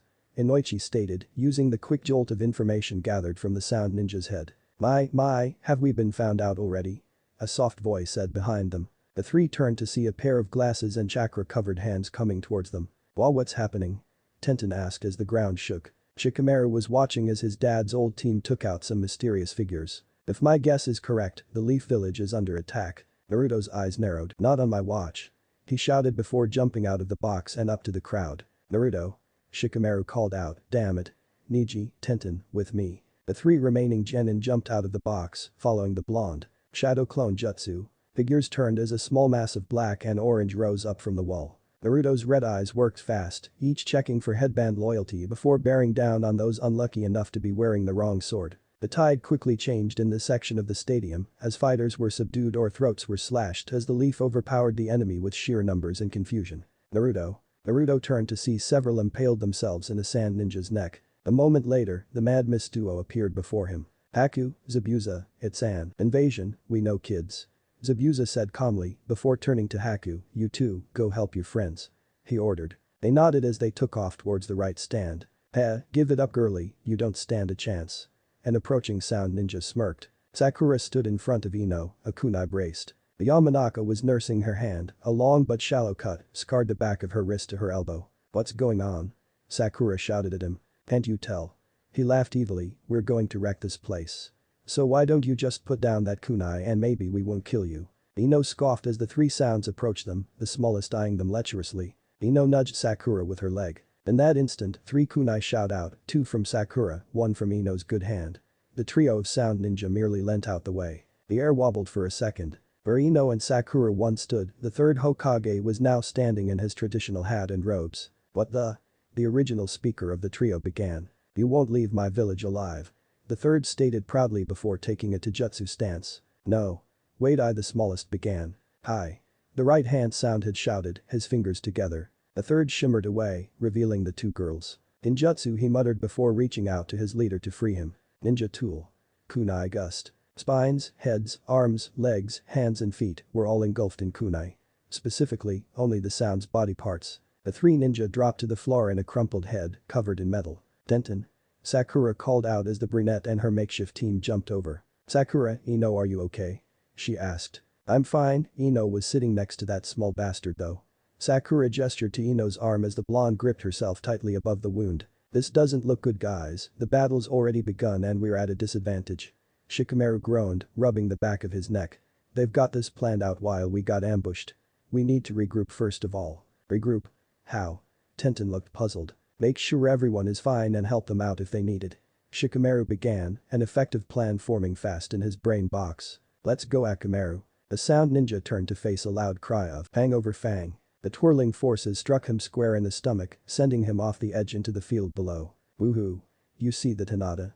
He laughed, turning back to his teammate. His breath caught in his throat as a sound ninja struck out with a kunai towards her. Hinata was watching the blow come towards her, her eyes wide, her body frozen. Hinata. Kiba shouted. Something clicked as Hinata's eyes closed, her knees bent as the kunai caught a few hairs. The sound of the ninja overstretched as Hinata's palm slammed into his right thigh, right side, heart and chin, sending him reeling backwards onto the floor, unmoving. Both Kiba and Akamaru looked stunned as Hinata stood frozen again, her eyes still closed in her last attack. She opened her mouth as her breath escaped, she drew it back only to send out a small succession of coughs as she crumpled, kneeling on the floor. Hinata. Kiba rushed to her side as she tried to find her breath. Sand ninja who had beaten their opponents were advancing down the aisles, and several saw the two as easy prey. An orange and black blur struck one in the face, spun, and grabbed the swinging arm of another. Haku, now. The sand ninja felt a hand on his head and his back, behind his heart. Eye style. Cold-blooded. The four watched as fear flooded the ninja's face.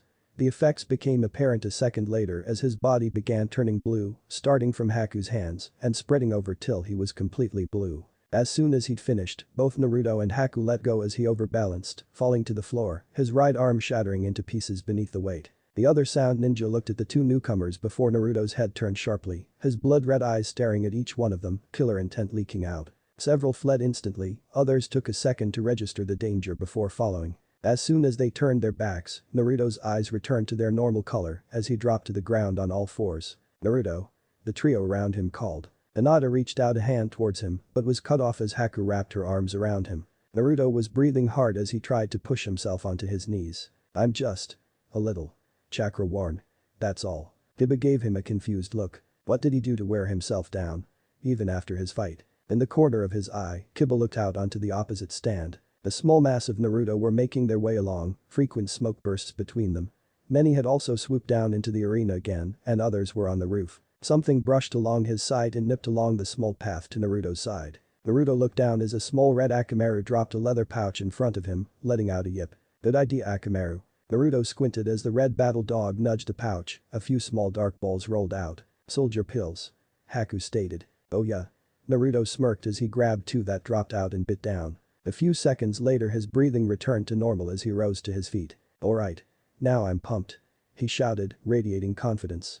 You don't mind, do you, Kiba? The Inyazuka looked taken aback. One of those can keep you going for 3 days and nights solid. How can he eat 2 without overloading himself? Oi, Kiba. Kiba returned to reality. You got any more of these? Yeah. Why? Kiba asked, Akamaru returning to his side. I'm gonna get these to the others, it'll be faster if we split up. Right. Starting with you, Hinata. The shy Haika looked up from her seat on the floor into Naruto's eyes. You look like you need one more than me. Hinata just shook her head no slowly. I'm fine, Naruto-kun. She coughed, I'm not supposed to fight yet though. Naruto's eyes narrowed. Then we should get you to the healers, it'll be safe there. He crossed his fingers and about 50 more clones appeared. The instant they did, they took off down the rest of the stand he hadn't covered yet as he picked up Hinata bridal style. No one'll get you now that I got ya, Hinata. He smiled. Hinata's face resumed its normal red color while Haku glared, arguing with herself internally. She's just a friend, this is a battle. Keep your head, Haku. Kiba, Haku and Naruto holding Hinata leapt off the edge of the stadium, back down to healing bay the other Chunin potentials had entered before. Naruto. A voice called out. He turned as they landed in front of the entrance. Shikamaru, Ino, Sakura, Tenten and Niji dropped down behind him. Eyes. You're all okay. He smiled, looking more at Sakura and Ino than his other competitors. No, thanks to you, Naruto. Sakura scolded. Shikamaru brushed her off. We have more important things to worry about, where is everyone else? Well, I think all our sensei are fighting and they can take care of themselves. Ino began. Sasuke, Lee and Shinji are in here, so that's everyone, isn't it? Naruto raised his hand to argue that point, but a small swarm of bugs in the shape of a hand rested on one's shoulder. Aren't you forgetting someone? A calm but firm voice said from the wall's shadow. Ino leapt forward, her heart trying to break free of her chest as Shino took a few steps into the group. Okay, now everyone's here. Shikamaru started, glancing at his teammate. We need a plan of action if we are to defend effectively and survive. A strange sound filled the genin's ears as it burst out of the medical tunnel. A dark thought enters Naruto's mind as the trail could be seen in everyone else's. The sand trio. Everyone turned towards the tunnel as a blast of sand overflowed the entrance and covered the genin. In a flash, they all emerged from the sand, backing up for a second before examining the tunnel. The sand, now inanimate, lay like a frozen waterfall from the doorway to the ground before them. The area between the sand and ceiling was still big enough for them to get through. Jai. Shikamaru called out. Another brainwave swept over them. Without a word, they all charged into the tunnel together, their heads bowed slightly. Jai coughed and spluttered, his back against the wall, his legs covered in sand. What the he began. Ara. A feminine voice called over the dust and sand. Trying to regain his bearings, Jai tried to pierce his gaze through the dust. His eyes caught sight of light through an odd-shaped doorway as two black blurs jumped through and out. His brain kicking back into ninja mode, he kicked off the sand and struggled to his feet, a hand in front of his mouth as he waved away the dust. Jai, a familiar voice called out to him. Shikamaru. In here. He coughed. The air began clearing as Shikamaru and the remaining Konoha 13 rushed in. Shikamaru ran up to his longtime friend, but Ino was slightly faster. The blonde blur slammed into him, pulling him into a one-armed hug as a few tears broke free. Jai. Thank God. She cried. Jai finally got the chance to look around as the dust settled in the room and his mind. Sand covered the floor and was a good few feet deep. The medical gurneys he and others had been laying on were upturned or buried. What he thought was an odd doorway at first revealed itself as a hole in the wall. He then heard twin cries of Sasuke and Lee. As Ino released him, Team 10 turned to see a smoke engulf the lower end of the room as multiple Naruto now tunneled into the sand followed by the others. What's going on? It's an invasion, Jai. The sand and sound are attacking. Ino explained. We need every able body if we are to defend from two villages. You think you can fight? Shikamaru asked, concern hung in his words for his friend he had to battle not an hour ago. In a sec. He replied, reaching for his pouch as he brought out a glass case with 3 pills inside. Jai, you can't use those yet. You're low enough on chakra as it is. You eat those, you won't make it out of this. His dog-like hearing picking up the conversation, Kiba turned from his digging and tossed his other bag of soldier pills over to Shikamaru who caught them out of the air. These should work better. He offered. Jai hesitantly put his pills away in favor of crunching on one of the Inuzuka's own. His energy flowed back in full as soon as the pill hit his bottomless belly. While this was going on, the others had uncovered both Lee and Sasuke. Oh, Sasuke. Sakura cried as she hugged the Uchiha after seeing the pained look on his face. Naruto held the bag of soldier pills as Sakura looked expectantly at him. Come on Naruto. Help him. She half-ordered, half-pleaded. I can't. He said simply. Confusion evident on Sakura's face. Well, why not? She said angrily. Kiba's voice cut across hers as she began to reach for the bag. Because neither of them would be of any kind of use to us. Sakura, Tenten, Hinata, Jai and Ino's eyes widened before looking down at their teammates. We all know how these two act. Not only would both of them want to fight on the front lines during this battle, they also have numerous injuries of their own. Shino stated calmly. Soldier pills only boost your chakra, they can't heal you any faster.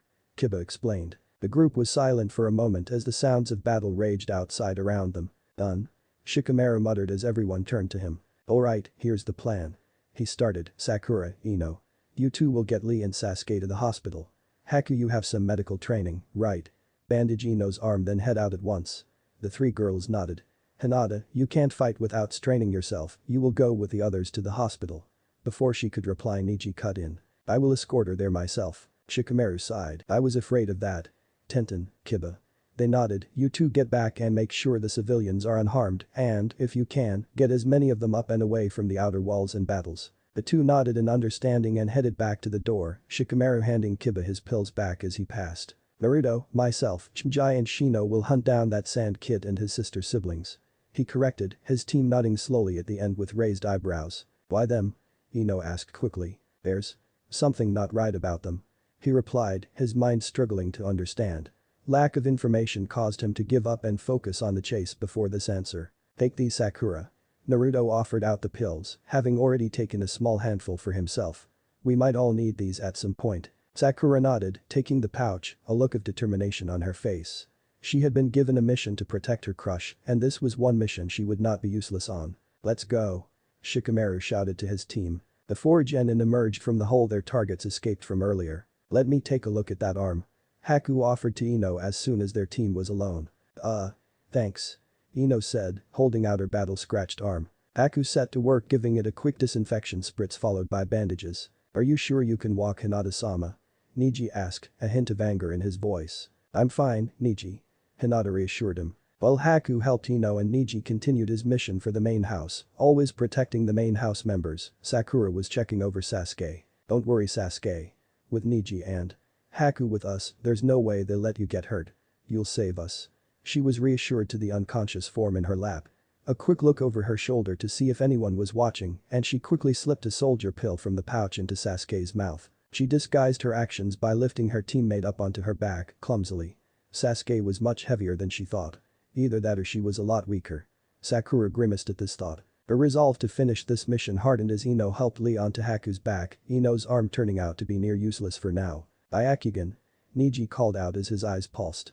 Everybody ready? Everyone nodded. Let us depart then. First Neji, then Hinata followed by Haku carrying Lee and Ino with Sakura and Sasuke, bringing up the rear as they leapt out of the hole onto the nearest roof. However, as Sakura landed, Sasuke's eyes opened. The Chunin and Chunin along the wall were doing their best to hold out against the flooding sand and sound ninja, but something turned the tide before they could react. With a mighty crash, a section of Konoha's outer wall crumbled before the most recent battle weapon. The giant three-headed snake towered over the wall and let out a mighty unsnake-like roar from each of its heads. One of the Chunin stood right below the beast, where its scales met the land.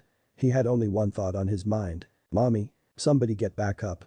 A Chunin cried from above. This Chunin heard his way out and took it, fleeing from the monster summon as fast as he could. And again, he would have fled had the order been given or not. He leapt to the rooftops and jumped several buildings, his breathing ragged not from the sudden run, but from looking the creature in the eye. A flash of movement to his right as he jumped away. More blurs passed him as they landed on different rooftops. Their red swirls didn't mistake it. Backup had arrived. "This is as far as you're going to get."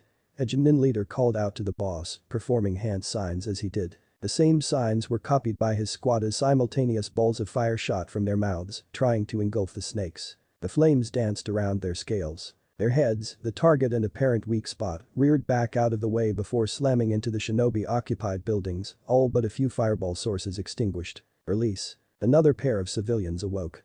The husband and wife looked around groggily before sharp sounds and a loud instruction rang in their ears. "Get to the bunker." Their brains awakening, they both noticed the bun brunette staring sternly at them. Their village's emergency knowledge flowed to the front of their minds as they immediately rose and passed the girl with the buns, up and out of the stadium. "You know, one of these people could at least say thanks." Kiba complained as he stood guard a few rows down. "Shut up, Kiba." Tenten scolded, jumping to the next pair of people. Kiba growled as his keen eyes scanned around them. Battles were going on all around the stadium, but none of them were in their section. He guessed he had Naruto to thank for that. Tenten put her hands on the next pair's heads. "K," she began. Chud couldn't even get out 3 letters before a red and brown blur slammed into their heads. The pair awoke the next second. Get to the bunker." Tenten ordered again. The pair, a young boy and teenage girl, rose. Tenten looked up and saw the rest of the row heading towards the door. "How did?" she asked. The small yip from the chair one row up answered her question. "Good job, Akamaru," Kiba called back. The pup barked again before jumping back onto his owner's head. "He can use chakra too, remember?"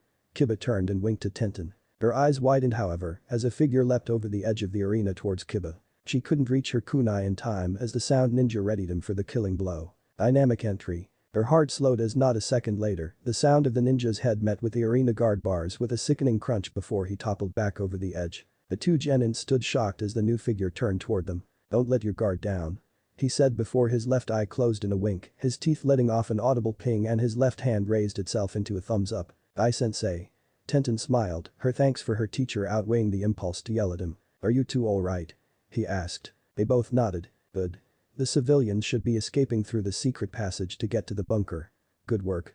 He smiled, again with a ping. The sand ninja shootout between Guy and Kiba, several kunai lodged in his chest. He crashed into the seats before landing in a heap on the floor. Tenten and Kiba turned to see what had caused it. "You're late, Kakashi," Guy said firmly. "Sorry." He apologized, his voice carrying a distinctly fed-up tone. "I was taking out the trash." All three sweat dropped. Kakashi's demeanor suddenly changed. "Kiba, Tenten, where is everyone else?" We met up in the medical room." Kiba began. Shikamaru thought up a plan. "Ino, Sakura, Neji and that girl Haku are getting Sasuke, Lee and Hinata to the hospital. Me and Tenten were ordered to get the civilians out of here." "What? Why were you taking Sasuke out of a clearly safe area?" Kakashi's voice rose. Kiba backed down a bit, his hands raised in front of him. "It was hardly safe." Tenten shouted behind him, taking Kakashi's single-eyed gaze off of Kiba and onto herself. "That Gaara kid went nuts, the whole place is filled with sand and there wasn't a meaty ninja around the whole time we were there." Kakashi's eye widened before he flashed out of sight. They presumed down to the medical bay. "What about the rest of the genin?" Guy asked, authority in his voice, but no hint of anger that graced Kakashi's. We don't know. We left before he said anything else." Tenten admitted, feeling a little ashamed for not knowing the full battle plan and safety of her teammates. "All we know is that Shikamaru, Naruto, Chijai and Shino were the only ones left." Ai's massive eyebrows furrowed. If Shikamaru is anything like his father, he's already made a plan. Combine that with the 4-man cell he could make, and those genin could take down a few enemy ninja before needing any backup. Another sound ninja burst over the edge of the railing towards Guy's turned back. Without blinking he jumped, turned and sent him sailing right back where he came from with a swift kick. Right, well I trust Shikamaru's judgment. You two should keep this up, the sooner we get the civilians out of here the better. Guy announced. Right. Tenten and Kiba nodded together with a positive yip from Akamaru. I just hope everyone's okay. Tenten thought, her mind trailing back to a specific blonde. Boy, keep up Naruto. Shikamaru called back. Naruto picked up his pace to resume his position in the cell, resisting the urge to sneeze. The team was traveling across the Leaf Village in diamond formation. Shino stood at the back, several bugs flying off behind him every few paces to detect anyone trailing them. Next came Shikamaru and Shinji in the middle. Should the group get intercepted, they could split in 4 different directions, coupled with keeping their muscle and mind together. Naruto took up the remaining position at the front. He'd managed to convince Shikamaru his eyes would be best at spotting anything ahead and either side. This way, he called back, his red, slitted eyes glimpsing something in the distance. The group followed Naruto's lead despite the unusual niggling in the back of their mind that something wasn't right with this either. Since when could Naruto track? Sounds of battles faded the further they hurried into the village. They were nearly 3/4 of the way to the Hokage manor. Shikamaru didn't like it. If my predictions are correct, they're heading toward the academy. Eh? What's up Konohamaru? The small orange-haired girl asked her friend. The boy in question was gazing around the sun. Not into it directly, just around it. There's something not right about this. He muttered. Well we're having an emergency evacuation, we get to miss class. That's a bonus right? She smiled, bringing both hands clenched just under her chin for cuteness effect, trying to draw his gaze to her instead. Konohamaru's gaze fell to the further regions of the village underneath the sun at this point in time. Alright everyone. We're going out through the trapdoor in the kunai range today. Just follow your teachers and obey instructions. A leading ninja called to the classes, authority heavy in her voice. Konohamaru obeyed reluctantly as he turned back to his instructor for the day since Iruka had cashed in some time off just for Naruto's fight. The classes quickly hurried to the range. Being at the opposite end of the building, Iruka's class would enter last purely because of such a fact. The instructors' heads turned, as well as Konohamaru's and 2 other students. Everybody inside now. The closest teacher called out, herding the last of the students into the open range before performing the ram hand sign. 3 instructors remained outside as the metal door closed shut quickly, with barely a click as they turned toward the source of the disturbance. Wait. A higher-pitched voice called out. A female as far as the teachers could tell. Stay away. A distressed shout echoed in the academy courtyard. The teachers readied themselves. An explosion of sand erupted on the rooftop directly across from the courtyard. The roof caved. The explosion sent half the building crumbling into chunks before falling towards them. It crashed into the ground where the wall ended, heavy chunks landing on top, burying the helpless trash can located beneath. The 2 male teachers clutched kunai, while the female held her hands ready for counterattack. The roof and dust settled as contents of the apartments located within could be seen. Mother. Must have blood. A dark and eerie voice pierced through the rubble. The stone and other materials shifted as something pushed them up from below. Before they crumbled to the floor they scattered into a fine powder as what could only be described as a monster rose from the debris. You'll do perfectly. The figure muttered before its overproportioned right arm shot out. Hinata-san, I will carry you if I have to. Niji's monotone voice barked at his younger cousin. I am fine. Niji. Hinata gasped as her lungs asked for more air than she could breathe. Hinata, we have to get to the hospital as fast as we can. Ino complained, Lee's weight was beginning to tire her working arm out, Haku lending him to her while she stood on point as the group had ducked into a dead-end alley to recover, mostly for Hinata's sake. I must insist on the urgency of our departure. Haku called back, her voice lowered. The battles are drawing closer. Hinata looked into her cousin's eyes briefly before looking down at her feet. Okay then. She muttered. Niji reached down and plucked the fragile girl up into his arms, one under her knees and another along her back. Then we are ready. Niji stated. Haku turned and ran with the others as they dashed up the building. There's no such thing as a dead end for a ninja. But Haku being the only one with arms free, she was the lone guard for the small squad for this brief time. The group jumped across to the next rooftop as battle continued below. An explosion shocked Ino, Sakura and Hinata as it went off directly below them as they crossed to another roof. Just keep going. Haku ordered, unaffected by the sudden blast. The battles helped draw little attention so far, but here their luck ran out. As Haku landed 3 sound ninja followed from below, jumping up to the rooftop as they spotted fleeing prey. Sensing their chakra, Haku turned and hurled at each of them. Aiming for their throat. The lead sound ninja merely blocked them with 3 of his own. "I'll take care of these guys, just get them to safety." The ice mistress called back as she turned to face her opponents. Niji's eyes caught hers, nodding in response before the 3 continued with their cargo. "Shouldn't we help her?" Hinata said, her voice like a whisper to her cousin. "She is a fully qualified ninja with more experience than any of us. I do not doubt her skills to at least stall for us." "Well, looky what we found."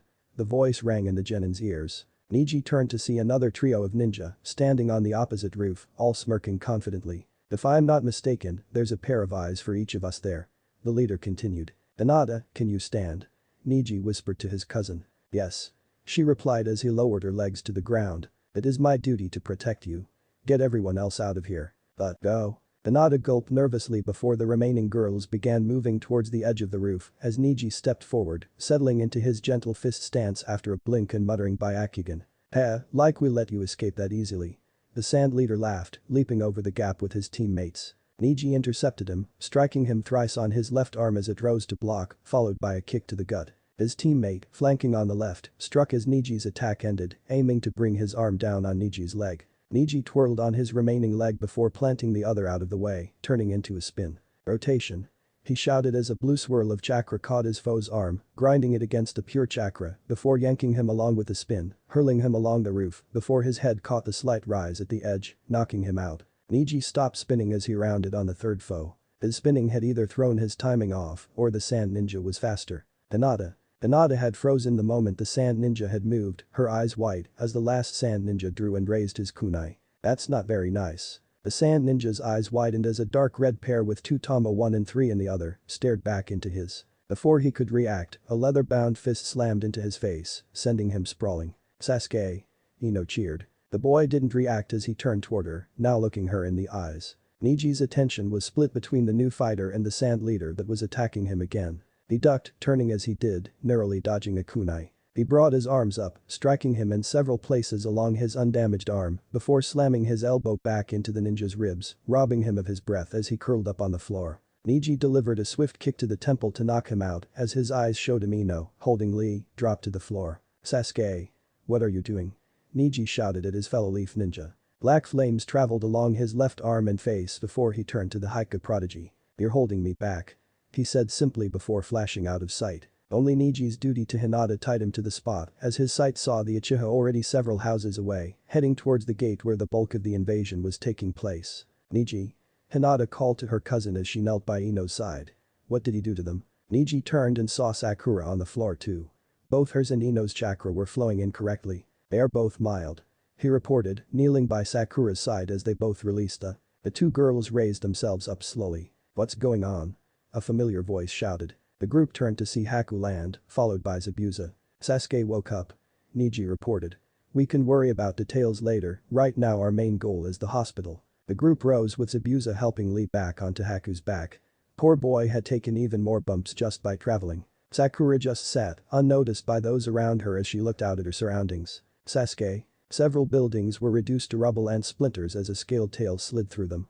The giant summons heads reared up and hissed again before slamming down on another set of buildings. Through the dust and smoke, shuriken and kunai flew, making their mark in buildings. Trees are their intended targets, the enemy. Leaf, sand and sound ninja alike lay still on the streets, their bodies broken from slashes, kicks and. Several leaf ninjas stood on a building, downwind from the action as they observed the destruction. "We have to hold them off somehow," a Jonin shouted to others down below. The snake reared up again as a trench-coated ninja just stared at the beast in shock. "DRRR, it's out of our hands now," the voice called out over the battle. Relief washed over Leaf Ninja while the enemy trembled in fear. "Summoning.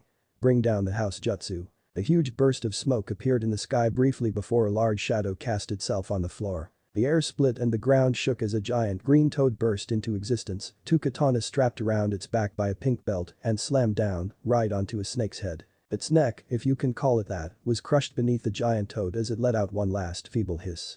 Its eyes rolling back to show only yellow as its brain shut down. Adibiki muttered, shielding his eyes from the dust blown up. As it settled, the squad looked back at the new arrival with awe. "Long time no see Ibiki," the summoner called from atop the toad. My, what have they been feeding you?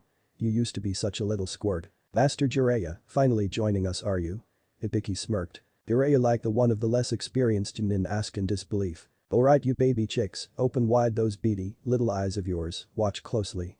He called back as he began his signature dance. When it comes to dealing with strange otherworldly freaks and monsters, no one's better than a strange hermit ninja. Thank goodness that Jiraiya is here.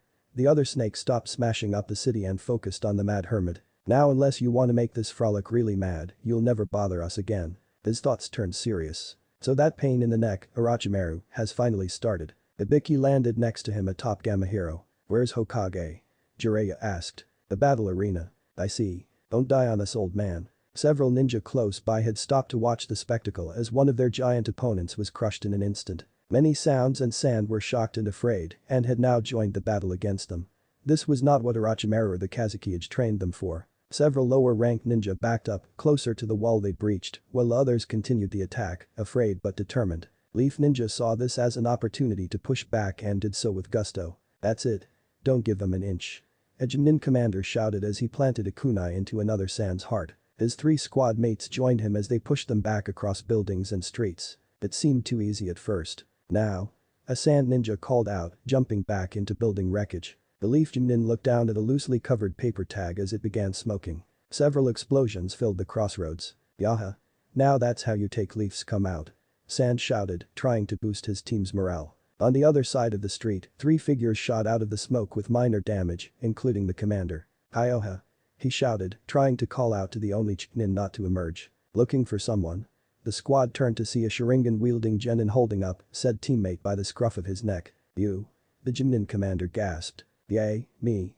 Sasuke smirked, dropping the unconscious Chunin at his feet. My turn. He muttered, flashing out of sight so fast even the Jonin commander couldn't believe this genin's speed. The sand ninja responsible for the explosion laughed loudly at his victory. Did you see that? I blew them straight too. Sasuke flew through the smoke and sent the guy flying into a wall with a strong kick to the face. Before his 2 teammates could react he jumped into the air and finished his hand signs. Fire style. Phoenix flower jutsu. Small, powerful balls of fire stuck the area around the 2 before a pair hit them, sending them flat on their backs. One quickly jumped to his feet, only to hear the unmistakable sound of a kunai finding its target. The small smokescreen caused by the quickly dissipated, revealing Sasuke, perfectly balanced on a kunai in his teammate's throat. You bastard. He shouted, flying through his own hand signs. Earth style. Bombardment. Sasuke felt the chakra around him as the very earth and stone centered on him. Bits of wall, stones and tiles all shot straight towards him from all directions. Ha! Let's see you escape that. The final sand ninja taunted. The dust began to settle as his eyes tried to find his victim. The light suddenly lit up as a shadow covered him. He looked up. Sasuke brought his foot down on the top of the sand's head, slamming it into the floor before flipping back, landing crouched. DSH, too easy. He muttered. His heart beat. Erg. He clutched his side, gasping and breathing a little deeper than before. Damn Lee. The pain fled a moment later, his flame marks flashing purple briefly right before it. This power. It's unbelievable. He laughed. Behind him, he heard the clangs and whizzes of battle. He turned to face them, seeing the flashes of steel meeting and the used battering the streets and the opposition. He started walking towards the battle, an arrogant smirk on his face. The giant snake head slammed into the ground in the middle of the battles, sending ninjas scattering to safety for a few brief moments as another building fell. Finally, a challenge. He smirked before running towards his new target. The snake's head turned sharply. Its eyes staring straight into Sasuke's Sharingan. The snake lifted its head, its new focus on Sasuke apparent, while his other, middle head distracted the and his toad. Sasuke jumped, landing on a building on the left-hand side of the street. The snake reared back, poised to strike as Sasuke drew nearer to it and released, its jaws open wide, on a direct course for the uchiha. Sasuke jumped right, onto the opposite side, his eyes keeping up with the snake's movements. The building crumbled as the snake's head tore through it, its body at a full stop as it collided with the ground. Sasuke saw his chance and jumped back, his feet planting themselves onto the scales and holding on with chakra. It moved, lifting its head high, it shook his head quickly, trying to remove the dust from settling in its eyes. Now. Sasuke shouted at his body, running along the scales up to the snake's head, drawing a handful of tags in each hand. The snake's irritant cleared as it searched for its prey quickly. The darkness quickly fell over its left eye, and something rectangular latched itself above and below the eye. Feeling for the connection, the snake shook its head violently, feeling its prey latch to the top. Damn it. Sasuke cursed as he held on tight with his chakra. He couldn't move like this. Take this. He gritted his teeth, holding his right hand up in a half-ram sign. The bright light filled the snake's vision, or at least half of it. The flash tags lit up like the sun as Sasuke activated them. The light was too much for this giant summon. With no eyelids to block the light, all it could do was writhe in pain. Its movements became faster as it jerked its head more and more violently. Sasuke bent down, holding himself steady with his hands full of chakra. Suddenly the snake jerked its head straight down. He could feel the air trying to rip him off as his holds weakened. Before the snake struck the ground, it suddenly jerked back up. Sasuke's grip failed as the sudden change in direction strained his joints, putting massive pressure on his already injured chest. As the snake reached the top of its jerk, Sasuke was hurled up into the air. His body shot through the sky, the wind holding his limbs stiff as he rose higher and higher. The pain on his neck and side suddenly flared from the seal along with his other injuries. He cried out, not even able to grip himself in pain, only bared. He was much higher than even the Hokage monument before his body slowed, and he could grip his everywhere tightly, trying in vain to stop the pain. Gravity brought his mind back to earth shortly before his body began the journey. The cold air stung his eyes as he picked up speed, his limbs now stuck to his sides as he shot downward. Come on. Move. He cried out to himself, willing his limbs to obey him. In one quick movement, his arms forced themselves against the wind and up to his face. He shielded his eyes from the wind, trying to reopen them to find a means to save himself. Opening a crack between his fingers, he looked down, the air battering itself against his eyebrow. His eyes caught sight of his flash tags as they burned out on the snake's eye directly in front of him. The snake's eyes were once again fixed with his. The only difference this time was the pain at the back of his neck and the eerie purple glow from the 3 tomo on the snake's head. The second snake's head fell to the ground with a huge smash as Gamahiro flicked his katana while Jiraiya landed back on his head, his breath as hot as the dragon flame bomb he just unleashed. Why did its last head not back it up? Jiraiya thought, quickly turning to face the last major obstacle in this breach. His eyebrows furrowed as he saw the last snake looking into the sky at something. Turning his own gaze that way, he saw something small moving through the air fast. His eagle eyes zoomed in on said object. A red and white fan. His mind raced, remembering what Orochimaru was after all those years ago, watching as the snake's mouth opened slowly. "Oh no you don't. Gamahiro."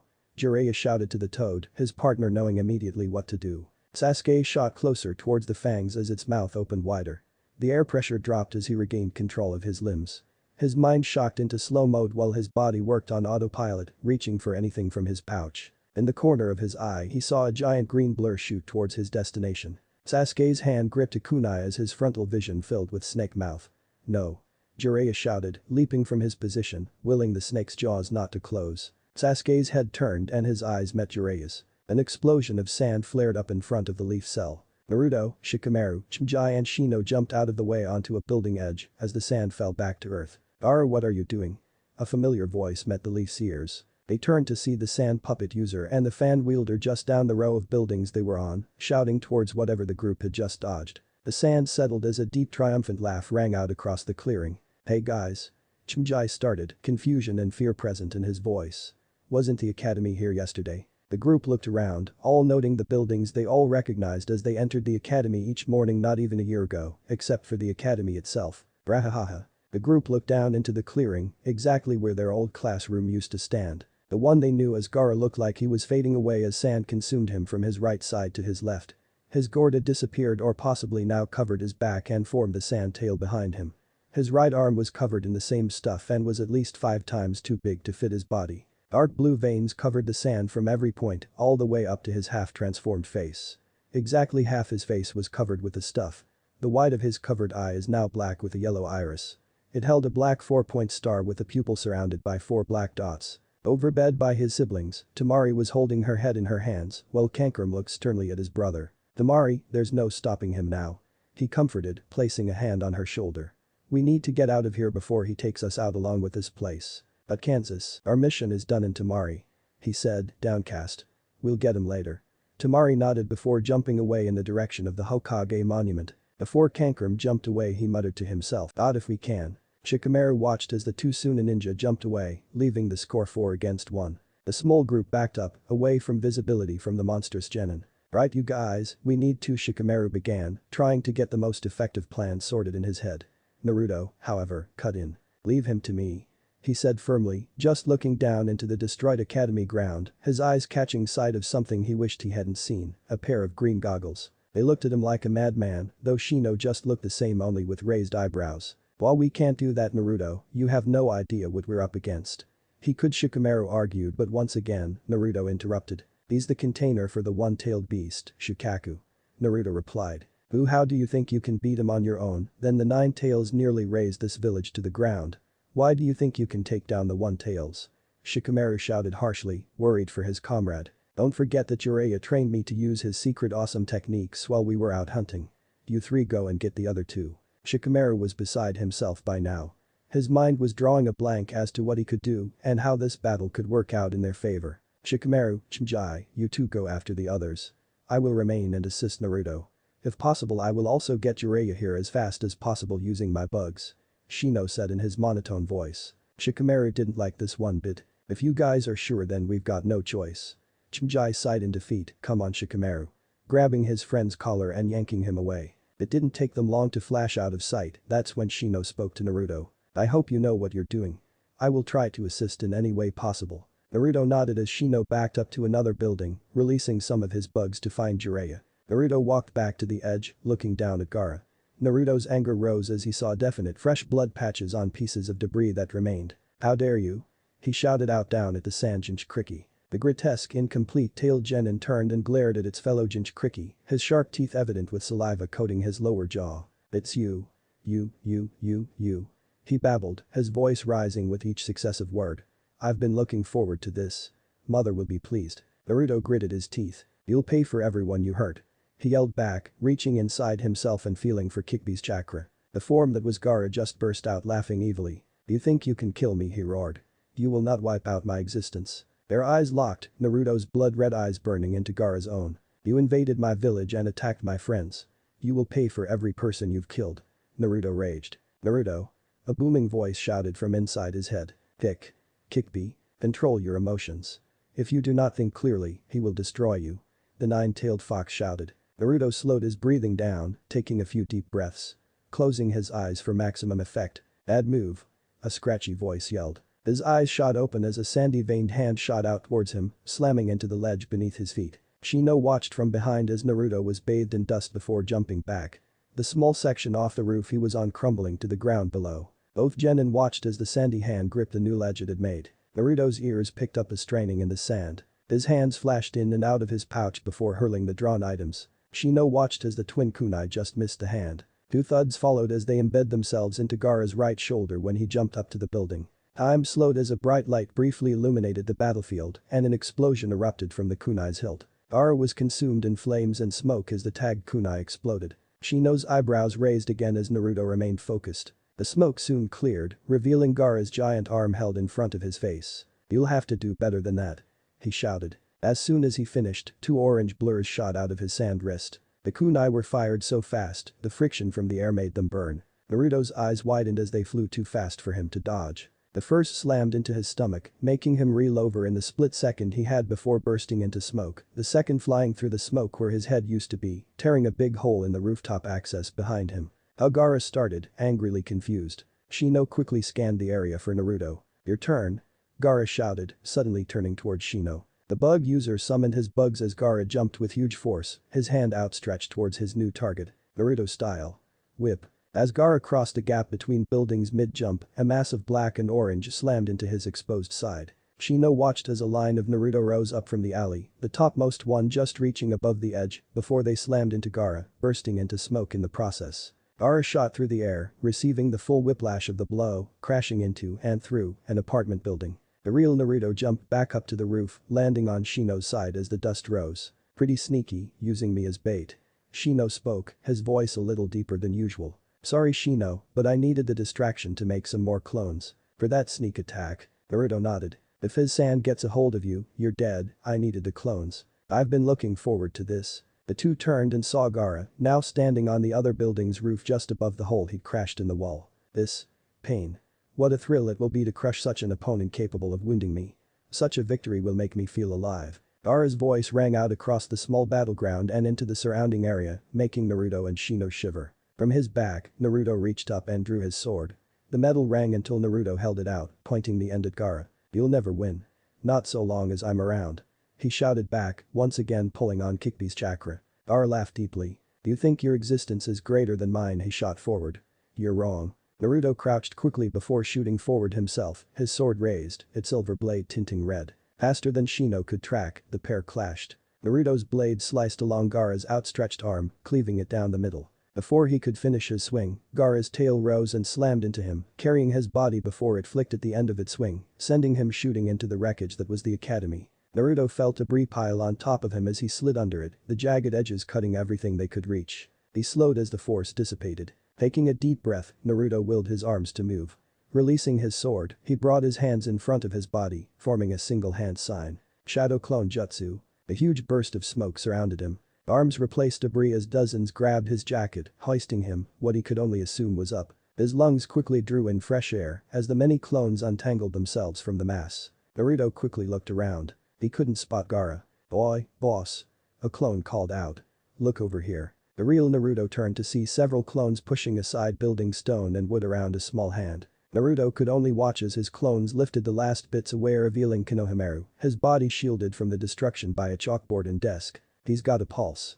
One clone called back, feeling the young boy's neck with 2 fingers. Naruto released a breath he didn't realize he was holding as the clones cleared a spot around his friend, checking for any life-threatening injuries. Uzumaki Naruto. The blonde and clones turned back only to see Gaara's maniacal grin as he held up an unconscious bug user. "Shino." Naruto shouted out, his friend's life possibly seconds away from ending. "You lay another finger on my friend and I swear I will pulverize you. Watch as I end his life, Uzumaki Naruto." Gaara called down, his sand wrapping around Shino's body until only his head was exposed. The clone quickly handed Naruto his blade. "Sand burial." Shino's mouth opened in pain as the sand compressed around him. "No. No, Shino." Gaara's deep laugh rang out loud as he took in Naruto's anguish. His body reeling in the cries of sadness his prey obviously felt. "Grr. Damn it." Naruto glared back at his opponent, flicking his blade at the ground, its red color resumed as the force of the swing sent debris scattering. The thought of using Shino as bait for a well-timed blow earlier now sickened him. Naruto focused all of his rage and hate at the boy who'd murdered his latest friend. He crouched again, about to tear into the sand until there was nothing left. "Wait." Naruto caught himself as his eyes flicked back to the sand coffin. Bugs began crawling over the sand. Naruto looked on as Shino's head lost its color, bugs detaching themselves as his face. "What's wrong with Naruto?" The blonde turned as the bug user stood next to him, his shades still in place and his hands in his pockets. "You didn't really think I'd not improved this past month, did you? Shino." Naruto smiled while some of his clones performed several whoops and displays of joy Naruto felt inside. Gaara looked down at the scene in rage, both of his prey were still alive. His head throbbed and his stance weakened. He clutched his head in pain. "If you have a plan for Naruto," Shino said, "I'd suggest you pull out the big finale now. I didn't give up 2/3 of my colony to distract him for nothing, you know." Naruto nodded, he wouldn't let Gaara lay another finger on his village, nor anyone in it. He wiped a bit of blood from his side, a large hole present over his healing wound. His hands quickly sped through signs before he slammed one down. Summoning Jutsu. A large burst of smoke later and a familiar face greeted Naruto. "So, find yourself in need of assistance, eh?" The blue flipper cut through the air swiftly and the smoke was gone in an instant. The blue toad sat in his usual pose, elbows perched on the inside of his thighs, while his yellow robe flapped in the wind. "Damasenshim, ready for battle." The toad saluted. Shino looked stunned at the new technique Naruto had learned. A lot of chakra was required for stronger summons, and this guy looked and sounded the part. "Great, I need you to help me take down the one-tailed Shukaku," Naruto explained quickly. "The tailed beast." The frog pondered the information before turning his head. "A little scrawny for a tailed beast, isn't he? He hasn't fully released himself, something's wrong, but we need to take him out before he can hurt anyone else," Naruto urged. "Heh, you called the right guy for the job, kid." The blue toad smirked, now turning to face his opposition. "Alright, it's time for me to end this." Naruto began, "I won't let you harm anyone anymore." He shouted back to his clones. "You guys know what to do."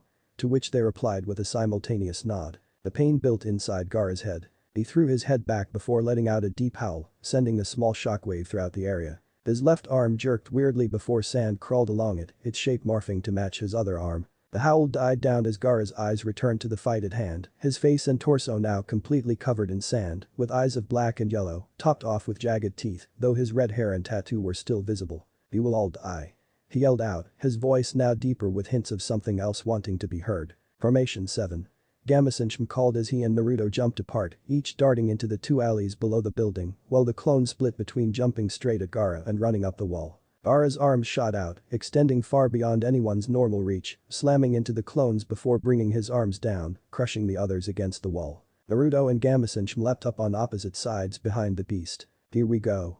The two called out as they charged. Gaara's tail flicked out, sweeping along the roof toward Naruto first. The blonde was ready. He gripped his blade in both hands before slicing up as the tail approached. The blade cut clean through the sand, completely splitting the tail in two. Gaara turned sharply, his mouth twisted in anger and pain. "My go."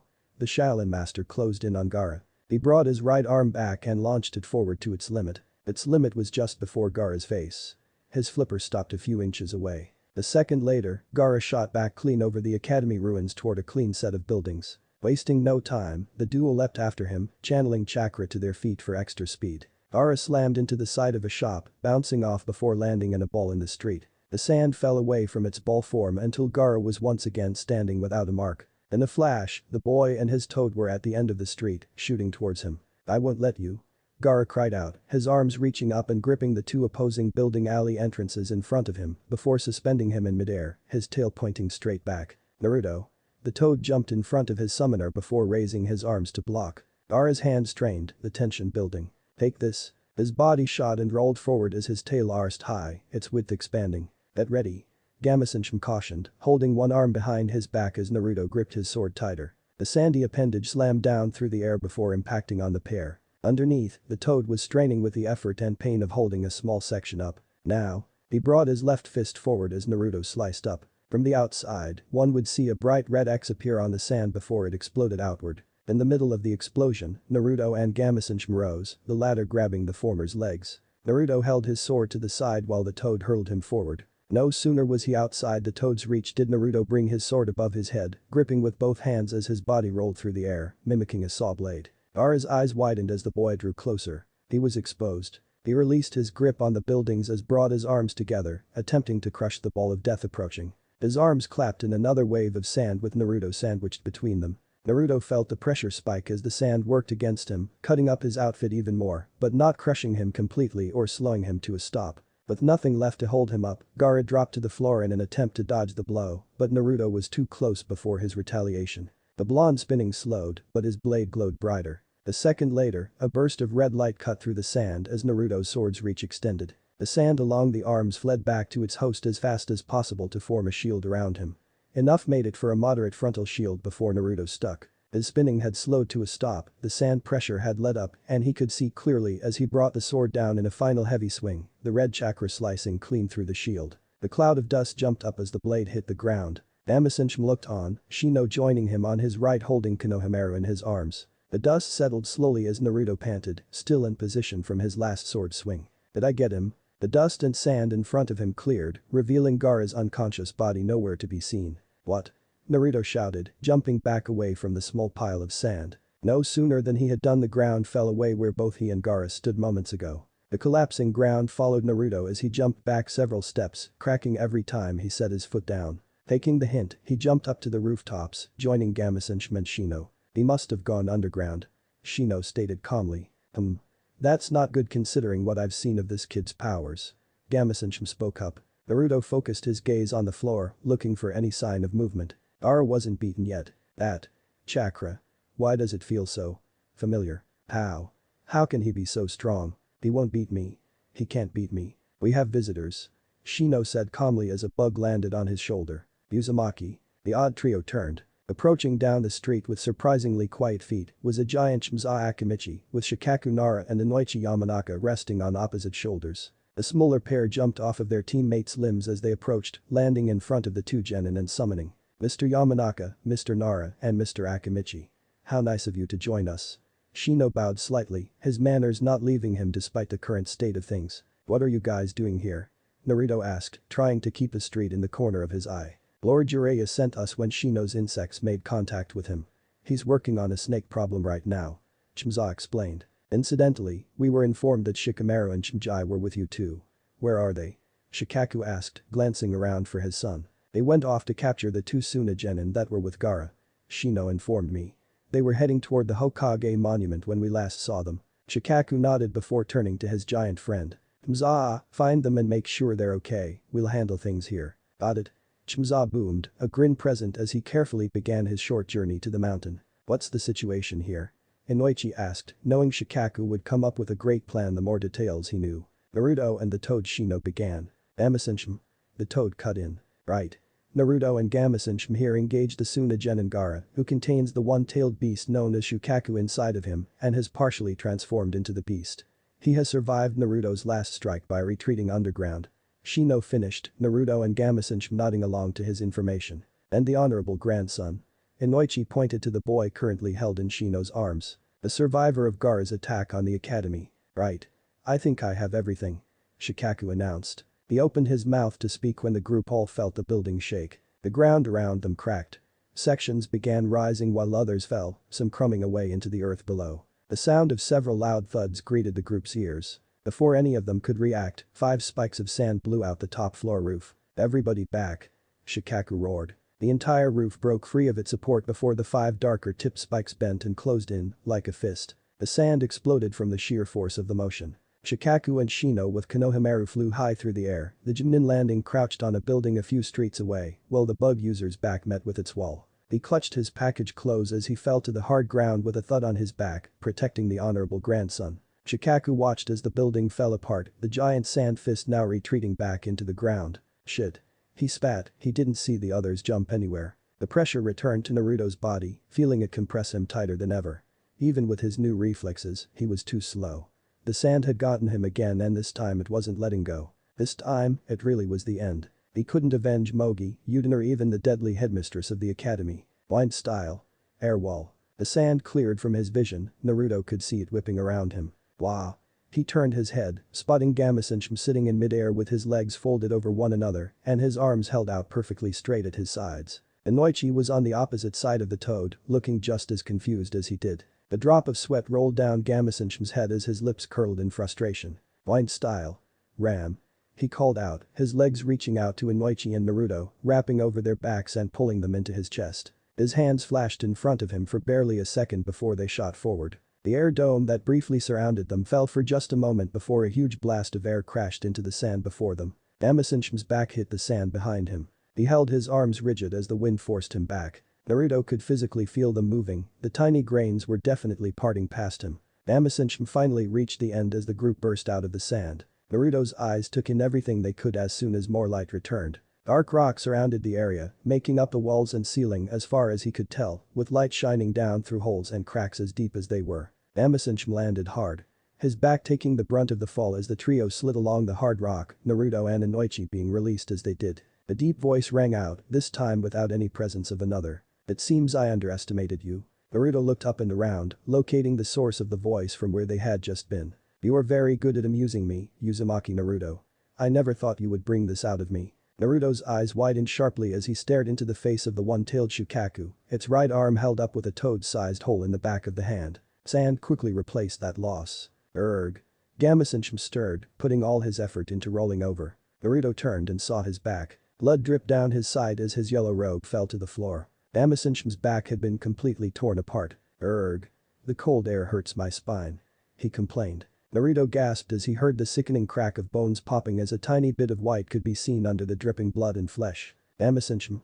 Naruto crawled to his side as the toad pushed himself up. I think. It's time for me to go back, kid. I can't help you anymore. You gonna be alright, sensei?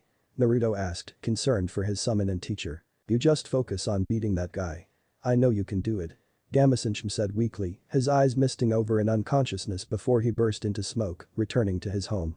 Naruto. Inoichi raised his head, his own eyes watery from keeping out the sand. Mr. Yamanaka. Naruto rushed to his side, helping him to his feet. Inoichi stumbled as he put pressure on his right foot. He just grit his teeth through the pain as he backed against the right wall. How in the hell are we going to make it out of this? Just leave it to me, sir. Inoichi just stared at Naruto. You can read minds? He asked, shocked. No, I can read facial expressions. Naruto replied. Just how do you think we can get out of this? A genin and an injured genin. Despite Naruto's skill and what he carried himself, this was the end for them. Like I said, leave it to me. Oh, I don't think so. Naruto's ears twitched at the sound of slithering sand. He watched as sand engulfed the ground, walls and ceiling around the two of them. Inoichi gasped as the sand wrapped around his arms and chest. The sand along the ground wrapped around Naruto's feet and made its way higher. I won't kill you just yet. Uzumaki. I want to watch your pain as your friend is crushed, limb by limb. Naruto stared hard at Shukaku, replying in Gaara's voice. Kid. I know. The sand finished wrapping around the both of them, leaving only their heads exposed. Sand Buri, ha. The sand exploded off of Naruto. His body tense as his red eyes darkened just a little more than normal. The sand around his feet was pushed away from the sheer force of chakra expelled. His body started to glow red as bubbles of red chakra began seeping out everywhere. His canines sharpened as the bubbles rose around his head, while his fingernails sharpened akin to claws. It crawled over his arms and around his body till it reached his backside. A long thick length of chakra jutted out, forming an unmistakable tail. Inoichi looked on in shock as the sand around his body retreated as the power of Naruto's chakra washed over him. Kick Inoichi began. Don't worry, Mr. Yamanaka. He's gonna wish he never came here. Naruto muttered back to his fellow ninja in arms without turning to face him. Instead, his eyes focused on the giant sand demon in front of him. This is between me and you, Gaara. He shouted. It's time to end this. Naruto's ears picked up Gaara's chuckling. Interesting. Finally, a true opponent worthy of my time. Naruto watched as the sand fell away from Shukaku's forehead. Gaara's own head and body rose from the sand, his head raising up to meet Naruto eye to eye. When Naruto did look into Gaara's eyes, he saw nothing. Nothing but white, his iris and everything inside it, gone. Before I destroy you, I'll show you the true power of the manifestation of the sand. Gaara's hands rose in front of him before he clasped them together in the ram hand sign. Two voices told Naruto what to do next, one inside, one outside. Don't let him go to sleep. Kick me, and Inoichi shouted at Naruto. Naruto's reflexes kicked in. He crouched down onto all fours, shooting across the rocky, sandy floor toward the genin. Gaara's muscles relaxed as he was completed. Feigning sleep jutsu. Naruto's keen eyes watched as Gaara slumped over, catching sight of the sand head's actual eyes. The iris's color darkened, changing to a deeper yellow, while the pupils swirled. Naruto skidded to a halt, holding his ears as the giant amount of sand shifted as the now complete tailed beast's mouth opened. Hi-ya. I'm finally free. All over Konoha, the terrifying scream could be heard. Sand and Sound Ninja's hopes rekindled, if only for a moment. The voice sounded clear, but with the demon nowhere in sight, things didn't appear any better. Leaf Ninja redoubled their efforts to rid themselves of the invaders, now pushed back to the wall with only a few minor battles a little further in the village. Damn it. Now this is gonna be even harder. The fox muttered in Naruto's head. You mean more than before? Naruto muttered back, his ears ringing slightly. Quite. Shukaku now has free reign over himself now, whereas you can still only hold a fraction of my power. Before the quick conversation could continue anymore, Shukaku interrupted. Here I come, baby. His stomach swelled up as he drew a massive amount of air inside. Blind style. Air bullets. He shouted, bringing his left hand down into his gut, releasing a blast of air heading straight down the cave. Thinking quickly, Naruto jumped straight up.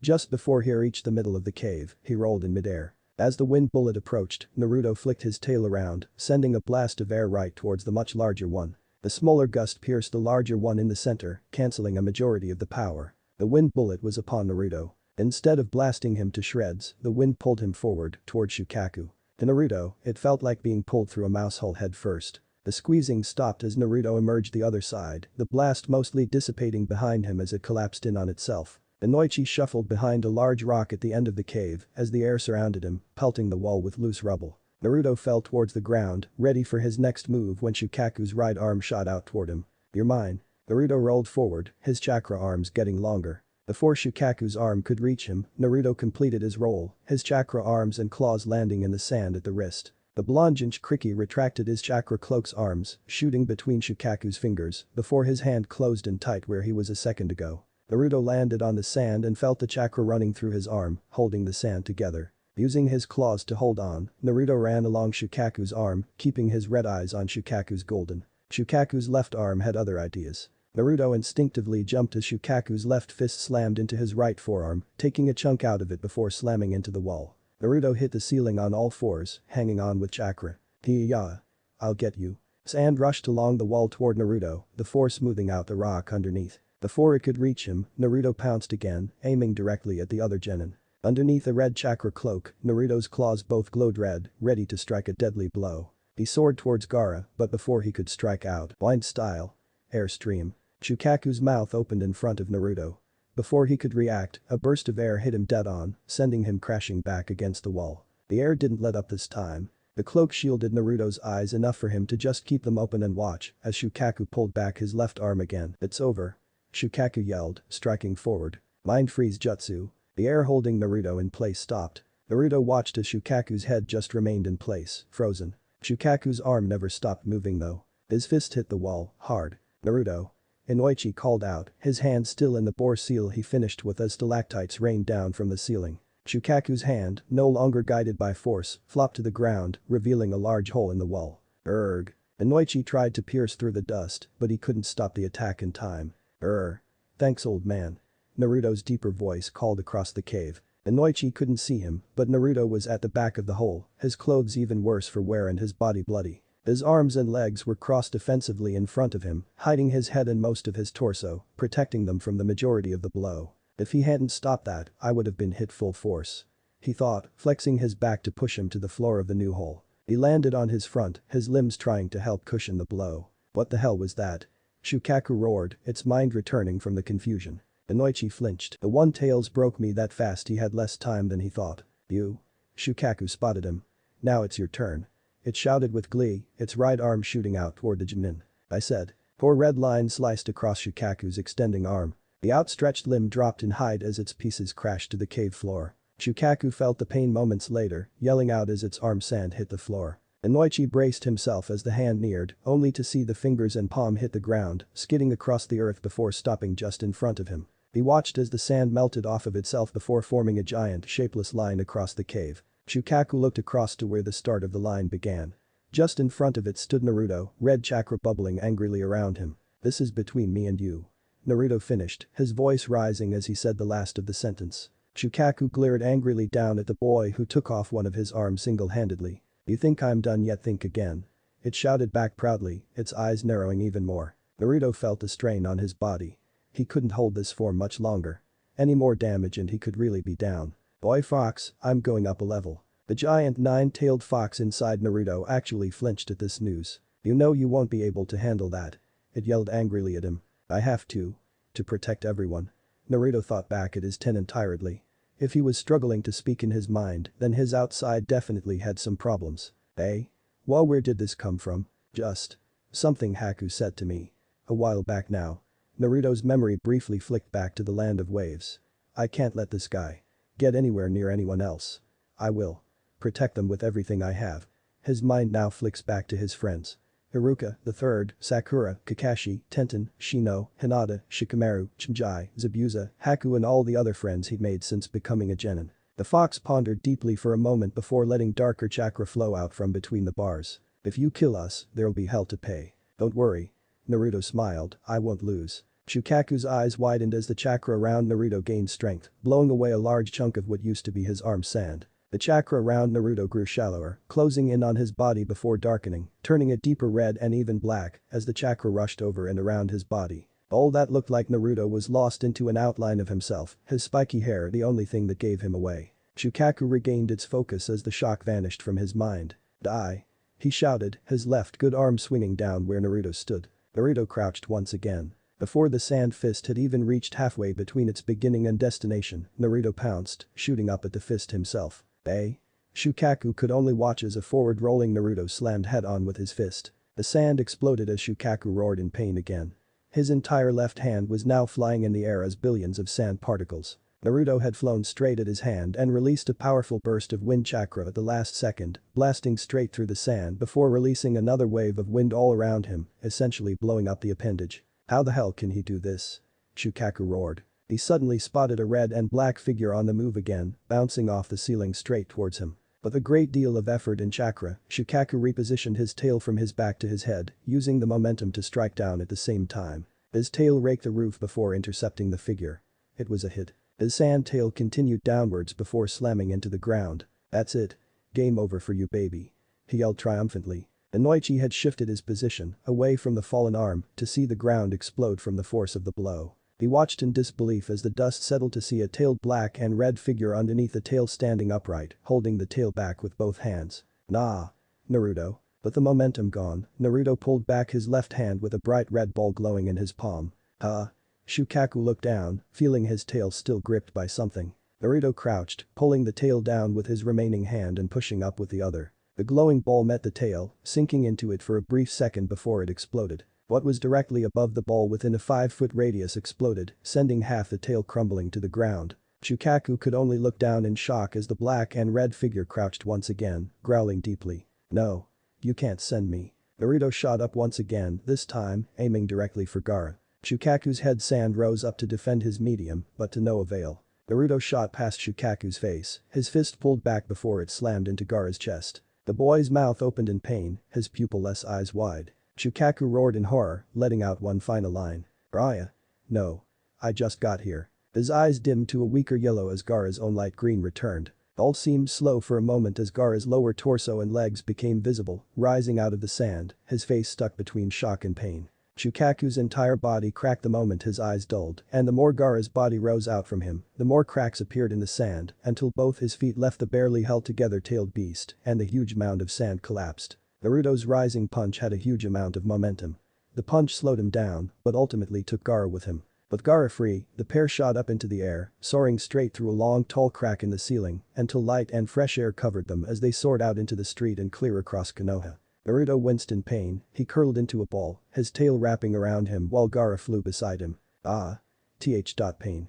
Naruto muttered, bracing his body as much as he could as the dark red and black chakra peeled itself off his body slowly. The two had gained enough height and had enough speed to shoot over the West Konoha wall, flying over the forest before falling, slamming into tree branches. The tree limbs raked over their bodies before the duo hit the dirt, rolling until they stopped with neither able to make an effort to protect themselves any more than their bodies would allow. Luckily, they had rolled into a small clearing, the soft grass had taken some of the brunt of rolling as the two slowed to a stop, both breathing heavily. Naruto lay on his back, his eyes closed in pain as the last of the Kickbeast chakra receded into his body, his skin now a few shades lighter than blood red. Gaara had also landed on his back, a bit further away from Naruto. His hand twitched lightly, his fingers balling into a fist. "I will not disappear, I will not cease to exist.